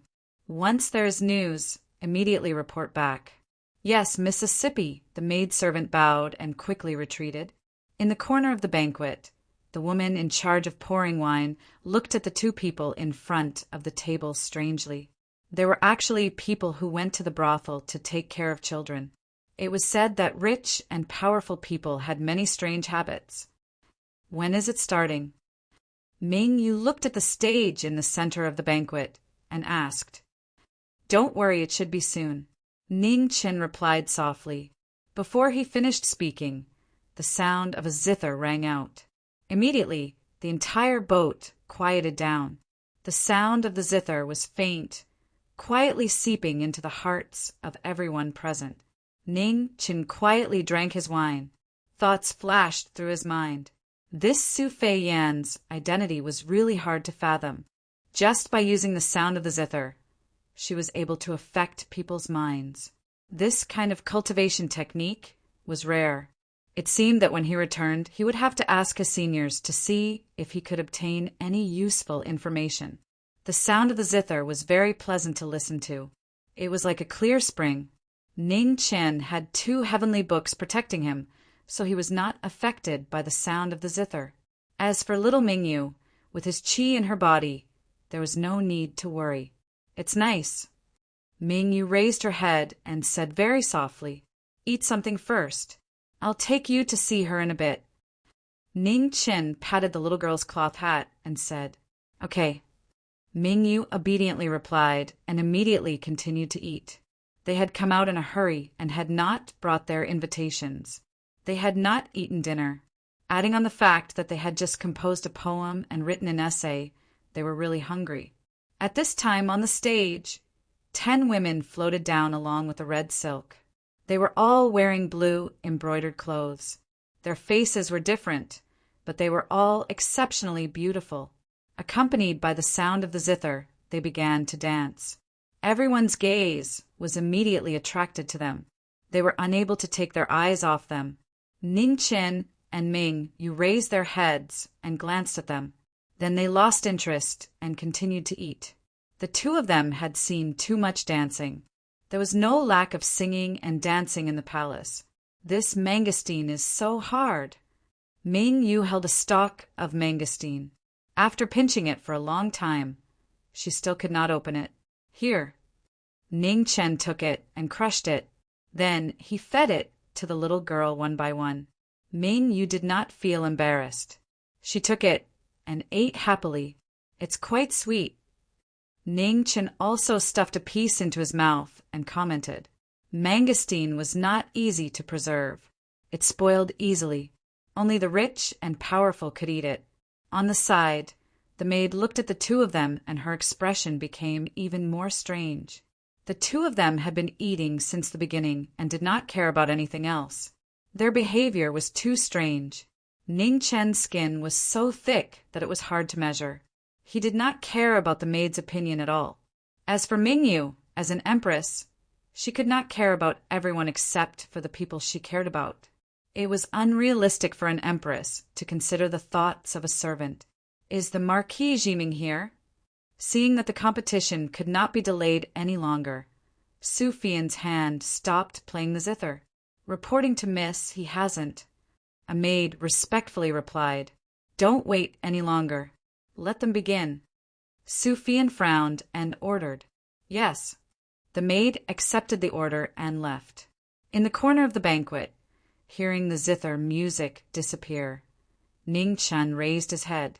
His eyes narrowed, and he softly reminded, Mingyu, it's about to begin. As soon as his voice fell on the stage, 5 beautiful figures slowly descended. Their red clothes were like blood. They were so beautiful that people could not take their eyes off them. When the 5 of them arrived at the same time, their superior temperament and appearance instantly caused the surrounding 10 beautiful figures to lose their splendor. Chapter 141. Each of the 5 most beautiful women in red had a breathtaking appearance. especially the one in the middle. She was so beautiful that it was suffocating. The zither in the middle played softly. Her enchanting figure was accompanied by a beautiful sound, making her the most dazzling figure of the day. The four women in red danced, their red sleeves moving together, shaking everyone's minds. Since ancient times, it was no wonder that heroes were attracted to beauties. Beautiful women were a source of trouble. This was not because the women were evil, but because the men's willpower was often weak in front of beautiful women. Most of the people present were disciples of nobility and never rejected women. But when they saw the beautiful figures on the stage, their gazes were completely drawn away. "Buy one and bring it home," Mingyu softly advised the 5 women in red. There was not a single dancer in the manor, so it was quite boring. These people looked pretty good and could be used to pass the time when they were bored. No money. Ning Qin shook his head without hesitation. His salary was personally set by Zhang Sun. At most, it was just enough to cover the manor's expenses. He did not know how Zhang Sun calculated it, but there was not a single bit left for him. Ming Yu was a bit depressed. This was indeed a big problem. They really did not have any money.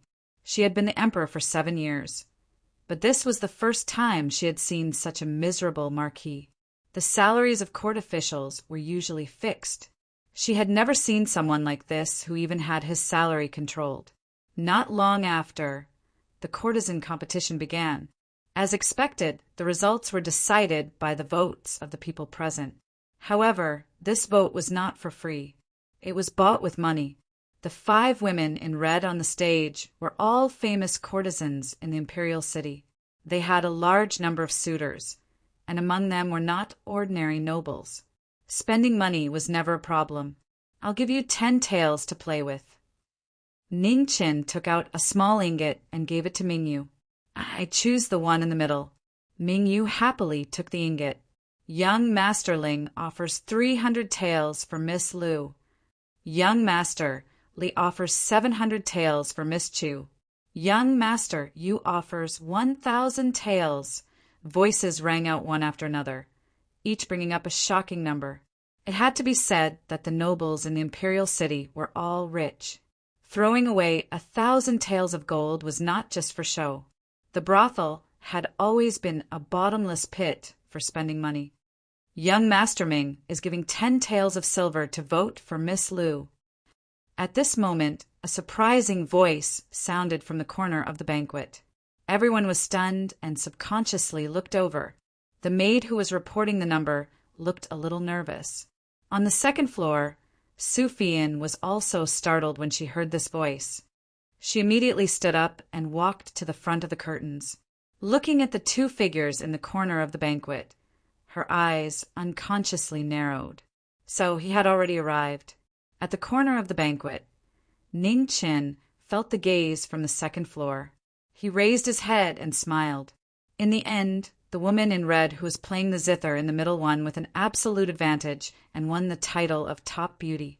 Lu Ruashi, a good name. What a pity.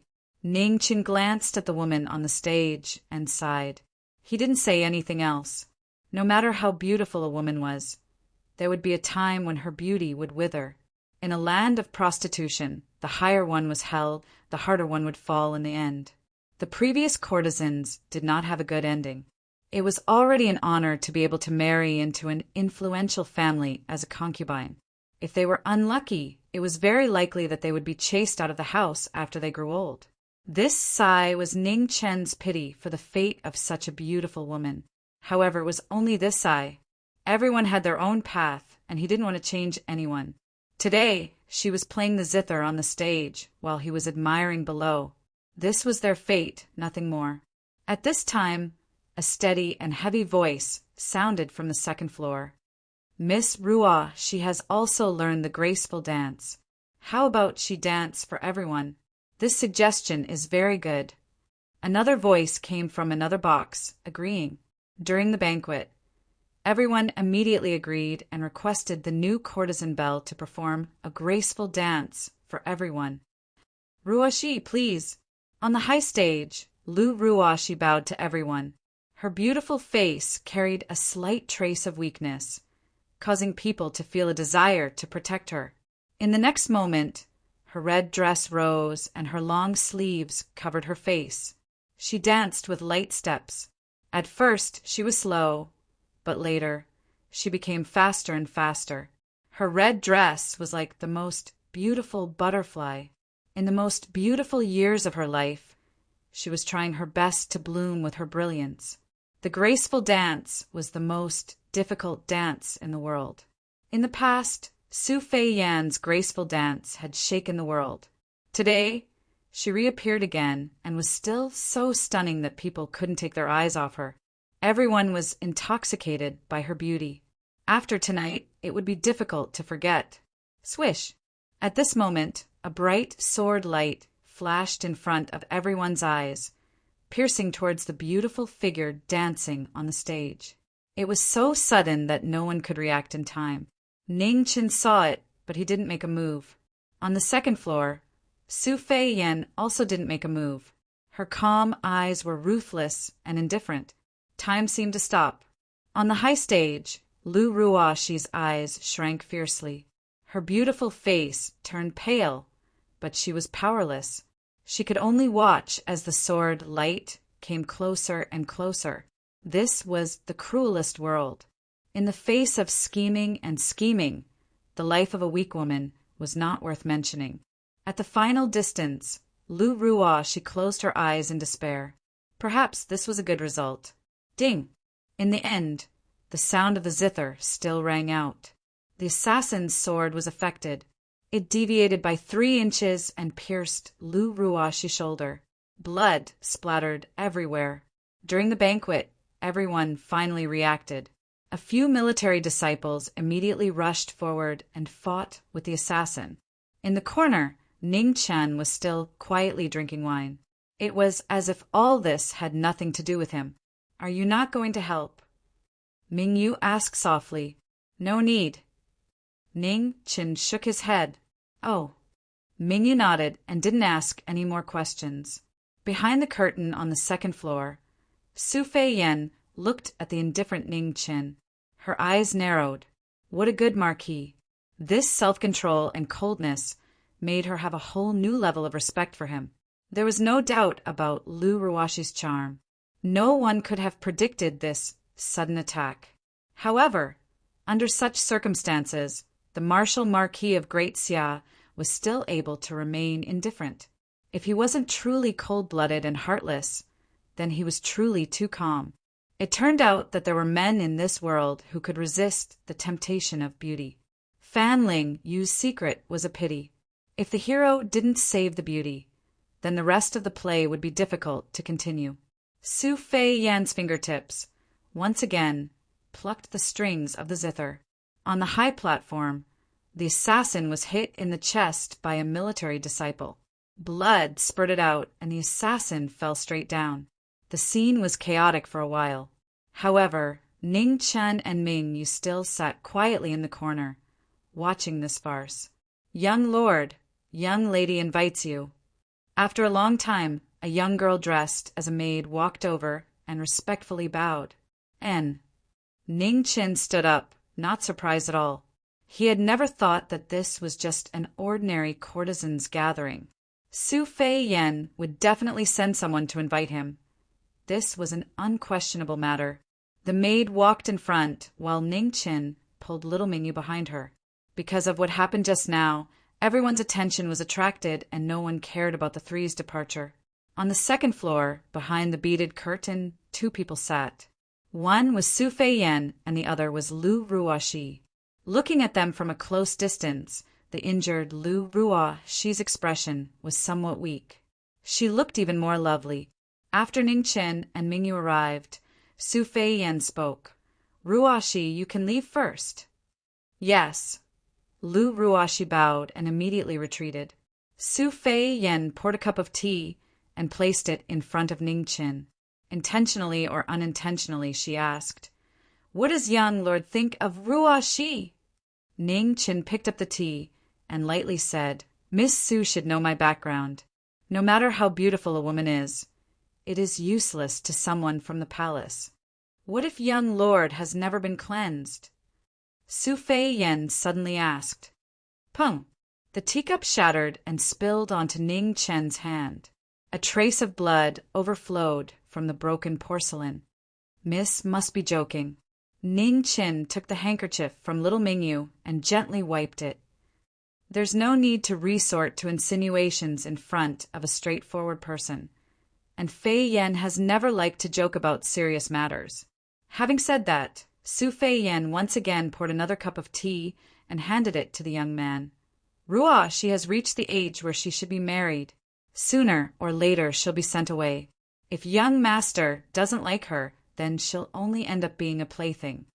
Su Fei Yan's words were cruel, but they were also the truth. A woman would always age and decline. After all, a woman from a brothel had a disgraceful identity and was destined to not have a good ending. However, the current Lu Ruo, she was at the peak of her beauty. There were many people who wanted to take her into their arms. Nodding at this time would undoubtedly be a big favor. The tea was delicious, sweet, and bitter. Ning Chen took a sip and calmly said, "What does it have to do with me?" Then Ning Chen got up and said, "Miss Su, if there is nothing else, then I will take my leave. The time is late, and Ming, you still needs to rest." Su Fei Yen was startled for a moment, but after a moment, she returned to her senses. Softly smiling, she didn't urge him to stay. "Chiu Lan, send young lord off." Yes, a woman in a luxurious dress walked in and answered. "No need to go through so much trouble," Ning Chin said, refusing to be sent off. After the two left, Chiu Lan asked with a puzzled expression, "Miss, why didn't you ask him to stay?" "We know too little about him. Rashly trying to rope him in may have the opposite effect. I didn't expect him to be so indifferent towards Ruashi's matters." Su Fei Yan's delicate brow wrinkled. This Jiming Marquis was far more difficult to deal with than she had imagined. Then what about Ruashi? Chiu Lan thought for a moment and couldn't help but ask. "Send her to the Jiming Marquis mansion. If the Marquis doesn't accept her, then bring her back to Matchmaker. Whether she wants to receive guests or give her to the rich and powerful, it's up to Matchmaker."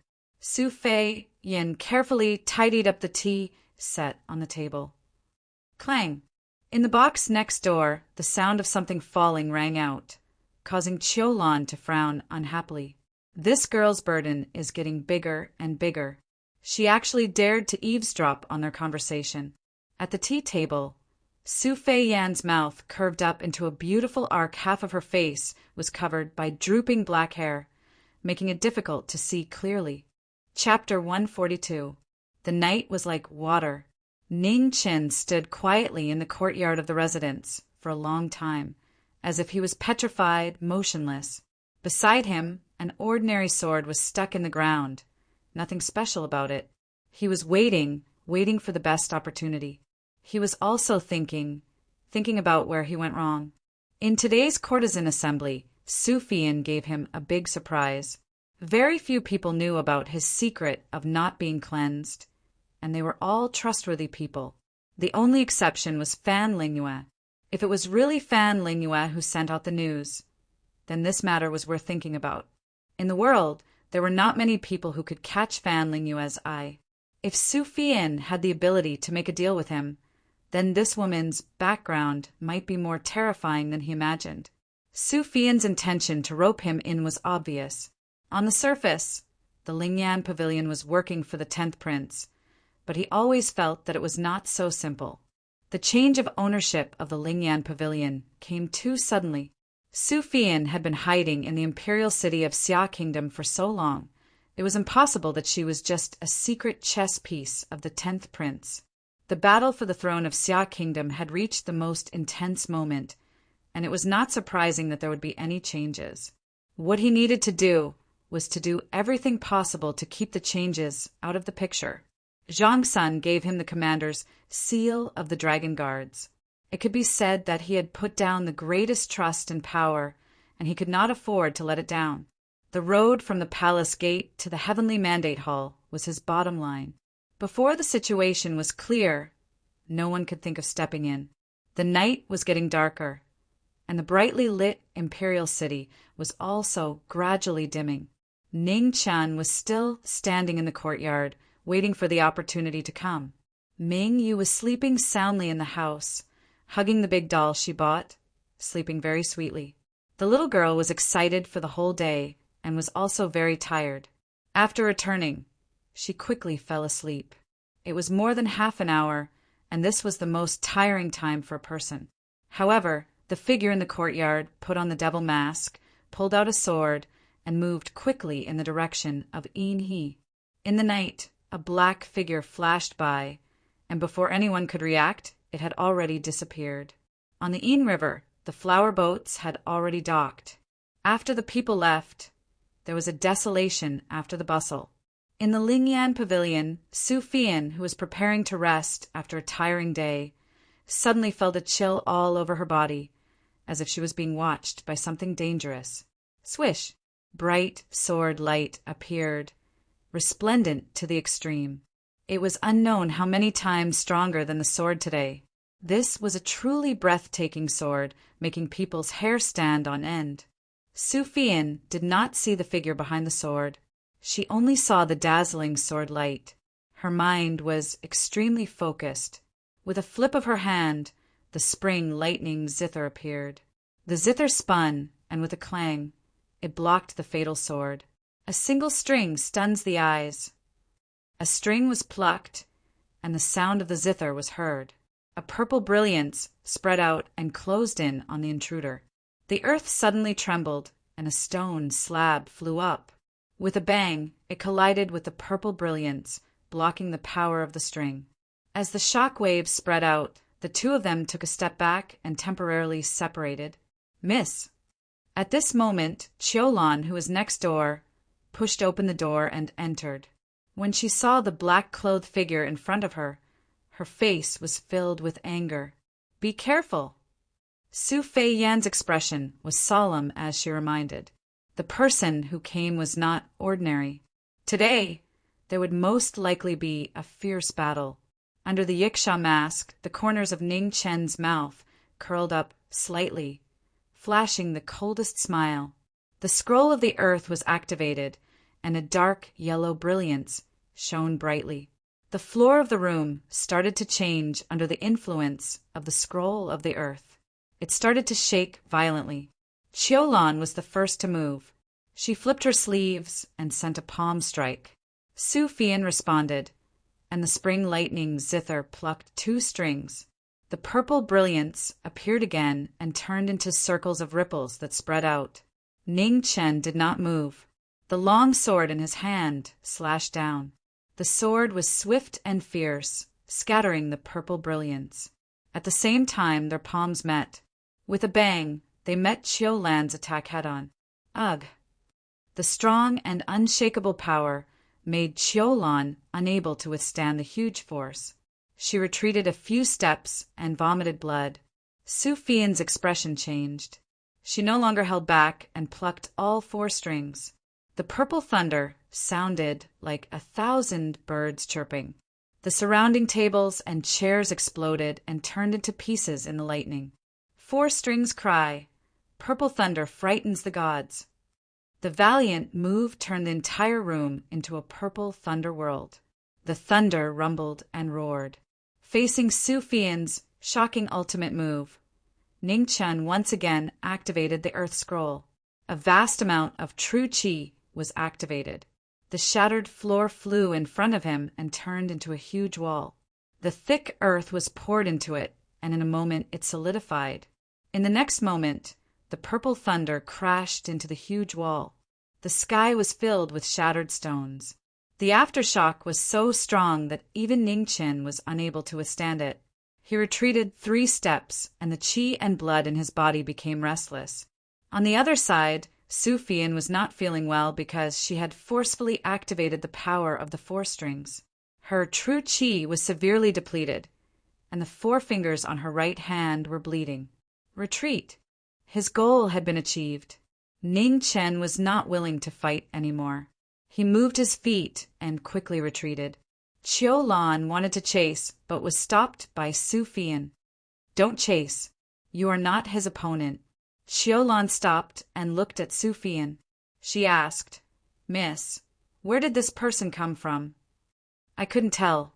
From the beginning to the end, he had been deliberately hiding his moves. I didn't expect that there was such a strong person hidden in the imperial city. Su Fian said seriously. The strength of the person who came was beyond imagination. If not for the fact that he could not use his full strength, he would have been even more terrifying. Now the situation was a bit troublesome. Her skills had already been exposed, and this could become a hidden danger. The night outside was getting darker and darker. After Ning Qin left the Lingyan pavilion, he quickly rushed forward. After a long time, seeing that no one was chasing him, he stopped and took off the mask on his face. Blood flowed from the corner of his mouth and dyed the evil ghost mask red. Although he had blocked the last move, it had affected his old injuries. Ding! Suddenly, the air around him condensed and a bell rang. Ghost Qi gradually rose, and a ghostly palanquin came from the distance. The black and white impermanences opened the way while Oxhead and Horseface carried the palanquin. With each step they rapidly approached. Ghost woman. Seeing this strange scene, Ning Chan was startled and his expression changed. Young man, I trust you have been well since we last met. From within the palanquin, a voice came from far away. It was thin and cold, causing people to involuntarily shiver. Ghost woman, this is the human world. It is not a place you should have come to. Ning Chen's expression gradually became cold. I have come to take back the earth scroll that belongs to the underworld. From within the palanquin, the ghost woman spoke. I didn't think that the one who took the earth scroll that day would be you. You found the wrong person, Ning Chen coldly said. Even if you deny it, it is useless. Today, I will definitely take the earth scroll away. Before she finished speaking, the palanquin stepped forward. The black and white impermanences, Oxhead and Horseface, stepped forward. In the blink of an eye, they were already 3 zhang away from him. Ghost desolation art. 100 ghosts trapped the heavens. 100 ghosts appeared and a cold wind whistled. One after another, ghostly figures flew out from the palanquin. In the blink of an eye, they trapped the surrounding area. Ning Chen retreated, his expression heavy. It seemed that when he had fought with Su Fian, he had exposed the secret of the Earth Scroll. He didn't think that the ghost woman would be so sensitive to the Earth Scroll. What was troublesome now was that the injuries in his body were showing signs of flaring up. Moreover, he had never fought with anyone from the underworld before. If they fought, he was afraid that he would be at a disadvantage. Thinking of this, Ning Qin took a step forward and rushed forward. His sword pierced towards the figure in the palanquin. The situation was unfavorable. He had to end this quickly. Ling Ling, the black and white impermanences, morning staffs, rang out as they struck towards the newcomer. Ning Chen was unmoved. He flipped his palm and knocked away the 2 morning staffs. His figure quickly approached the palanquin. Ding! The sound of metal and stone rang out. Oxhead used his body to block the palanquin. He was as firm as a boulder. The long sword was unable to advance even an inch. Unbreakable body again. Ning Chen coldly snorted. He withdrew his sword and used his palm. With a bang, his palm landed on Oxhead's body. Immediately, a huge force spread out and sent Oxhead flying. There was no longer any obstruction between the two. Ning Chen rushed into the palanquin. His sword followed him as he drew out the most dazzling rays of light. Broken soul inside the palanquin, a ghostly light blossomed and welcomed the sword light. Boom! The collision of the 2 extremes caused the most terrifying shock waves. The palanquin was unable to withstand the huge force. With a bang, it shattered and scattered in all directions. The ghost woman appeared. She was wearing a bright red wedding dress. Her head was covered with a red veil and her face could not be seen clearly. Only the cold, ghostly chi around her body caused people's hair to stand on end. Ka! An ear-piercing sound rang out. The long sword in Ning Chen's hand shattered into pieces. Before it even fell to the ground, it was quickly turned to dust by the ghostly chi. I'll say it one last time. Hand over the earth scroll. Under the red veil, her bright red lips opened. Impossible. Ning Chen was still unmoved as he coldly replied, Then die. The ghost woman's body moved. Her slender white hand reached out and stabbed towards Ning Chen's dantian. Ning Chen did not dare to hold back. His aura erupted as he activated the 2 scrolls of the heavenly book. With a bang, he met the attack with his palm. A martial Marquis versus a ghost woman. This was the most powerful battle below the innate stage. The brazen power shook the surrounding ground. Cracks appeared on the street, extending for dozens of feet. 100 ghosts sealed the sky. There was no way out. Ning Chen had no choice but to fight his way out. In this brilliant battle, half of the street was destroyed. The ground was destroyed and the houses collapsed. It was a scene of devastation. The ghost woman's strength was shocking. Her every move was astonishingly powerful. Even though Ning Chen had 2 scrolls of the heavenly book and his foundation was unparalleled in the world, it was still difficult for him to fight. Just as the 2 of them were locked in a fierce battle, a pair of calm eyes slowly opened in the Yen prince's mansion. Clang! The green sword flew out from the sword rack. It turned into a shooting star and swept towards the battlefield. In the next moment, the green sword fell from the sky. With a bang, it cut through 100 ghosts and annihilated the ghostly chi. The ghost woman's expression changed, and she quickly retreated a few steps. People from the underworld should not appear in the human world. Leave. Prince Yen said calmly in Prince Yan's manner. 3 disasters expert. The ghost woman's body turned cold. Her heart trembled.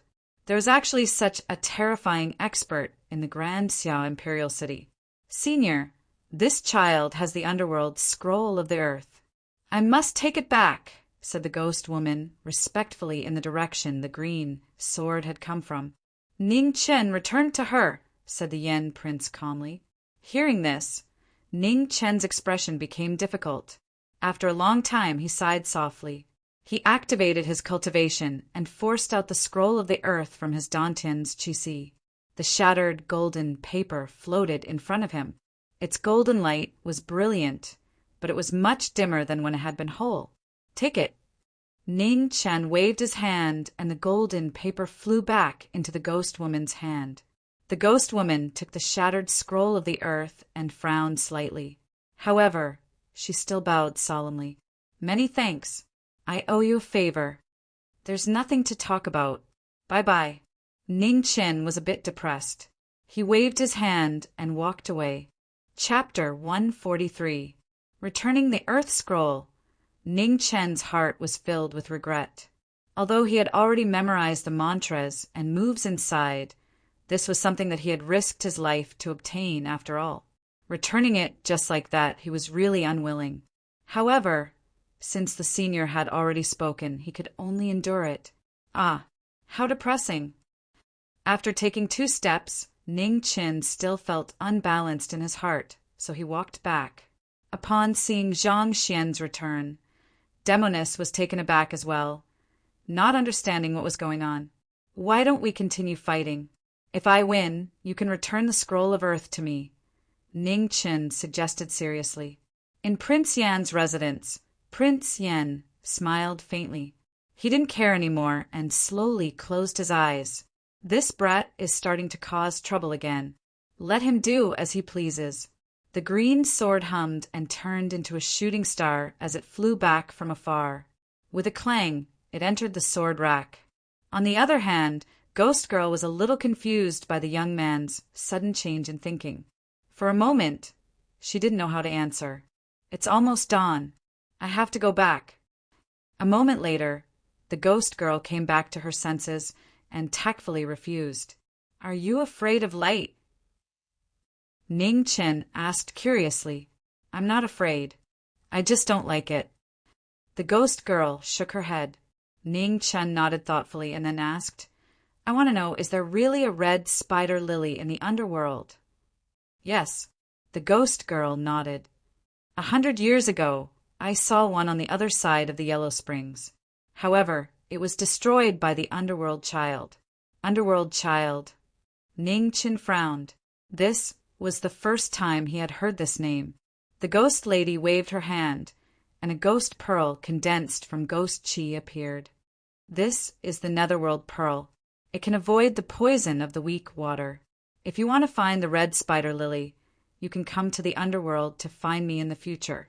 Ning Chen unceremoniously took the ghost pearl and put it away. It would be a waste not to take it. Compared to the scroll of earth, he had suffered a great loss.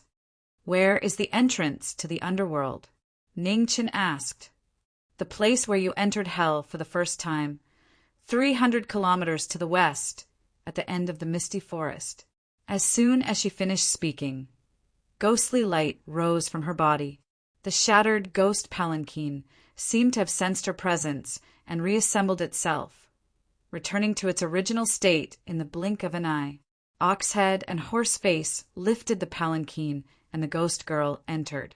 The black and white deities cleared the way, and they left step by step. Be careful of Underworld Child. This was the final warning. As the figure gradually disappeared into the distance, Ning Chen stood at the same spot for a moment before he also left. In Prince Yan's mansion, Ning Chen walked over. The butler opened the door and welcomed him in. Senior. Ning Chen entered the inner hall and bowed respectfully. Yes. Prince Yan stood up and replied, Senior, there's something I don't understand. I hope you can help me, said Ning Chen respectfully. Speak, Prince Yan said calmly. Ning Chen carefully described the situation of his battle with Su Fian. This was the first time he had seen such a technique, and he was not used to it. Hearing Ning Chen's description, Prince Yan narrowed his eyes and said, It's the Spring Thunder Zither and the 7 Strings Heavenly Technique. If I am not wrong, this woman should be a descendant of the Heshi dynasty. Heshi dynasty. Ning Chen frowned. He had heard of this name before. 1,000 years ago, the ancestors of the great Xia dynasty conquered the north and south and defeated countless countries. The 2 strongest countries were the Xin Empire and the Heshi Empire. The Heshi dynasty was slightly weaker than the Xin dynasty, which was the strongest at that time. However, it still brought a lot of trouble to the great Xia. Prince Yan nodded and continued. The Spring Thunder Zither is the national treasure of the Heshi dynasty. Combined with the 7 Strings Heavenly Technique, its power is shocking. It is said that when the 7 strings are used together, even a 3 disaster realm expert cannot block it. Wasn't the Heshi dynasty destroyed? Why are there still descendants left? How can the great Xia's emperor tolerate such a thing? Ning Chen did not understand. No matter when, what every emperor feared the most was the remnants of the previous dynasty's imperial family. As long as they discovered them, they would spare no effort to exterminate them. Prince Yan said faintly, Things aren't as simple as you think. In fact, not only the Heshi dynasty, but even the Xin dynasty had descendants who survived. During the war, the great Xia had wiped out too many countries and couldn't wipe them all out. Moreover, the 2 dynasties had 3 disaster realm experts holding down the fort. The ancestors of the great Xia didn't dare to push them too hard and could only let them escape. Ning Chen was silent. This was troublesome. If the 10th prince really did have a deal with the previous dynasty's imperial family, then no matter what, he could not sit on the throne of the great Xia dynasty. Senior, this junior still has matters to attend to and will take his leave first. Thinking of this, Ning Chen bowed and turned to leave. When he returned to the Marquis' mansion, before Ning Chen could enter the room, a black-clothed figure quickly walked over and respectfully said, reporting to the Marquis, The spies have reported that the 3rd prince is in contact with Northern Meng. Hearing this, Ning Chen frowned and said, Continue to keep an eye on them. Report back immediately if anything happens." "Yes." The black-clothed figure accepted the order and quickly left. Truly insane. Ning Qin coldly snorted as a cold light flashed in his eyes. For the sake of the throne, these two people had gone crazy. The waning moon moved westward and the night was coming to an end. Ning Chen returned to his room and wrote a note before sending it to the imperial court. 2 hours later, the sun had risen. Outside the door, a guard ran in to report. "Marquis, the 10th Prince sent someone to deliver an invitation. Please come to the front hall.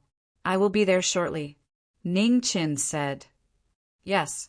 Not long after, Ning Chen arrived at the front hall of the Marquis' mansion. When he saw the two women, he did not look surprised. The invitation was placed on the table, while Lu Ruo, she stood quietly to the side. Her peerlessly beautiful face had a touch of weakness as she faced the unknown future, causing one to feel pity for her. Qiu Lan stepped forward and bowed. "Marquis, the 10th Prince knows that the Marquis' mansion still has no dancers, so he sent Ruoshi here to express his sincerity." "I will accept the invitation, but you can take her away," Ning Qin calmly said. Lu Ruoshi's face was slightly pale as she knelt and said, "Marquis Ruoshi has reached the age of marriage. I can either receive guests or be sold to influential officials. The best result is that I will be sent away with some silver when I grow old. Ruoshi does not dare to have any extravagant hopes. I only ask for a place to stay. I hope the Marquis can fulfill my wish." Lu Ruoshi's eyes were filled with tears as she pleaded. At this moment, she no longer looked like a courtesan, but a pitiful woman who only wanted a place to stay. No one could bear to refuse. As long as one was a man, no one could deny Lu Ruoshi's charm. As a courtesan, her alluring appearance and enchanting figure were enough to make all men go crazy. However, this was an era that paid attention to matching social status. No matter how beautiful one's appearance was, it could not cover up their low status. Without someone to protect them, they would only end up as a plaything. So what does that have to do with me? It was still a simple sentence without any emotion. Ning Chen was not moved at all, showing the coldest side of human nature. Hearing this answer, Lu Ruoshi's tender body trembled, her face turned pale, and tears unconsciously flowed from her eyes. "See them out," Ning Chen lightly said. Yes. At the front door, a guard walked in and immediately stretched out his hand, motioning for the two to leave. Qiu Lan and Lu Ruoshi had no choice but to leave with the guard. Before leaving, Lu Ruoshi once again looked pleadingly at Ning Chen, but all she received was the most ruthless indifference. "Young miss, it's a failure." In the Lingyan pavilion, Qiu Lan looked at Su Fei Yen, who was playing the zither, and respectfully reported, "Oh, he still refused?" Su Fei Yen stopped playing the zither and thought for a moment, in that case, let's give him to the matchmaker. Behind Qiu Lan, Lu Ruoshi's tender body trembled fiercely. Kneeling down, she pleaded, "Young lady, please give me another chance." "No need, go and prepare. From today onwards, everything will be arranged by the matchmaker." Facing Lu Ruoshi's pleading, Su Fei Yen coldly refused. With her last hope shattered, Lu Ruoshi's face instantly turned ashen. Her beautiful eyes were empty, without a trace of light. After the courtesan assembly, the Yin River was still very lively. Flower boats flowed, and talented scholars and beautiful women shared a drink and enjoyed the beautiful scenery. The 10th Prince arrived, and after a short conversation with Su Fei Yen, he immediately boarded a flower boat and quietly waited for someone to arrive. At noon, Ning Qin also arrived and boarded a flower boat. "Ji Ming Marquis, please," Xia Mingri politely said. Ning Qin sat down and looked at the 10th Prince, who was about the same age as him. He was not in a hurry to speak. "Ruoshi, come and pour wine," Xia Mingri said. "Yes." Lu Ruoshi walked over. Her eyes were lifeless and had lost a lot of color. Ning Chen was still indifferent, and his expression did not change in the slightest. Xia Mingri observed for a long time and finally sighed in his heart. This Marquis Ji Ming really was like the legends, cold-blooded and ruthless, without the slightest mercy. Withdraw. Xia Mingyue finally decided to give up on this chess piece and softly said. Lu Ruo, she was startled, and her eyes instantly recovered, looking at the two people. She didn't know where her courage came from. Ignoring the 10th prince's order, she once again knelt in front of Ning Qin. Marquis, you are a martial marquis with great power. Why can't you tolerate a weak woman like Ruoshi? Lu Ruoshi's face was filled with anger and unwillingness. Hearing such a bold question, Xia Mingri's eyes flashed with a touch of surprise. He had underestimated this weak woman. Miss Lu, what do you want? Ning Qin did not get angry and calmly asked. A place to stay. Lu Ruoshi replied. I'll give you a chance. As long as you can give me a reason to keep you, I'll give you a place to stay. Ning Chen raised his head and lightly said. Lu Ruoshi's beautiful eyes instantly lit up with hope, as if she was drowning and had grabbed onto the last life-saving straw. She desperately clung to it. However, after a moment, most of this hope quickly disappeared. The Marquis's request sounded simple, but in reality it was very difficult. What else could a woman from a brothel have besides her body? She was not stupid and could clearly see that the Marquis had no interest in her body. Lu Ruoshi's eyes gradually dimmed. She really could not think of any reason for the Marquis to keep her. Don't say I didn't give you a chance. Although the Marquis's mansion is big, it does not raise idle people. This Marquis really can't find a reason to keep you. After waiting for a long time, Lu Ruoshi still did not reply. Ning Chen indifferently spoke without a trace of pity, slowly pushing the former into the abyss of despair. Lu Ruoshi's heart hurt so much that it was difficult to breathe, but she still desperately wanted to surface. She struggled and said, Marquis, I can learn anything. The corner of Ning Chen's mouth curved into an indifferent arc. No need. This Marquis can't wait. Ning Chen's words ruthlessly shattered Lu Ruoshi's last hope. The cruelest thing in the world was to give someone hope and then mercilessly shatter it. Lu Ruoshi staggered, almost unable to stand steadily. Her beautiful face had completely lost its color. Chapter 144. Ning Chen's ruthlessness made Lu Ruoshi completely despair. When a chess piece had no value, who would care whether it was gold or silver? Xia Mingri watched quietly without saying anything. It was a pity that this chess piece was lost. However, the target was the Marquis. If he was so easy to win over, he would be suspicious. The biggest variable in the imperial city was the Marquis in front of him. There was still a gap between his power and the third prince's, so winning over the Marquis was the most effective way. 10th Prince, you didn't ask me to come here for such a trivial matter. If you have something to say, just say it. Ning Qin picked up his wine cup and asked calmly. Xia Mingri didn't beat around the bush and said bluntly, Marquis, I need your help. Why? Ning Qin said lightly. The Marquis always has to choose between me and third brother. In the current situation, third brother does have a slight advantage. However, with your intelligence, you should be able to distinguish the difference between icing on the cake and sending charcoal in the snow. Xia Mingri said seriously. Ning Qin took a sip of wine. When the wine entered his throat, it was scorching hot and intoxicating. 10th Prince, you only said half of it. The other half is that choosing you means I have to bear a greater risk of failure than choosing the third prince. Presumably, you should also know the consequences of failure. Why should I take this risk? Since ancient times, wealth comes from danger. The Marquis is already a martial marquis. The next step is to become the head of the generals. However, with third brother's relationship with Jingwu Duke, I'm afraid this position will not be given to anyone. In other words, if the Marquis chooses third brother, the best result is to keep his position. Xia Mingri said seriously. Ning Chen was silent and didn't answer. He showed a thoughtful expression. The Marquis should think about it carefully. The difference in strength between me and third brother is not insurmountable. Moreover, I don't know if the Marquis is aware that third brother has begun to secretly contact Northern Meng. Xia Mingri pretended to inadvertently reveal the truth. Ning Chen was startled, and a touch of anger flashed across his face. Is this true? It's true.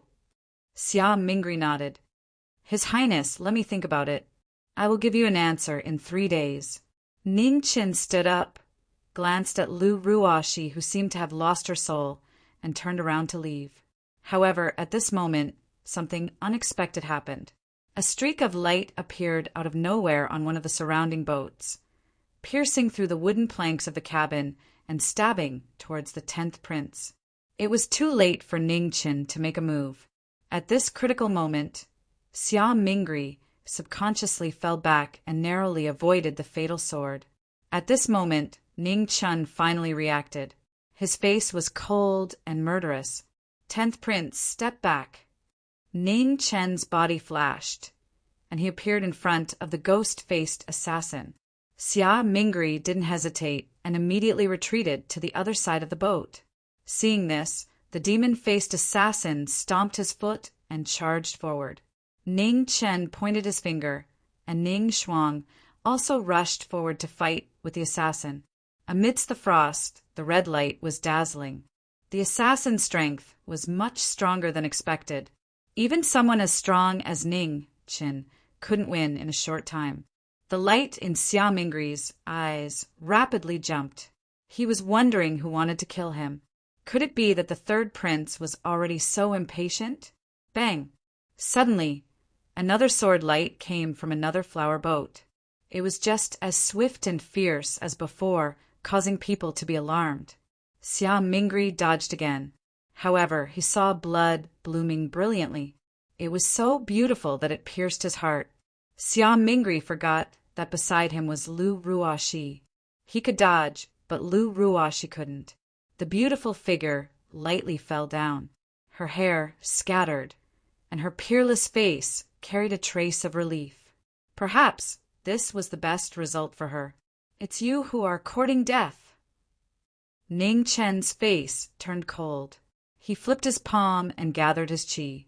All of a sudden, blue waves roared out. The cabin was shattered, and half of the Yin River started to shake. The waves rolled and gathered. Waves shocking heaven and earth unite. The supreme martial arts of the Zhongsun family appeared in the world. Monstrous waves crazily roared, each wave higher than the last. The whole world turned into water. In the Ling Yan pavilion, Su Fei Yan's pupils constricted. What a terrifying martial Marquis! At the same time, all the spies' expressions changed. The Marquis Ji Ming had actually become so strong. The two assassins didn't say anything and hurriedly retreated. However, it was already too late. Bang! Bang! The two assassins were dyed red and flew out. Blood sprayed out and sprinkled 10 meters away. Let's go! The two spat out a mouthful of blood. They immediately stepped on the water and flew away. Ning Chen didn't chase them. Instead, he went to Xia Mingri and asked, 10th Prince, are you all right? I'm fine. Thank you for saving me, Xia Mingri solemnly said. It's what I should do, Ning Chen politely said. The next moment, Xia Mingri squatted down and checked Lu Ruoxi's breath. He sighed softly and said, she's hopeless. At this time, the few guards who were secretly protecting the 10th Prince's safety also got on the boat. They all knelt down and said in fear, this subordinate came too late and frightened your highness. It's not your fault. Get up, Xia Mingri said. Thank you, your highness. The guard stood up and immediately stood aside. Since the 10th Prince is fine, this subordinate will take his leave. Ning Chen cupped his fists and walked away. Your highness, what should we do with this woman? After Ning Chen left, a guard looked at Lu Ruoxi in a pool of blood and asked, find a place to bury her, Xia Mingri lightly said. Yes. The guard accepted the order and wrapped Lu Ruashi in a blanket. He then carried her off the boat. After dealing with these trivial matters, Xia Mingri walked to the bow of the boat and looked at the third prince's mansion in the distance. He couldn't figure out why Xia Yanwu was so anxious. According to reason, he should be the one who was anxious. At the Jiming Marquis mansion, Kang Yu walked over. When he saw Ning Qin, he knelt down and said, "Greetings, Minister." Kang Yu's face was still filled with fear. At the last moment, he thought he wouldn't be able to come back alive. "You did well." "Get up," Ning Qin calmly said. "Thank you, Minister." Kang Yu stood up and stood aside. "Wu Go chose to take you. It seems he trusts you very much. I hope you won't let this Marquis down," Ning Chun indifferently said. "This subordinate doesn't dare." Feeling the coldness in Ning Chen's words, Kang Yu broke out in a cold sweat. After the battle just now, he finally understood how terrifying their lord was. No one would be able to understand that kind of terrifying power unless they experienced it themselves. Just now, if their minister hadn't secretly held back, he and Yin Wugo really wouldn't have been able to come back. "Okay, you can leave," Ning Chin said. "Yes." Kang Yu respectfully bowed and quickly left. Half a day later, Ning Chin was ordered to enter the palace and meet with Zhang Sunday. The two talked for nearly 3 hours. By the time he returned to the mansion, the sky was already completely dark. Yin Wu Go was already waiting in the backyard of the mansion, his red robes fluttering in the wind. "Where is she?" Ning Chin asked. "In the room," Yin Wu Go calmly said. Ning Chin opened the door and saw the beautiful figure lying on the bed. Her face was pale and bloodless. "When will the medicine's effect wear off?" Ning Chin turned his head and asked. "Tonight," Yin Wu Go replied. Ning Chin stepped forward and took Lu Ruashi's pulse. It was still extremely weak and almost undetectable. "Minister, if there's nothing else, this subordinate will take his leave," Yin Wu Go said. "Look after Kang Yu." "I don't want any accidents," Ning Chin lightly said. "I believe in him," Yin Wu Go sternly said. "I hope so." "You can leave," Ning Chin waved his hand. "Yes." Yin Wu Go bowed again and quickly disappeared into the night with his blood sword. "Bad guy? Who is he?" After Yin Wu Go left, Mingyu walked into the room and curiously asked. "He's from the imperial court," Ning Chin casually replied. Mingyu walked forward, and after seeing the beautiful figure on the bed, a trace of surprise flashed across her small face. "Isn't this the Hua Kue? Did you really buy her?" "I didn't buy her. I dug her out," Ning Chin honestly said. Mingyu was stunned. She didn't understand and was about to ask when she suddenly noticed that Lu Rua's state was somewhat strange. She couldn't help but worry. What's wrong with her? "She's injured. It's a long story. I'll tell you later," Ning Chin replied as he poured true qi into Lu Ruashi. "Oh." Mingyu nodded and immediately stood by the bed obediently, quietly watching. After pouring true qi, Ning Chin and little Mingyu waited on the side. There was still more than an hour left, so they had to wait. Fortunately, with little Mingyu by his side, he didn't feel bored. Ning Chin explained the matter in detail, without holding anything back. The people who assassinated the 10th prince were Kang Yu and Yin Wu Go. This was something he had arranged in advance. As for Lu Ruashi, it wasn't part of the plan at first. It was a temporary decision he made after boarding the ship. He had sent a message to Yin Wu Go and arranged a follow-up plan so that he could take the opportunity to rescue Lu Ruashi. The imperial court had many drugs that could make people fake their deaths. Yin Wu Go's sword was also very accurate. The heart was half an inch to the right.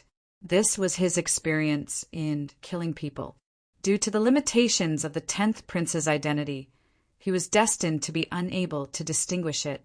Through today's assassination, Ning Chin had a clearer understanding of the 10th prince of the Great Xia. There was no doubt that the 10th prince had always been hiding his strength.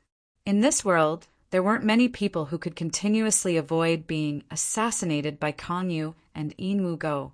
The fact that the 10th prince was able to do it was indeed somewhat unexpected. Thinking about it carefully, Ning Chen felt that something was very wrong. Now was the critical period for the fight for the throne. The 10th prince had no need to hide his personal strength. Unless he reached the Xiantian realm, personal strength couldn't be a decisive factor in the fight for the throne. Moreover, the 10th prince wanted to rope in various influential people. It would be more advantageous for him to show more strength. There must be a demon behind this abnormality. The 10th prince's actions didn't seem like he was deliberately hiding his strength, but more like he was guarding against someone. This person was definitely not him. The 10th prince had been hiding for a long time. He had only become a martial Marquis not long ago. It seemed that the waters of the imperial city were much deeper than he had imagined. There were still many things he hadn't noticed yet. Ugh! At this moment, a painful groan came from the bed. Lu Rua, she slowly opened her eyes. Her beautiful face was blank. The next moment, a calm voice sounded in her ears. This Marquis has given you a place to stay. Chapter 145. For the next 2 days, Lu Rua she recuperated in the Marquis mansion. Although Yin Wu Go's sword had avoided her heart, a woman's body was still weak. This time, she had lost so much blood that she needed to recuperate more carefully. For this reason, Ning Qin specially invited the shopkeeper of Duan Pharmacy to come over. The shopkeeper was a direct descendant of Zhang Sun's bloodline and was absolutely trustworthy. Moreover, Ning Chen's relationship with the shopkeeper was quite good. At least, that was what Ning Chen thought. Young Marquis Ning, the medicine fee this time is 350 taels, plus the 730 taels you owed last time. That's a total of 1,080 taels. When are you going to pay it back? The shopkeeper asked indifferently. Cough, cough. Ning Chen almost choked on his tea. How could he owe so much? Shopkeeper, please have some tea. Ning Chen hurriedly poured a cup of tea and brought it over. The shopkeeper was not polite. He took the tea and drank it in one gulp before continuing, Pay it back. Cough, cough. Talking about money hurts feelings. I'll go ask someone to prepare dinner. We'll eat here tonight. After saying that, Ning Chen ran away and disappeared like a wisp of smoke. On the bed, Lu Rua, she was dumbfounded. This was the first time she had seen this side of the Marquis. It was completely different from his previous cold and ruthless appearance. The shopkeeper packed up the medicine box while saying, Miss Lu, don't believe the rumors outside and don't be confused by superficial things. Your Marquis is a trustworthy person. Of course, the premise is that you have to obtain his approval. After saying that, the shopkeeper picked up the medicine box and turned to leave. Tell Ning Chen that I'm leaving. I remember the debt. Tell him to pay it back quickly. As a dignified Marquis of the Grand Xia dynasty, he can't even take out this much money. Isn't he ashamed? After he finished speaking, the shopkeeper left, leaving Lu Ruashi alone in the room in a daze. Half an hour later, a pretty maid came over with a pot of decocted medicine. She carefully helped Lu Ruashi up and helped her drink the medicine. Thank you. Lu Ruashi softly thanked her. You're welcome. The Marquis asked me to come over. The maid smiled faintly and replied. After a moment of silence, Lu Ruashi finally couldn't help but ask, What kind of person is the knowing Destiny Marquis? The maidservant blew on the medicine in the spoon and brought it to the former's mouth, whispering, Master Ho is a good man. You will understand after a long time. When Her Majesty sent me here, I was also very scared. Master Ho's reputation outside is indeed a bit scary. However, after getting to know him, I found that Master Ho is actually very easy to get along with. He never gets angry, nor does he make things difficult for the servants. If we have to talk about his shortcomings, it is that he is a little poor. At this point, the maidservant couldn't help but laugh and continued, Our Marquis' estate is different from other places. I heard that the expenses of the estate are all personally transferred from the imperial household by the Empress. The Marquis himself doesn't have any money at all. After feeding him a bowl of medicine, the maidservant stood up and said with a smile, "Well, I'll go out first. It's late. I have to boil the bathwater for our young master. Compared with Master Ho, our young master is more difficult to serve." After the maid left, Lu Rua, she leaned against the headboard and quietly thought about the conversation between the shopkeeper and the maid. Perhaps she really didn't understand this Ji Ming Marquis who saved her. After dinner, the estate gradually quieted down. The servants had worked hard all day and had gone back to rest. "Bad person. I don't want to drink medicine. It's too bitter." Inside the room, little Mingyu was throwing a tantrum. She had caught a cold in the past 2 days. It wasn't serious, but she was always coughing. "No, come here quickly." Ning Chen naturally couldn't agree and chased her around the room with the medicine. This little ancestor ran quite fast. "I don't want to." Little Mingyu opened the door and ran out, escaping from the devil's grasp. "Xiao Yun, help me stop her." Ning Chen hurriedly shouted when he saw the maidservant coming over. Okay, the maidservant saw this and immediately went to stop her. Unfortunately, little Mingyu was already prepared. She bypassed the maidservant and disappeared without a trace. Usually, the servants couldn't enter the backyard and only the maidservant was allowed to enter. Once little Mingyu ran, no one could catch up. Ning Chen was still carrying the medicine, so it was very inconvenient for him to chase after her. After returning to the room, he put down the medicine and asked the maidservant to help block the way. The two of them cooperated and finally forced little Mingyu to a corner of the courtyard. Seeing that there was nowhere to run, Mingyu's big eyes rolled around and she ran into Lu Ruashi's room. Clang! When the door was closed, Mingyu ran to the bed, took off her shoes, and got under the quilt without saying a word. Lu Ruashi was startled and didn't know what was going on. Ning Chen and the maidservant pushed the door open and saw the bulging quilt. They knew Mingyu was hiding inside. "Mingyu, I saw you. Come out quickly," Ning Chen said. "No." Mingyu poked her small head out and shook it vigorously. "I'm going to catch you," Ning Chen threatened. "Come on." Mingyu wasn't afraid at all. She wrinkled her small nose and provoked him. Ning Chen didn't know what to do. Men and women shouldn't touch each other. In this era, the distance between men and women was too serious. He couldn't go up and lift Lu Ruashi's quilt. "Xiao Yin, you go." Ning Chen turned his head and said. The maidservant nodded helplessly. It seemed that she was the only one who could do it. When Mingyu saw that the situation was not right, she lifted the quilt and jumped out of the bed. Half of the snow-white mountain range came into view. It was so white and dazzling that it made people dazzled. "Ah!" Lu Ruashi cried out and hurriedly covered herself with the quilt to block the exposed spring scenery. Ning Chen subconsciously turned around and smiled bitterly in his heart. This was a big joke. Mingyu touched her nose and felt a little guilty. She looked at Lu Ruashi on the bed and comforted her. "It's okay. If the bad guy doesn't want you, I'll marry you when I grow up." Lu Ruashi was embarrassed and didn't know what to say. The maidservant quickly went forward and pulled Mingyu over, "Little ancestor. Quickly go back and drink your medicine. Miss Lu can't wait for you." Ning Chen went out and waited in the courtyard. When he saw little Mingyu come out, he deliberately put on a stern face. Mingyu came up and tugged at the bad guy's clothes. She cautiously asked, "Are you angry?" "I'll drink my medicine obediently and won't run any more." Mingyu continued, "Don't be angry." Mingyu hugged the bad guy's arm and shook it vigorously. Ning Chen was dizzy from the shaking and reached out to knock the little girl's forehead. He helplessly said, "Just this once. Let's go back and drink your medicine."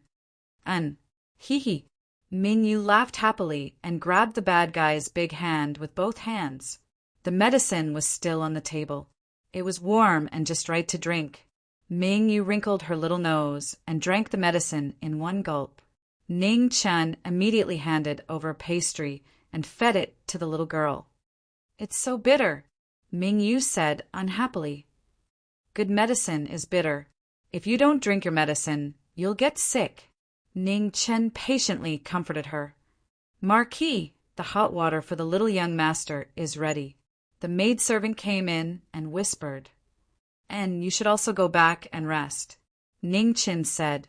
Xiao Yun had to take care of 2 patients a day and was very tired. Moreover, little Mingyu wasn't a master that could be served by ordinary people. "This servant will take her leave." The maidservant bowed and walked away. "Go take a bath and quickly go to sleep." Ning Chen patted the little girl's head and prepared to go back to his room. "I want to sleep with you." Mingyu grabbed the bad guy's arm and said pitifully. Ning Chen helplessly struggled and said, "How old are you? Why do you still need someone to sleep with you? Listen to me and quickly go to sleep." "I won't." Mingyu refused to let go. Ning Chen reasoned for a long time, but little Mingyu was still unmoved. He had no choice but to nod and agree. Little Mingyu had been unusually willful these past 2 days. Whenever a little girl was sick, she would throw a tantrum. "Go take a bath first." "Okay." Mingyu let go of his hand and ran behind the screen to take off her clothes and take a bath. Ning Chen opened the door and went to Lu Ruoxi's room. The latter was already asleep. Her beautiful face was slightly sickly pale, which made her look even more lovely. Ning Chen focused his finger and gently touched Lu Ruoxi's chest. A clear stream of true qi poured into her body and helped her recover. After a quarter of an hour, Ning Chen stopped and immediately turned around to leave. After the door closed, Lu Ruoxi opened her eyes and her tense body slowly relaxed. It turned out that he only wanted to heal her. Ning Chen returned to his room, and just as he was reading a book, little Mingyu ran over in her pajamas. "Go to sleep," Mingyu said tenderly. Ning Chen could only put down the book in his hand. Coaxing this little ancestor to sleep was the most important thing right now. "I want to listen to a story," Mingyu said coquettishly as she leaned against the bad guy's chest. Ning Chen wiped the little girl's hair with a towel and asked, "What story do you want to hear?" "Snow White," Mingyu said after thinking for a while. "Didn't I tell you already? Why don't you change it?" Ning Chen suggested. "I want to hear it," Mingyu said unwillingly as she twisted her body. "Okay," Ning Chen agreed. He couldn't afford to provoke a sick little girl, so he could only comply. In a faraway country, there lived a king and a queen. They longed for a child. However, good times didn't last long. Snow White's mother fell ill and passed away. The king married a new queen. The story wasn't short. Ning Chen told it with great care. Little Mingyu fell asleep as she listened. A peaceful smile hung on her delicate and beautiful face. She looked extremely cute. Ning Chen carefully laid the little girl down and covered her with a quilt. Soon after, he quietly left the room. Marquis, a black-clothed figure, appeared out of thin air and knelt down. "How's the investigation?" Ning Chen asked indifferently. "Grand Guardian and Duke Jingwu haven't found anything out of the ordinary for the time being. However, Duke Xiu did leave the imperial city a few days ago. Moreover, Duke Xiu's disciple Yin Ma Xiao has close ties with Peerless City. His intentions are unclear," the black-clothed figure said respectfully. Ning Chen nodded and said, "Continue to keep an eye on them. Report back immediately if there's any movement." "Yes." The black-clothed figure accepted the order and quickly disappeared. After the scout left, Ning Chen stood quietly in the courtyard and looked into the distance. His eyes narrowed slightly. There was indeed something wrong with Duke Xiu. He just didn't know if Grand Guardian and Duke Jingwu knew about this. The situation in Great Xia was already chaotic enough. If something happened to the 3 dukes, the situation would really be difficult to control. However, what worried him the most was Fan Lingyue. What kind of role did this woman play in this? In this world, no one understood this woman better than him. It was because he understood her that he was so afraid of her. Chapter 146. In the northern Ming camp, a constant stream of information came from the imperial city. The hidden chess pieces that Fan Lingyue had set up over the past 7 years were all working at this moment. In the commander's tent, every day there were orders that were quickly sent to the imperial city through eagles. The spies in Ning Chen's hands were also constantly monitoring every corner of the imperial city, reporting everything that they discovered, not missing a single detail. The imperial city was so big that there were countless nobles that needed to be paid attention to. There were also many shocking situations.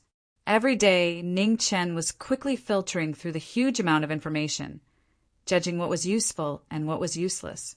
When the 3-day deadline came, Ning Chen sent a letter to the 10th prince, promising that he would help him ascend the throne. Both of them understood that this was just an attitude, but a kind attitude was always the starting point of cooperation. Ning Chen was very clear that before long, the contents of these letters would spread throughout the imperial city. With the 10th prince's intelligence, he definitely wouldn't let go of this opportunity to strengthen his own reputation. Moreover, the 3rd prince would soon find him again. This was a world that valued strength after all. Even the 3 dukes and the eldest grandson couldn't recommend a prince with no power to ascend the throne. 2 days later, the contents of the letter were made public. The imperial city was shaken. Everyone was shocked by Ning Chen's choice. Everyone knew that Marquis Jiming was the most trusted person of the current empress. For him to make this choice, did it mean that the empress had already decided to make the 10th prince the emperor? The 3rd prince was the most surprised person. That day, he and Ning Chen could still be considered to have a pleasant conversation. He didn't expect things to change so quickly. Men, prepare the horse.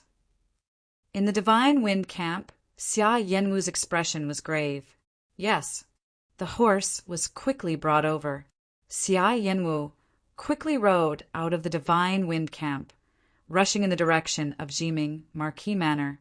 Jiming Marquis Manor. When Xia Yanwu arrived, the old steward was already waiting in front of the manor. When he saw the former, he directly said, "The Marquis left this morning. 3rd prince, please come back another day." Xia Yanwu frowned.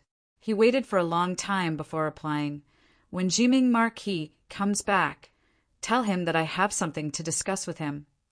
The old steward respectfully bowed and said, "This servant will definitely pass on the message." Xia Yanwu left with confusion and doubt, as well as a trace of anger. In the Cloud Ridge village, more than 700 li outside of the imperial city, a figure slowly walked over. Ning Chen left the city to avoid the 3rd prince and suppress the bandits. The Cloud Ridge stronghold was located on the Cloud Ridge and was the biggest source of bandits in the surrounding area. The terrain was strategic and easy to defend, but difficult to attack. There were more than 4,000 bandits in the stronghold, and there were many experts. The imperial court had tried many times to wipe them out, but to no avail. The imperial guards of Great Xia normally did not leave the imperial city, much less be used to suppress bandits. As for the surrounding city guards, they did not have much of an advantage against these bandits. Ning Chen had never believed that there were mountain bandits that could go against the imperial court.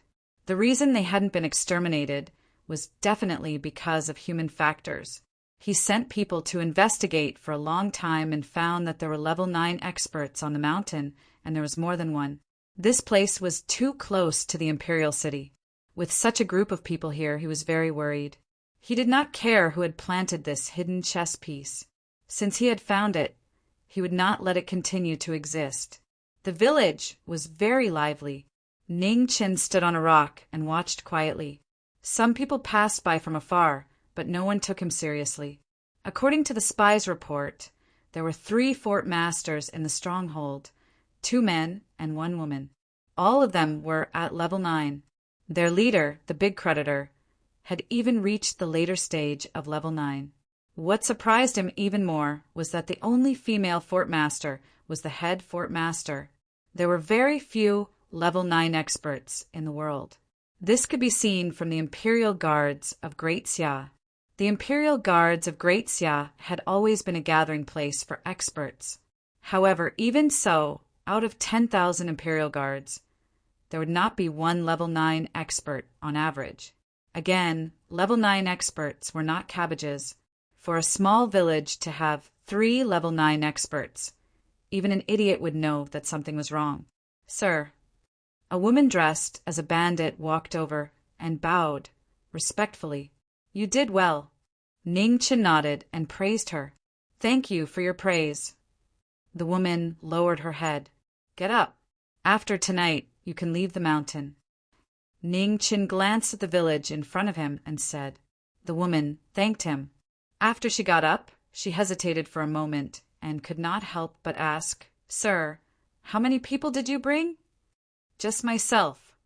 Ning Chen smiled calmly and said, It's just suppressing bandits. There's no need to make such a big fuss. The woman looked worried. Just as she was about to persuade him, Ning Chen stopped her. That's enough. You can go back. I know what I'm doing. Yes. The woman bowed helplessly and sighed in her heart. She did not know if Sir was too confident or arrogant. How could one person defeat more than 4,000 people in the village? Ning Chen did not explain. There was no need to. He had never planned on foolishly charging in alone. Yunling was such a good terrain. It would be a waste not to take advantage of it. On the plains, facing 4,000 bandits with many experts might have been a bit difficult. However, this was a mountain ridge. Horses could not run, and people could not surround him. He had all the time in the world to kill them one by one. As the sun set in the west, Ning Chen stood on a huge rock and waited for the sky to turn dark. The reason was simple. It was inconvenient to leave the mountain at night. He could not kill too quickly by himself. Of course, he did not want anyone to escape. Night did not have much effect on experts above level 9. However, not everyone on the mountain was level 9. The worry on the woman's face did not disappear. She had thought that Sir would bring the green-robed guards or even the red-robed guards. She did not expect that in the end only Sir would come. Night gradually fell. A light wind blew. As expected, it was from the east. Ning Chen stood against the wind. He pulled up a bundle of arrows from under the huge rock. He bent the bow of death and fired 3 arrows at the same time. His relaxed fingers brought out 3 beams of deadly light in the dark night. They silently streaked across the void and headed straight for the people patrolling the outermost perimeter. Pooh, piu, piu. The 3 arrows sank into the throats of 3 people at the same time. There were no screams or cries of pain. Silently, the arrows pierced their throats. Blood sprayed everywhere. Ning Chen's hands were fast. He bent the bow and knocked the arrows. Unchanging, the black beams of light appeared one after another. There was no light or sound. There were only figures falling continuously. More and more figures fell. Finally, someone felt that something was wrong. Just as he was about to go out to check, a black arrow directly pierced his throat. The blood that sprayed out dyed the ground red. All that was left was a pair of eyes that could not be closed and a sense of unwillingness. The smell of blood drifted away with the wind. The people in the stronghold did not notice anything. The dark night was the best time to cover up a massacre. Ning Chen purposely chose the dark night and the position against the wind so that he would not let anyone go. This was a naked massacre. There was no resistance. The figure on the huge rock under the night did not show any mercy from the beginning to the end. His pair of cold eyes made people unable to see any emotions. Death became the only outcome. The stronghold was huge, but it could not escape the pair of emotionless eyes from afar. Wherever the eyes could see, the light of the arrows would arrive in an instant. Killing people was a boring thing. Killing 1 person, 2 people, 10 people, 100 people. After killing too many people, it was just a repetition. However, Ning Chen had already decided to kill everyone. Therefore, he was still very careful when he was killing people. 3 arrows were shot at the same time. 4 arrows were shot at the same time. 5 arrows were his limit. Any more, and he would not be able to control his accuracy. Fortunately, his speed of drawing the bow was very fast. In the blink of an eye, he drew the bow twice in a row. The people who wanted to shout had their throats pierced by the light of the arrows in the end. 5 people covered their throats together. The scene of blood spraying out was very exciting and also very cruel. After killing the outermost people, the target continued to move forward. Ning Chen would let go of groups of more than 10 people. If there were more than 10 people, he would have to draw the bow for the 3rd time. This gap was enough for the remaining people to shout. On the huge rock, the number of arrows that were like a small hill decreased rapidly. It was less than half of the initial number. This meant that half of the people in the stronghold had died. Ning Chen brought enough arrows. He brought as many arrows as there were people in the stronghold. He knew that he could not shoot everyone to death like this.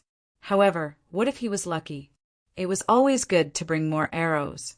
However, it turned out that this lucky chance didn't appear. A woman who was about to go out to splash water saw her husband who had just fallen and screamed. Although this woman was also nailed to the wooden house by an arrow that came later, she was also nailed to death. The woman's cry was very loud. It immediately startled many people. They all ran out to check, only to find that the outside was full of corpses. Ning Chen's arrows could only kill 5 people at a time. Taking into account the reaction time, he shot twice, which was 10 people. This should have been enough because it was very rare for 10 people to appear in everyone's field of vision at night. However, the woman's cry changed everything. Many people ran out, no less than 20. The matter was finally exposed. Ning Chen still calmly sent these 20 people to the Western Paradise. If they were exposed, then so be it. Before the people who could stop him arrived, he would kill as many as he could. Stronghold Master. In the stronghold, frightened voices rang out one after another. In the distance, in an extremely luxurious wooden house, 3 pairs of eyes suddenly opened. Huamu, go out and take a look. In the middle of the 3 seats, a beautiful woman who looked to be around 30 years old narrowed her eyes and said, "Okay." The leftmost middle-aged man stood up and walked out of the wooden house. On a huge rock in the distance, Ning Chen's hand stopped knocking an arrow and threw it to the side. The main character had finally appeared. The corner of Ning Chen's mouth curled up slightly. A silver arrow appeared. Suddenly, a fierce wind blew. The light in the sky gathered crazily, condensing into an unparalleled arrow. In the next moment, the arrow shot out, passing through the restrictions of space. In the blink of an eye, it arrived in front of the man in the middle. With a boom, it pierced through his body, bringing with it a spray of blood. How is this possible? Looking at the huge hole in his chest, the man in the middle struggled to move his gaze in the direction of the arrow. His blurry eyes could no longer see the figure in the distance. All he could see was the indifferent figure in plain clothes, like an azura in the night. The first arrow. Ning Chen counted softly. This arrow was not the arrow below him. He could not shoot too many arrows, otherwise he would die of exhaustion. Chapter 147. 1 arrow for 1 chieftain. It seemed to be a good deal. However, Ning Chen knew clearly that this could only happen once. Not to mention that this middle-aged man was the weakest of the 3 fort masters. The other 2 were not fools either. They would definitely be concerned about what was happening outside. Experts of level 7 and above all had very strong perceptive abilities. The arrow just now could not be hidden from them. A moment later, 4 level 8 powerhouses rushed out of the wooden hall. They were erratic and rushed toward the giant rock. Dark clouds covered the moon. The night wind was getting stronger and stronger. This was a sign of rain. Heaven was not on their side. It made these people face an even more unfortunate abyss. Under the dark clouds, Ning Chen looked at the figures rushing toward him. The coldness in his eyes grew. He drew the bow. The silver arrow light gathered again. The wind swirled. The arrow light flashed. It was the beginning of another massacre. These people could not be killed by the arrows below them. The two chieftains in the wooden hall asked these 4 people to come out. Their purpose was obvious. They came out to die. He could shoot 7 arrows now. He just used 1 arrow just now. Second arrow. With the power of heaven, one of them was dyed red. He was sent 3 feet away by the arrow light. Blood filled the air. Third arrow. Fourth arrow. Fifth arrow. 3 arrows flew out. They were all dyed red. The red color filled the sky. It was extremely beautiful. After the level 8, 5 level 7 appeared together. They also came to die. The 2 chieftains hiding in the wooden hall did not dare to show their faces. They restrained their breath and completely hid themselves from the horrible arrow light. They knew that this kind of arrow light must consume a lot of energy. There must be a limit. Otherwise, there would be no need to fight today.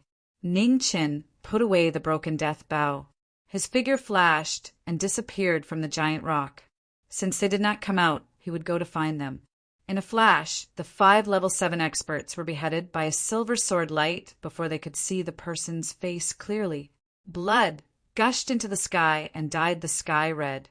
In the wooden hall, the young woman in purple and the old man in green looked very serious. They still did not know who the enemy was. They also did not receive any news from the imperial city. At this moment, outside the wooden hall, a white figure walked slowly. Although he was young, there was a strong pressure coming from him.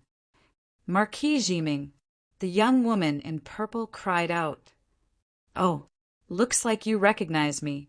If that's the case, then my guess was right." Ning Chen looked at the 2 people in front of him. Many people in the world knew his name, but not many really knew him. Most of the time, he was not in the imperial city. Even when he was in the imperial palace, he was locked up in the Weiyang Palace by Zhongsun. The people who had seen him were actually the powerful officials in the imperial court. This young woman had obviously seen him before. Otherwise, it would be unreliable for her to recognize him with just a portrait. After all, a portrait was not a photo from the future. The purple-clothed young woman also realized that she had misspoken. However, a person's reputation was like the shadow of a tree. Although the knowing destiny Marquis had just been conferred the title of Marquis, his notoriety was frightening. Tens of thousands of Buddhists in the Buddhist kingdom were killed overnight. Even the Buddhas in the human world were nailed to Buddha Mountain and tortured day and night by the flames of resentment. Among the 10 marquises of Daxia, the person in front of her was the most frightening. "Marquis Jiming, you and I have no enmity between us. Why do you have to be so aggressive?" The purple-clothed young woman said in a low voice, "Your existence is a mistake. If I didn't come, I wouldn't have known that there were so many masters hidden in the small Yunling village. You really surprised me." While speaking, Ning Chen glanced at the figures hidden in the dark of the wooden hall. A cold smile appeared on his face. There were also level 8 and level 9 masters. It seemed that he had hit the jackpot. "Marquis Jiming, if you leave now, we can pretend that nothing happened. Otherwise, don't blame us for bullying you with numbers." The purple-clothed young woman waved her hand, and the figures in the dark walked out one by one. She immediately showed her weakness and threatened. She did not want to be enemies with the Marquis Jiming in front of her. Even if the Yunling village could keep him here, there would be great hidden dangers. Once the Empress of the Weiyang Palace was angry, even 10 Yunling villages would not be enough. Bullying me with numbers? I hope you can do it. With that, Ning Chen took a step forward. Immediately, the ground 10 feet away collapsed. The entire wooden hall shook and quickly collapsed. "Take him down! Kill him!" The purple-clothed young woman's expression changed, and she said angrily, "For level 7, 2 level 8, and one level 9 all rushed forward. They turned their palms and swung their swords at the newcomer. Clang! When the sword and finger met, the level 9 master's body stopped. The sword in his hand could not move an inch forward. At the same time, the sky was filled with frost. The 6 level 7 and level 8 masters were all stopped. They were directly blown away by the oncoming genuine chi. 2 fingers broke the sword and 1 palm forced the enemy back. The level 9 master was blown away. He spat out blood and his hair was dyed red.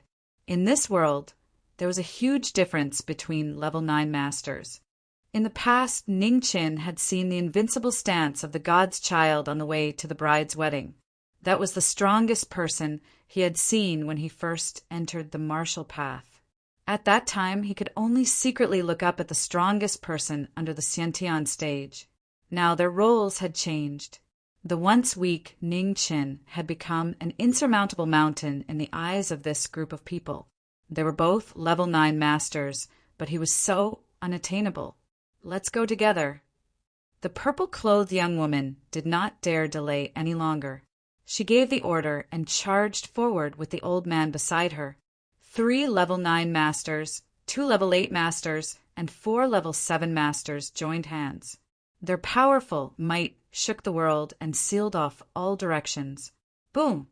Thunder rolled. This was the first thunder to welcome the beginning of summer. Tonight, it was the most beautiful song to accompany this battle of survival and slaughter. The purple-clothed young woman was already at the late level 9 realm. The old man was also at the peak of the mid-level 9 realm. With the addition of an early level 9 master, the 3 of them could even fight a peak level 9 master. The temperature around Ning Qin was getting lower and lower.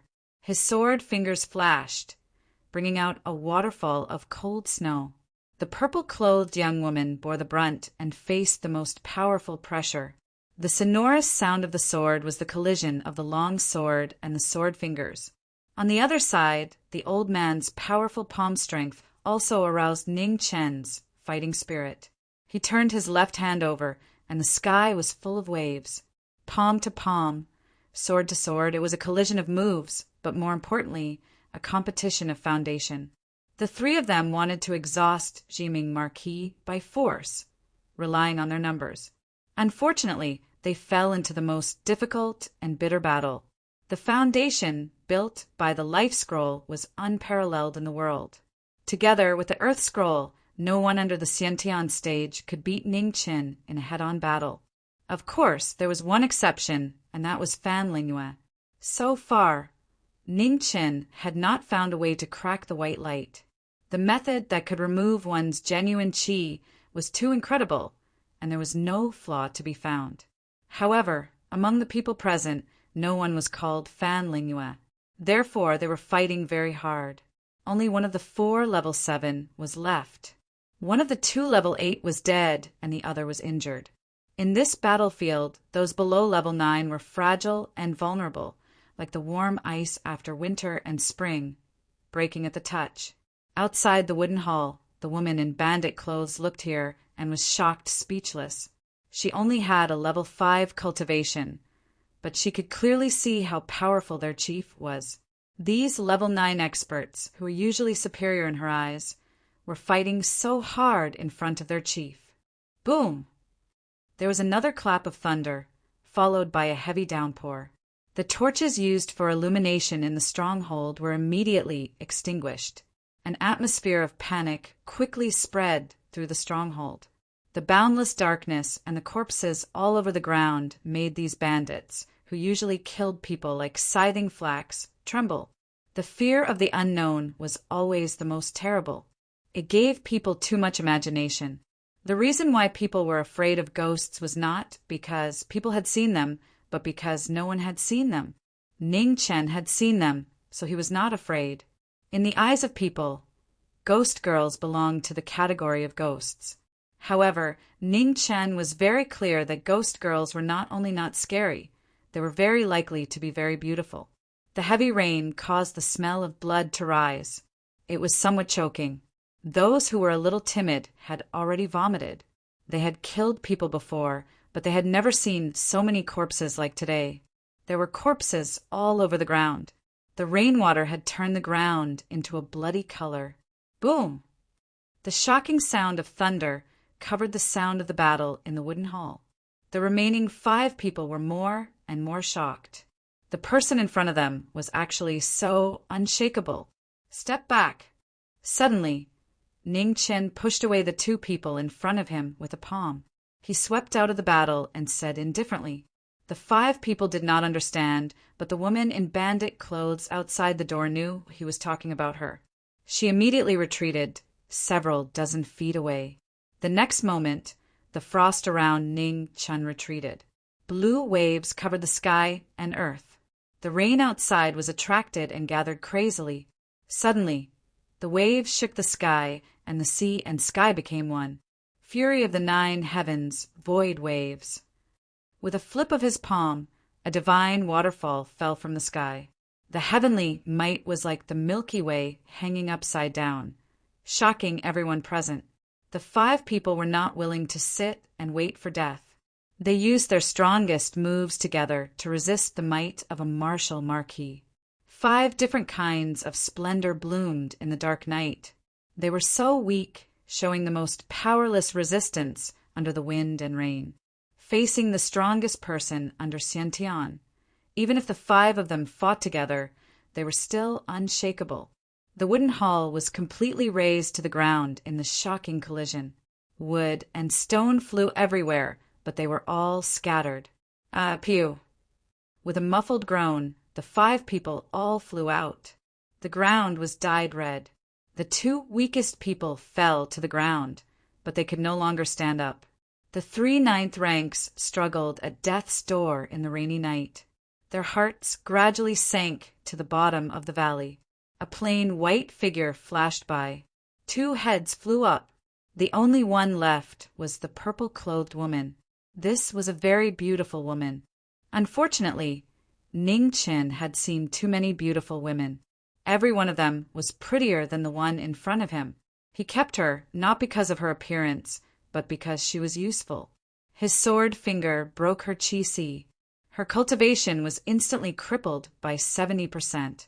The purple-clothed woman groaned and fainted. Take her down the mountain. Ning Chen glanced at the woman in bandit clothes in the distance and calmly said.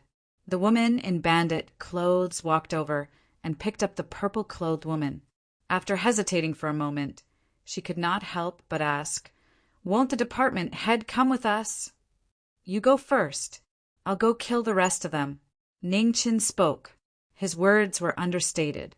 There were no fluctuations, but it made the woman in bandit clothes tremble. She felt her entire body turn cold.